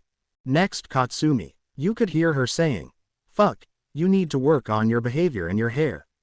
He asked but he heard Izuku snicker. He'll ask him later on about that. You have promise especially with your agility whilst using your quirk but you lack finesse. She just snorted at that. Shaking his head he continued, Izuku, we practically saw what you did on TV all week round. He received nods from everyone. Maruko only recommends that you work on unarmed combat. You have the strength but some villains need a lighter punch than what All Might can produce. Izuku just sweat dropped at that. Hi sensei. With that he continued with the everyone. Heian was told to improve her reflexes. Shoko was told to try releasing as much ice with control for as long as she can. Mezzo was asked to see if he can actually enlarge his sense organs, etc. Hero class. All Might came in like a normal person again through the door. Good afternoon students, welcome back from your work studies. Wow, it's his Bronze Age costume. So retro. I think he is losing his sticks. Definitely. Going up to the podium. Firstly, I am not losing my sticks. Secondly, today we will see what you are made of, but with 1B. We will be joined by Aizawa and Ken for this exercise. What kind of exercise are we doing, sir? One of the students asked. Putting his hand up with a card, rescue race, meet me in training ground beta. With that he left like a hero should. With that being said they went to the changing rooms. Whilst being in a changing room Ajiro asked, Izubro, what does the crescent moon represent? This got everyone's attention as they looked at the right sleeve of Izuku seeing the yellow crescent moon. With a small smile he told the group, This is the same moon that Maruko has, it's more of me showing that I am working under her. Though the moon mostly represents her Luna attacks. Ah, that is so manly. Ajir spoke with some tears, Izuku just sweat dropped. Man, you are lucky you got Maruko. Denki said. Yeah I am, it all started by her asking me out for some dinner after I kicked her ass. Some of them just blinked, Izuku kicked her ass. The blonde continued on a slightly different topic, there are only a few good ones in our class. Izuku tilted his head, a few. I thought all of them were good ones. He said that in a confused manner. Ah, you seem not to be with me, I will teach you everything about Breas. There was some explosions, ice and some other things being heard from the next door. Then a shout from Katsumi, Denki Kaminari, if you teach Izuku about those topics then I won't miss purposefully like I did with the grape-haired. Hi, was the only reply from Denki, who had a frightened look on his face. What was Denki about to teach me? Izuku asked no one in particular. Jiro shouted from the next door, don't listen to the yellow buffoon Izuku. Oh okay. With that the two groups started to leave towards Ground Beta. Ground Beta. 1A was chatting with each other whilst waiting for the instructor and 1B. Then they heard a voice that they didn't think they will hear so soon. Look at those losers. Haha, you were only invited here to let 1B show how much more powerful they are in comparison to 1A. The students of that mentioned class just glanced at Monoma and then continued to talk to each other. Leaving a sobbing Nito, All Might entered with the two class teachers behind him. All right students, you all have finished your work studies and now we will test how much you have improved. We will be doing a rescue race. Yosetsu Awase asked the following question, wouldn't it be better to do it in the USJ? Shaking his head, not today, heroes will have moments when they need to find a trapped person or even a missing person in a city. The two classes nodded. As there are 38 of you we will be splitting it up in groups of 5 whilst the last 2 groups will be groups of 4. Aizawa continued, it will be a random selection, this may include students that are orientated with speed so don't be down if you won't be first. Sekijiro Ken, or also known as the Blood Hero, Vlad King spoke up, let's show class 1A what we are made of 1B. He cheered his class on whilst ignoring the other students' look of disbelief. All Might coughed in his hand. The first group will be Katsumi Bakugo, Kosei Saburuma, Jirota Shishida, Kyoka Jiro and Rikido Sato. The small bots will show you where you will start, when you hear my voice then you can start. They all started to leave when conversation started to start, who do you think will win Izuku? Shoko asked. I don't know much about 1B but it could be Kachan or Jirota. He replied soundly. Being curious Heian asked, how come? This made even Nito listen in. From what I have seen 1B doesn't have a lot of power types like 1A does, but they have more specialized types. Jirota has a mammal quirk which usually give them enhanced speed. Kachan can fly with her explosions, whilst Rikido can run but he needs to find All Might which will be harder for him. From what I remember Kosei has an air quirk, not similar to Inasa which can give some advantage in heights. Lastly Kyoka. She has enhanced hearing allowing her to pinpoint All Might's location. With this I deduced it will be either Jirota or Kachan. Inasa walked up to Izuku and placed his large hand over Izuku's shoulder. I agree with Izuku. Your deduction skills never cease to amaze me. Thanks Inasa. The race between the 5 was simple enough, as Izuku predicted Jirota and Kachan had the lead for most of the race with only Katsumi winning by 4 seconds. The third place was surprisingly Kyoka with Rikido coming in 4th only 8 seconds after her. Lastly Kosei can in last but only 6 seconds after Rikido. The matches continued when the second to last match names appeared. Izuku Midoriya, Heian Cha, Shoko Todoroki and Nito Monoma. You could hear Izuku laughing at the twist of fate, who would think that the enemy of 1A will be facing some of the most powerful students in that class. Nito secretly touched 4 people. He tried to touch Izuku as well but when he tried to touch him a lot of eyes appeared looking murderous at him, this made him gulp and touch someone else. People always assumed that he could only copy 3 quirks with the 3 stopwatches he has on his costume. This wasn't true though, he could copy 4 and hoped he could copy 5 in the future. The 4 got into their places and when All Might shouted, help, they started. Izuku used his skill, sprint ran to where he sensed All Might. Heian used one of her swords to levitate and rush to the minuscule image of All Might. Shoko used ice to push herself towards the sound. Nito though used Inasa's wind quirk, Katsumi's explosions, Ochako's gravity which was the hidden one, and lastly Jirota's beast quirk. This gave him a quirk start, and with the non-existent weight and the speed given by the wind and explosions he rushed towards the number 1 hero. Izuku could sense that someone is rushing quickly behind him, but he didn't care. Why? He was with All Might for at least 50 seconds talking. It was surprisingly a tie between the last 3 contestants, all panting and sweating, not wanting to be left behind by any other. Ha ha ha, well done you 4. Go back and the next group will be announced.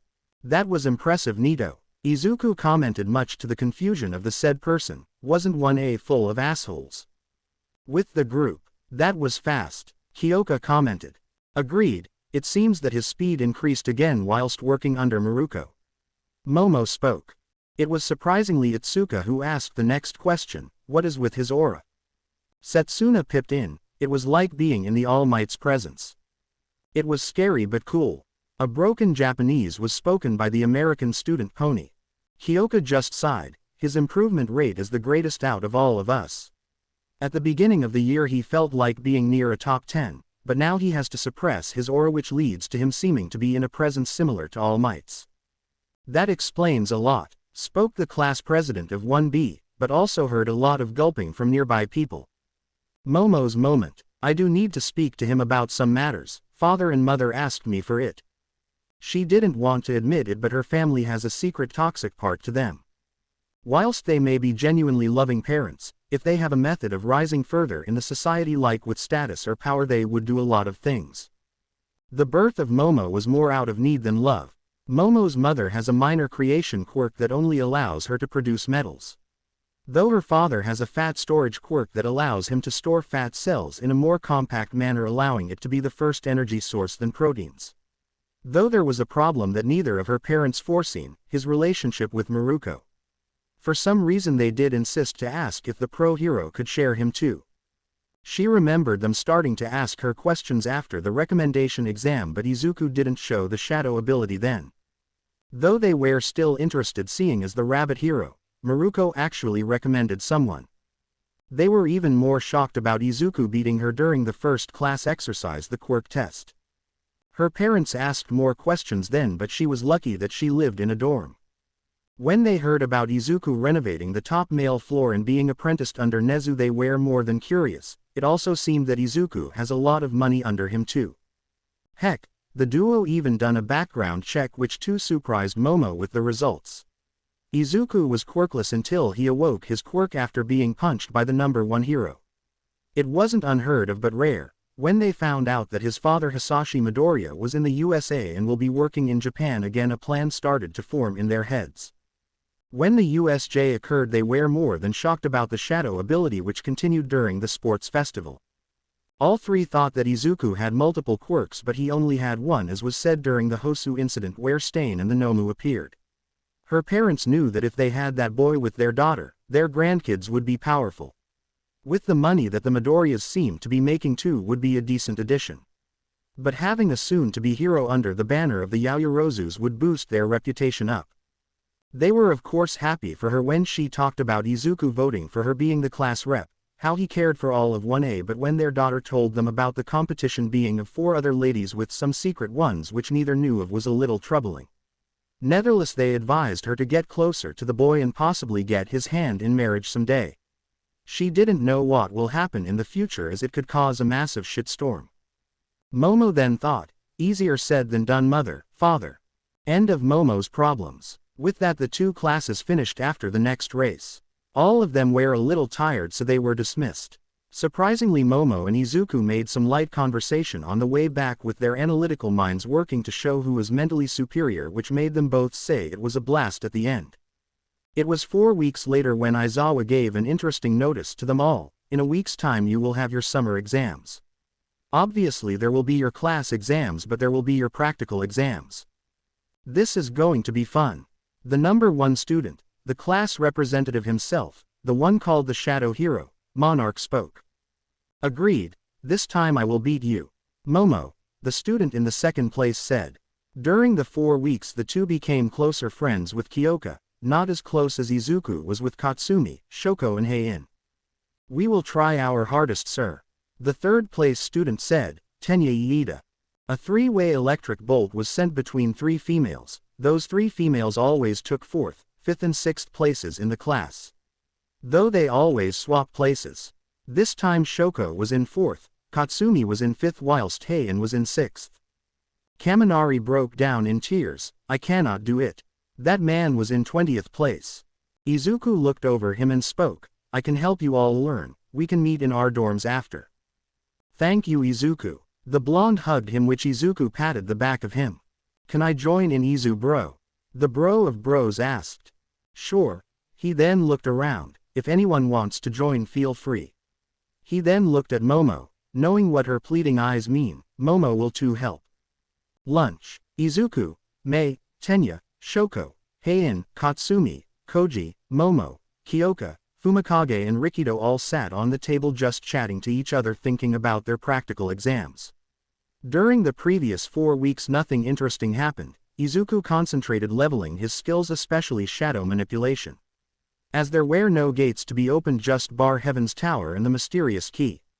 He was planning to go into them after the exams. Itsuka came close to them. "You are talking about the practical exam, right?" Tenya nodded whilst Momo asked her a question. "Do you know what it could be?" Though after a second of thinking, Izuku thinks that we are going to be against teachers from what happened at the USJ and the recent movements of the Age of Villains. "Oh okay, but from one of my friends from year 3 they told me that the first year summer exams are against robots." Itsuka told them, but when Nito wanted to complain she just hit his head, not knocking him out this time.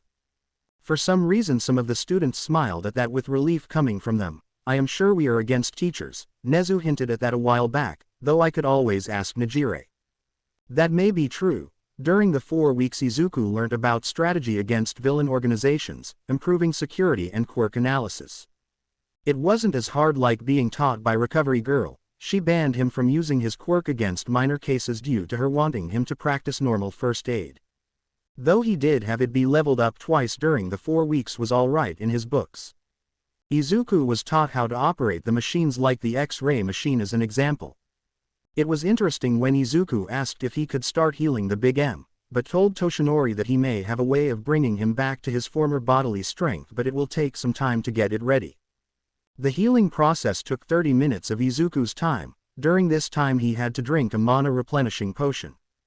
At the end of it, Izuku healed up the lung where it had multiple puncture marks, majority of the liver, recreated his stomach and some scar healing with some minor healing done to the other organs too. He told All Might to take it slowly, from eating more fluid foods to then having heavier foods. Toshinori now his time increased back to 4 hours per day, then the 1 hour and 30 minutes. He had tears of joy and promised him that he will make it up to him. Dorms. Izuku sat in the main living room of the dorms with all of the students around him. Due to Izuku's intelligence being at a high level, he developed a photographic memory and the deduction skills too increased amazingly.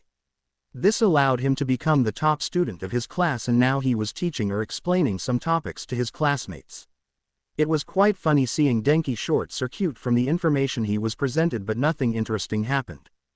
Some time later Izuku went towards his dorm saying he needs to prepare for training. It was true, but he was in a mood of thinking for some reason.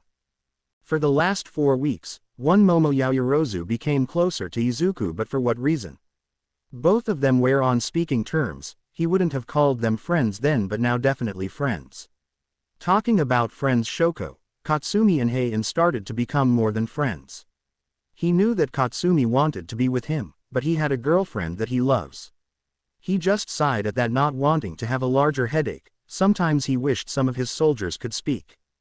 Izuku's pav. "What can I do?" I thought whilst looking at my skills. I did buy a rune stone. Even though my cloak is amazing, I could use more protection, so buying the skill, elemental resistance for 55 million gold was worth it, especially when my body can withstand higher temperatures. I realized that I needed this when I remembered that elemental quirks are pretty common, and the gates, having already been in the cold and the heat type of gates, was understandable too, right? Skills Passive. Unknown MAX. Muscularity LV.1. Advanced Dagger Arts LV.4. Advanced Spear Arts LV.4. Elemental Resistance LV.1. Active. Sprint LV.6. Bloodlust LV.4. Fireball LV.5. Vital Strike LV.3. Stealth LV.6. Dominator's Touch LV.4. Spear Throw LV.5. Healer LV.8. Shadow Manipulation LV.3. Job Specific. Shadow Extraction LV.1 354 405ths.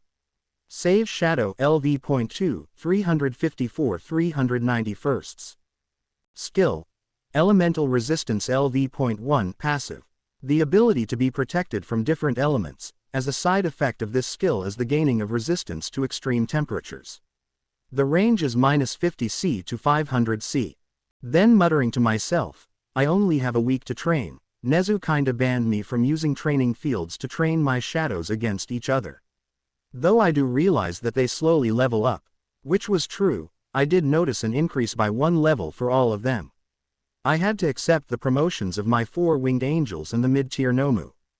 How I level them up is this. For example, the 4 winged angels were at level 9, and when they gained a new level like LV.10 or otherwise known as LV max, they need to wait for their liege to approve of their promotion to LV.1 but a higher grade. 500 C isn't much. I remember Endeavor's flames being at around 2000 C if he tried. Then realization struck me, I could ask some of my angels to throw fire at me. This will allow them hopefully to level up whilst my resistance goes up too. End of Izuku's POV. After that, Izuku got to a training ground, Delta to be more precise. He quickly texted a friend who was 2 years old than him to meet him and possibly train more. Nejire and Izuku became fast friends, and he could possibly say that he is one of his closest friends. He saw that she will be there in 10 minutes, so firstly he asked his 4 winged angels to shoot fire at him. When Nejire saw the text, she became way happier than she was at that moment. Though when she saw Izuku being shot with fire, she screamed and then ran towards Izuku seeing if he was fine.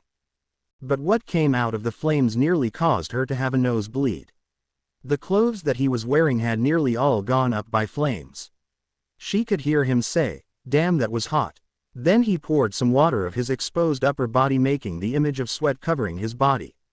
At that moment her brain stopped and she fell backwards with a goofed grin. For some reason she found that hot too. Izuku looked back and shouted in worry, "Nejire." In the headquarters of the HSPC. "Do we know what the boy's quirk is?" A woman that is loved by some and hated by many asked. "No, Madam President, not even his father knows." A worker under her spoke to her in a respectful tone. "We suspect that only Nezu and possibly Maruko know the true extent of his quirk. We do theorize that he has a taking part of his quirk. A takening part The last one that was documented died mysteriously." She spoke with an unnoticeable smirk. "Get in contact with Nezu. If he doesn't spill, then Maruko." "Hi, Madam President," the man said whilst he left. "Soon, Izuku Midoriya, we will know if you could be our greatest ally or our greatest enemy." Madam President just looked outside with a smile. Soon, very soon. With Izuku. After Nejire fainted, Izuku placed her under a tree whilst he was sparring with Igris. He only raised the level of that elemental resistance to LV.2, but it took him over 30 minutes of fire abuse. The temperature was interesting. The range is now from -60 C to 750 C. Izuku knows he is strong. Possibly he can be the strongest in the world soon. But the next challenge is to take the summer exams by its horns and win. Oh, and making Nejire wake up. She must have been worried about me being on fire. Which was true. The stress of seeing one of her closest friends nearly fry, then seeing his body, can raise some levels like stress. It took another 10 minutes when Nejire Hado started to wake up. She noticed that she was under a tree with Izuku's jumper over her top body. The brunette just smiled at that and continued to watch Izuku spar with Igris for some time. After 5 minutes she started to wake up, and just in time seeing Izuku fly over from a punch Igris made. "Oh hey Nejire. Feeling better?" She giggled seeing that Izuku was hanging upside down from a tree branch. "Thanks, I am feeling way better." "You good up there?" Sighing he spoke in a low tone. "Never been better." After that the two spared with each other, with both giving tips to each other and just talking in general. After an hour they both got an outdoor dinner from Izuku and continued to spar until 9 p.m. where they had to leave for their dorm. Waving goodbye, seeing her go to her dorm, Izuku left for his, not noticing a pair of twitching eyes. Week later. The paper exam wasn't as hard as Denki thought it would be. They had maths, Japanese language, English, geography, modern literature, heroics theory and history. It was split up between 4 days, with 2 exams per day, whilst on their 4th day they had heroics theory exam in the morning, whilst heroics practical exam later on the day. And who would have thought that Denki did not yet think he failed an exam? Not he. With the rest of the class are getting ready for the exam, their hero suits on with game faces, except of the blonde, Denki. His face was of a worried but excited person, as he could let go whilst fighting against robots, right? Yeah, Denki was fucked. They are not fighting robots, but teachers. The teacher he is facing is the one who kinda hated humans, Nezu. He heard Izuku whisper, "Good luck," but he should be wishing him good luck, seeing was he is going to face against. With Izuku, he was sitting near Recovery Girl looking at all of the screens. All of the teams have left to plan, heck even Katsumi did that. Though Izuku was left alone as a single-man team, unfairness to its basics. Though he is not complaining at the quest he did receive. Alarm. Quest has been formed. Win against all odds. Win the battle against the supposed villain by knocking him out. If you run away or fail, a penalty will be given. Reward 1. Stat points plus 10. Reward 2. Plus 5% to physical pain nullification. Reward 3. Akatsuki Gate Key. I am rewatching Naruto and not gonna lie, I wanted to add something from that anime. The reward 3 is pretty interesting, Akatsuki Hey. Izuku thought to himself.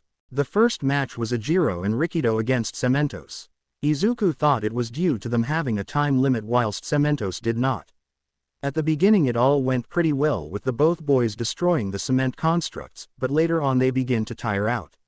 Even with Ajiro's unbreakable form that he can hold for nearly 2 minutes, they were swallowed up by cement, making it their loss. Ajiro and Rikido lost their match. The second match was Suyu and Fumikage against Ectoplasm. Both have a rounded up arsenal, and with the frog girl swallowing the cuffs until Dark Shadow placed it onto the original Ectoplasm's body. They won, but at the cost of them being stuck on a wall from the large clone's attack. Suyu and Fumikage won their match. The third match was Tenya and Heian against Power Loader. The ground was littered by traps set up by the said man, so Tenya's quirk was pretty useless. Heian tried using the flouting sword trick, but was nearly shot down from the air by their enemy. Later on it was decided by the two students to risk it all with Tenya using Recipro Burst whilst Heian blocked some of the shrapnel of the bombs. They won, but barely in the time limit provided. Tenya and Heian won their match. The fourth match was probably the most interesting so far. It was a 3v1 matchup, but it wasn't easy anyways. Shoko, Momo and Katsumi against their homeroom teacher, Aizawa. Due to Izuku giving Aizawa those drinks, the health of the said man increased, allowing him to be more agile, faster and stronger. At the beginning Shoko was captured, with Katsumi being captured a minute later. Momo tried running away due to her lack of confidence in herself, but realized that if she couldn't do it, then who could? She then ran back, blocking Aizawa with Russian dolls exploding in his face. Momo then got Shoko out first, then Katsumi. She quickly produced a trap with the use of Shoko's ice and Katsumi's explosion quirk. When Aizawa came closer, he used his dagger that was given by Izuku to cut the capture tape, which shocked Momo, making her captured. Shoko tried to use her ice manipulation to create a sword, but all she could have done before Aizawa cancelled her quirk was some ice. Though Katsumi rushed in with her gauntlet ready, Aizawa's eyes widened at that and jumped back, not being caught in the massive explosion, but he used his capture tape to smash Katsumi into a pole whilst used Shoko as a flying disc, making her go into a building. Izuku grimaced at that. The time did run out though, meaning the three girls have failed. They have an over-reliance of their quirks that Aizawa showed and got them defeated. The man was supposed to be a C-rank hero, but in all reality he is an A-rank hero with his experience under his belt. Whilst the three girls could have defeated Aizawa, they did not expect him to have a dagger that could cut Momo's improvised capture gear. Momo, Katsumi and Shoko lost their match. The official guide book states that 13 is a female. I am not 100% sure, but I will be stating that 13 is a female hero.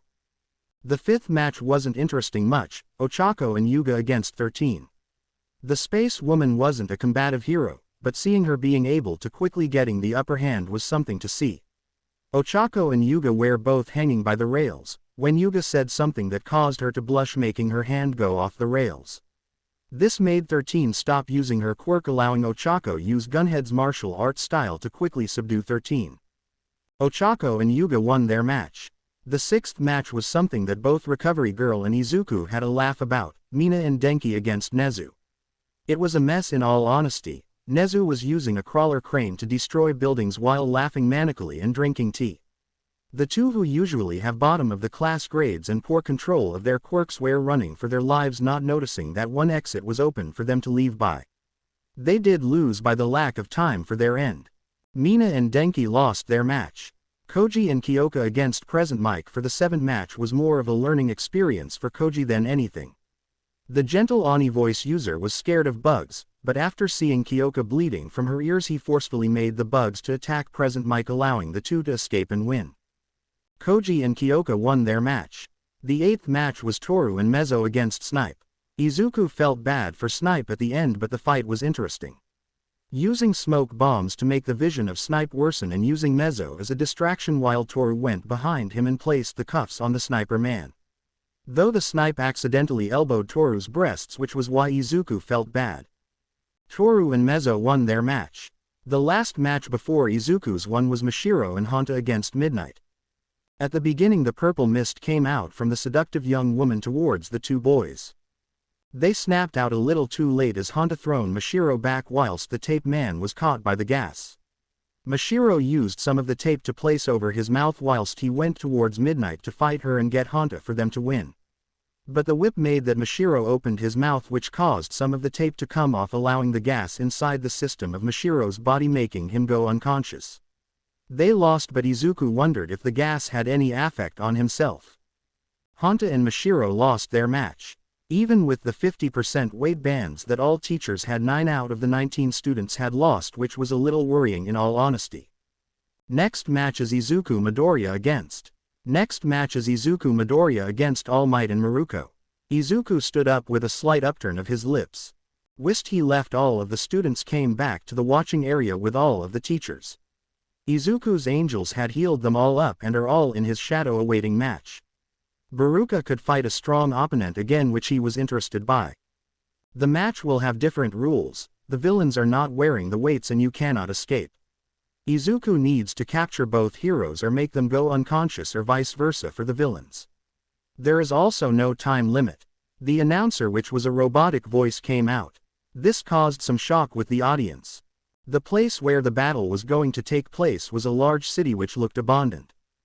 Tall skyscrapers with some smaller building in front of Izuku. Whilst entering the gate, he made all of the normal grade, elite grade and night grade spread out into the shadows, and when Izuku sent a signal they would come out. Smirking, come forth, Fisher, Dracula, Raphael, Baruka and Igris. The 5 names shadows came out from behind Izuku. Igris stood to the right of Izuku whilst Raphael to the left. Raphael was floating behind Izuku whilst Fisher and Dracula were to the left and right of Raphael respectively. The 6 auras of S-class beings was showing full force, with even the people in the viewing booth felt it. Viewing booth, shaking slightly, Mashiro muttered, "What powerful auras, we can even feel it here." But everyone heard it. Midnight licked her lips, "That is pretty hot." But received glares from not only the 3 girls after Izuku Heart but most of the class, and surprisingly a brunette who entered. "Oh Tamaki, Najire, Miro. What are you doing here?" Aizawa asked. Before any of the 3 could reply, Nezu pipped in, "I invited them here to watch Izuku." Najire nodded her head, "I watched him fight with all of his power and tell me it is amazing." She wasn't her curious self asking all of the others questions, which shocked the teachers but made the other 2 of the big 3 look shocked, so this is the one she had her eyes on. The both of them thought, "I want to go home, Mirio, they are not looking like potatoes." Tamaki muttered. Mirio shook his head, "Anyways, hey, we are the big 3 of UA. The students had questioning glanced but Shoko, Katsumi and Hei in realizing Najire as the girl who was too interested in Izuku. Aizawa explained, those three are the strongest students in UA. They are high to S rank material. Wouldn't Izu-bro be considered one of the strongest as he is facing All Might and Maruko? Najire answered, he is stronger than myself and I know that. But I am curious who would win. Then she looked at the big screen where Izuku had his 5 top soldiers behind him, she just smirked causing the other two to worry. Mirio though thought to himself, so this is the one who healed All Might up to his current strength, but also may have a way to get All Might back to his original strength. Interesting. He smiled at the end. Back to Izuku. The 6 walked closer to the 2 so-called villains. All Might laughed, is this all young Izuku? Rumi just face-palmed, which was reciprocated with everyone in the booth. Smirking, come forth. All around them 349 shadows came out of their hiding places.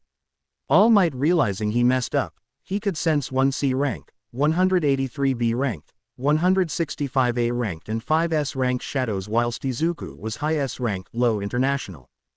Rumi looked around and saw the 71 angels in the air whilst Zadkiel was leading them.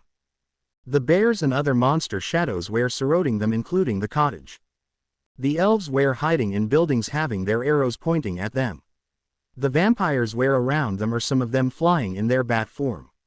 The alchemists were perched across the top of the buildings, whilst the magicians were at strategic points pointing their magical sticks at them.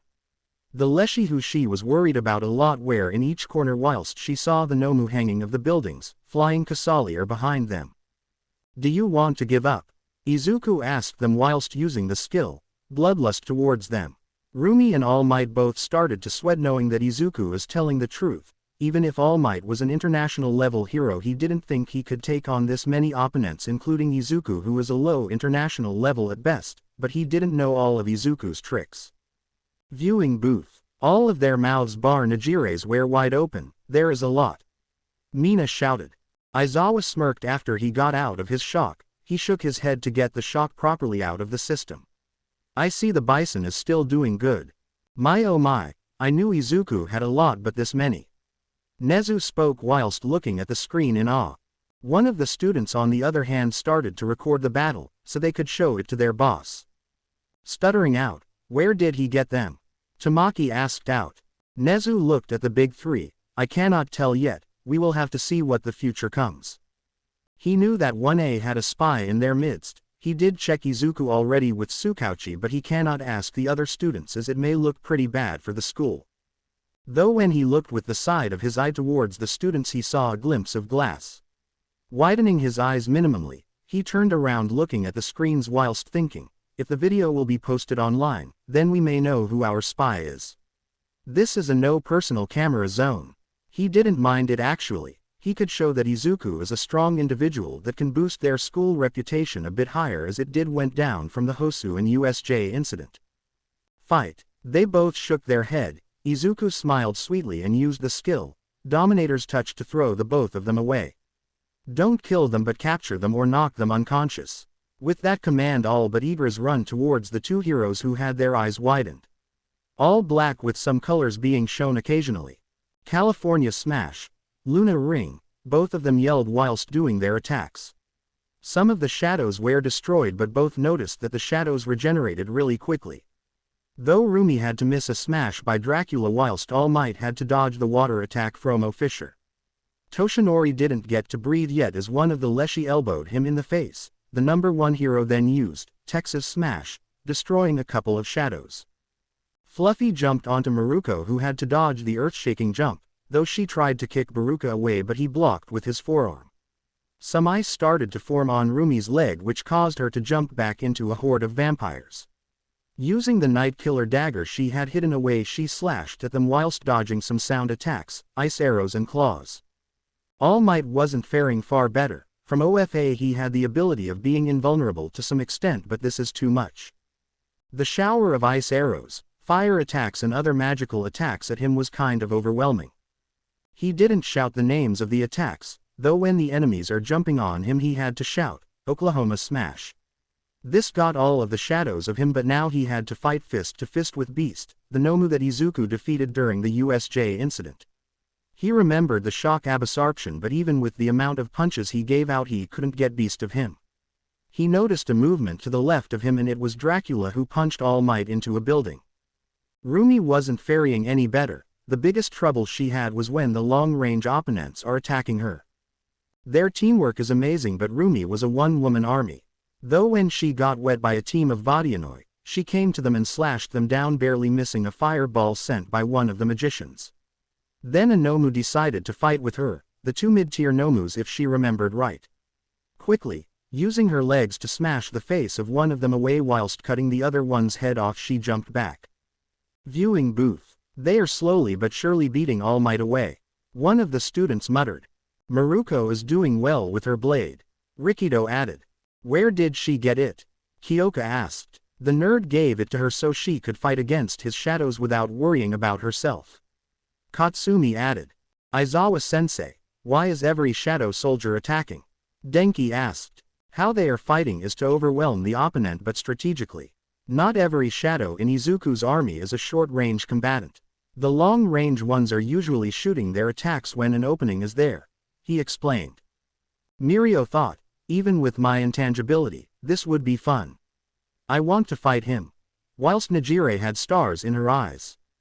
Shoko, Katsumi and Heian all realized how much the shadows improved. From their last training session with Izuku, but without the shadows they are high B to low A rank. Even if they were going full out, Izuku wouldn't even break a sweat. Back with Izuku, MP. 22,834 29,440ths. He was getting bored. He quickly drank an low-level MP potion that gives back 5,000 MP back. He sensed that the two heroes were struggling, so making it easier for his shadows to subdue them he used the skill, Shadow Manipulation. Smirking, some of his shadows shot out towards All Might, catching his shadow. Closing his fist, shadow tendrils shot out of All Might's shadow, capturing his legs. Toshinori had his eyes widened when his legs were tangled together, but he was too late to realize that Beast punched his upper chest for him to fall back on his back, with Baruka freezing him up. Rumi realized that and used her legs to jump above, Luna fall. With that she crushed Beast under her leg and got All Might out of the ice with the shake.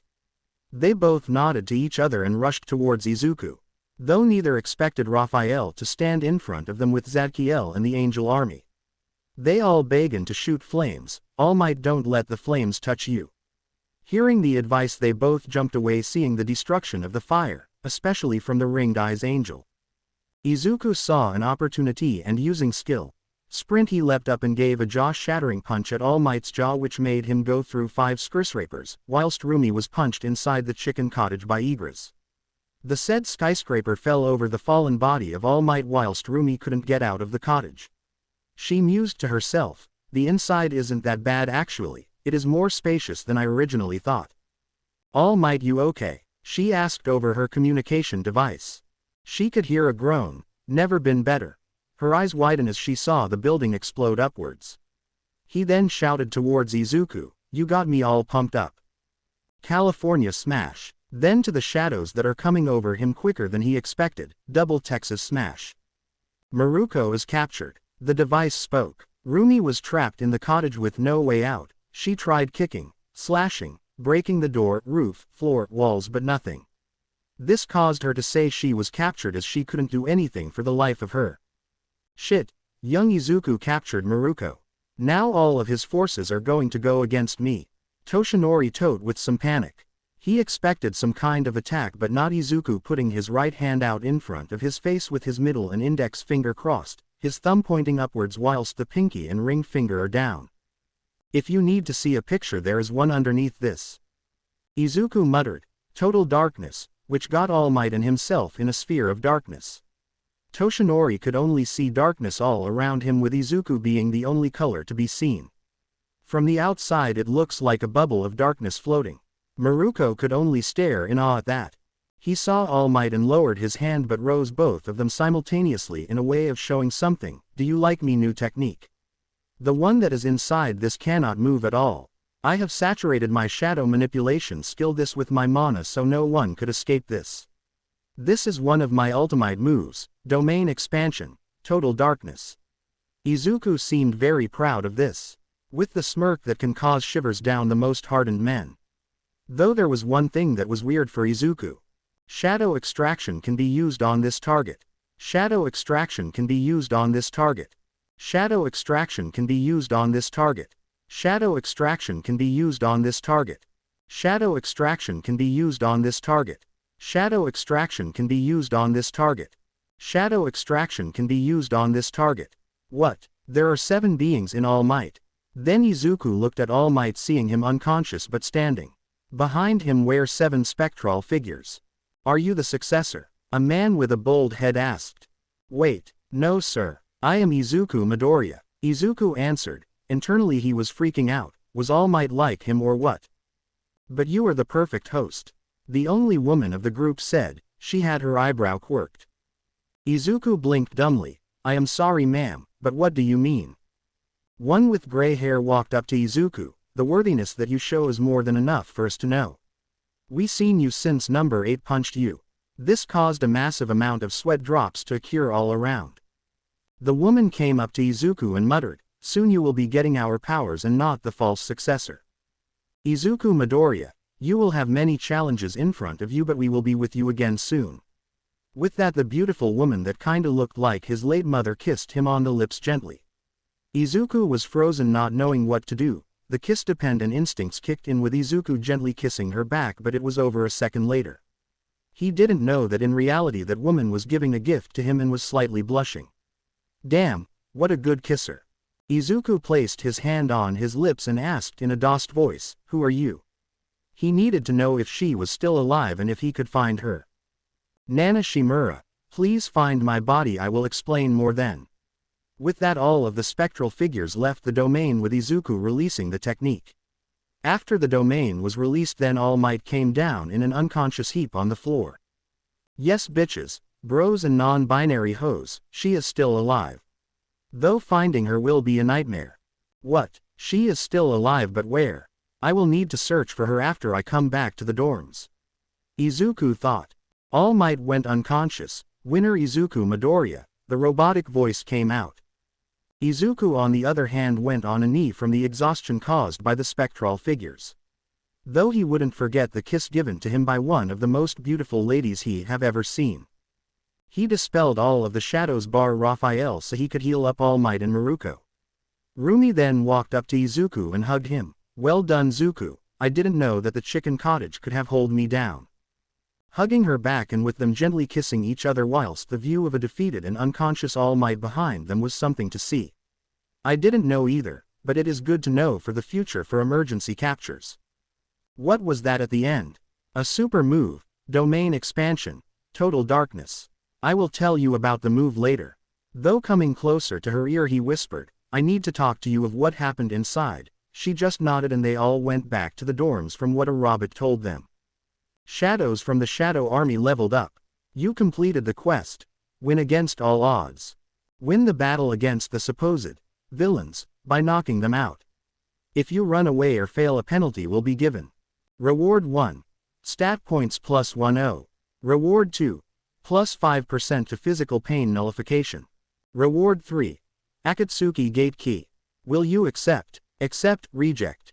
Accept. Add 5 points to sense. 3 to vitality and the 2 to intelligence. Accept reward 2 and 3. In his hand was a black key with a red cloud where the handle's supposed to be. Rumi looked over his shoulder and spoke, a new key. Yeah, I got it after defeating you in All Might. It is an S-ranked key, but it is under a collection edition. Item. Akatsuki Gate Key. Item class. S. Type. Key. Collection. 1. Key to a Akatsuki Gate. Location top of Mount Fuji. Izuku continued, there is a problem. This got her attention. We have to get to Mount Fuji first. She just laughed. Damn, I barely survived the last S-ranked gate, but this time I will have 2C. She thought realistically. Izuku smiled. I have a late birthday present for you. Just meet me in my room after we are finished with whatever we are supposed to do first, okay? Hi. With that she kissed Izuku on the lips and separated for the time being. UA dorms. As Izuku came into the dorm, What was that? Is it a new technique? How did you do it? Why was All Might unconscious at the end? What happened inside? The girl we all know and love bombarded Izuku with questions. Hey, calm down Nejire. This was my ultimate move. Izuku tried calming her down. Mashiro asked, ultimate move. Izuku nodded. It is something that only we can do, like Tenya has his Recipro Burst. I have Domain Expansion. Total Darkness. The Recipro man smiled at Izuku for the recognition. Though he can continue, with a smirk pointing towards the 3 non-1A students, but I am sure the big 3 who were in the 3rd year and the closest to become the future top 10 heroes of Japan explain. Tamaki just sent a glare that wouldn't even scare a puppy. Nejire and Mirio just smiled. With the later explaining, you should start developing ultimate moves after summer, but it is always to start early. Some of my ultimate moves are called Phantom Menace and Blinder Crush Eyeball Destroyer. This caused everyone to sweat drop. The chatter continued, but in a different place in UA there was a talk between teachers. All Might dear, is everything okay? Recovery girl asked. She was looking at a shaken up Toshinori. The final technique, what happened? Nezu asked interested. I was trapped, I couldn't move anything, even my eyes. I saw darkness everywhere, all I could see was Izuku. But I swore I saw shadows in the place. The number 1 hero explained. At least you were not stuck in a chicken house. Rumi muttered, but everyone heard it. Nezu chuckled. It was funny, we could see disturbances in the structure, but it regenerated as fast. So only 9 students failed the practical exam. Though it will be lower. Aizawa mentioned. All eyes were on him, giving the look of, what? Nezu explained, you defeated 1/3 of them. And, they are too reliant on their quirks. Heck, I can't even cancel out Izuku's quirk, so he was lucky. He informed them, Izuku gave me a better dagger that can cut more too, this allowed me to get the upper hand too. Which he pulled out, it was more of a thank you, and seeing that my old dagger was used up. It can cut through pretty much anything. Rumi then questioned him, you went to the C-rank gate with him, right? He nodded, yeah, the Shadow Bison was the boss. All Might looked questioning, so that was the weakest signature I felt. There were 5 solid S ranks, with Izuku being a high S to low international. Only Dracula and Fisher were S ranked. Igras, Baruka and Raphael all were a rank, though they did level up. You were lucky that we didn't face Baba Yaga, she would have been the grade above Izuku's elite knights. Rumi explained. How does the ranking grade thing work? All Might asked, as he was pretty curious about this. Sighing, the Bison is normal grade, they are around C rank villain in strength. The 4-winged angels are the weakest, whilst the Rusalka, the women-headed birds, are the strongest, elite grade, which are B rank villains in theory. There are levels in those grades, the lower the level the low rank they are, so for example LV 1 elite is low B rank, whilst LV.20 elite is high B rank. They all nodded, it was news to Aizawa too.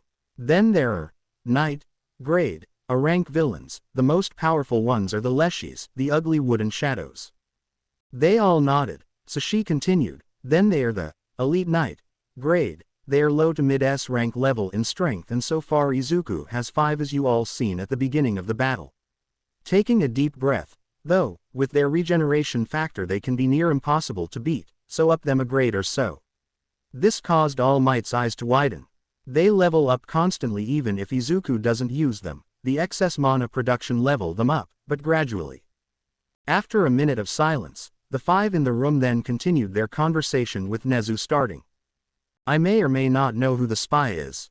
This made them all have eyes widened, knowing what they want to ask. Nezu continued, at the beginning of the finals we told our students not to record anything or even bring their phones to the observation booth. They all nodded, knowing that if any information leaked can cause the said student to have a harder time in the future. With that being said, one of our students brought out their phone to start recording. If I know what will happen, then we will be seeing the video of Izuku giving you 2 a beatdown shortly. The focused eye went all over them. I believe the spy may be. To be continued. I hope you guys enjoyed this video. Please make sure to like and subscribe to the channel, and now we will see you in the next video.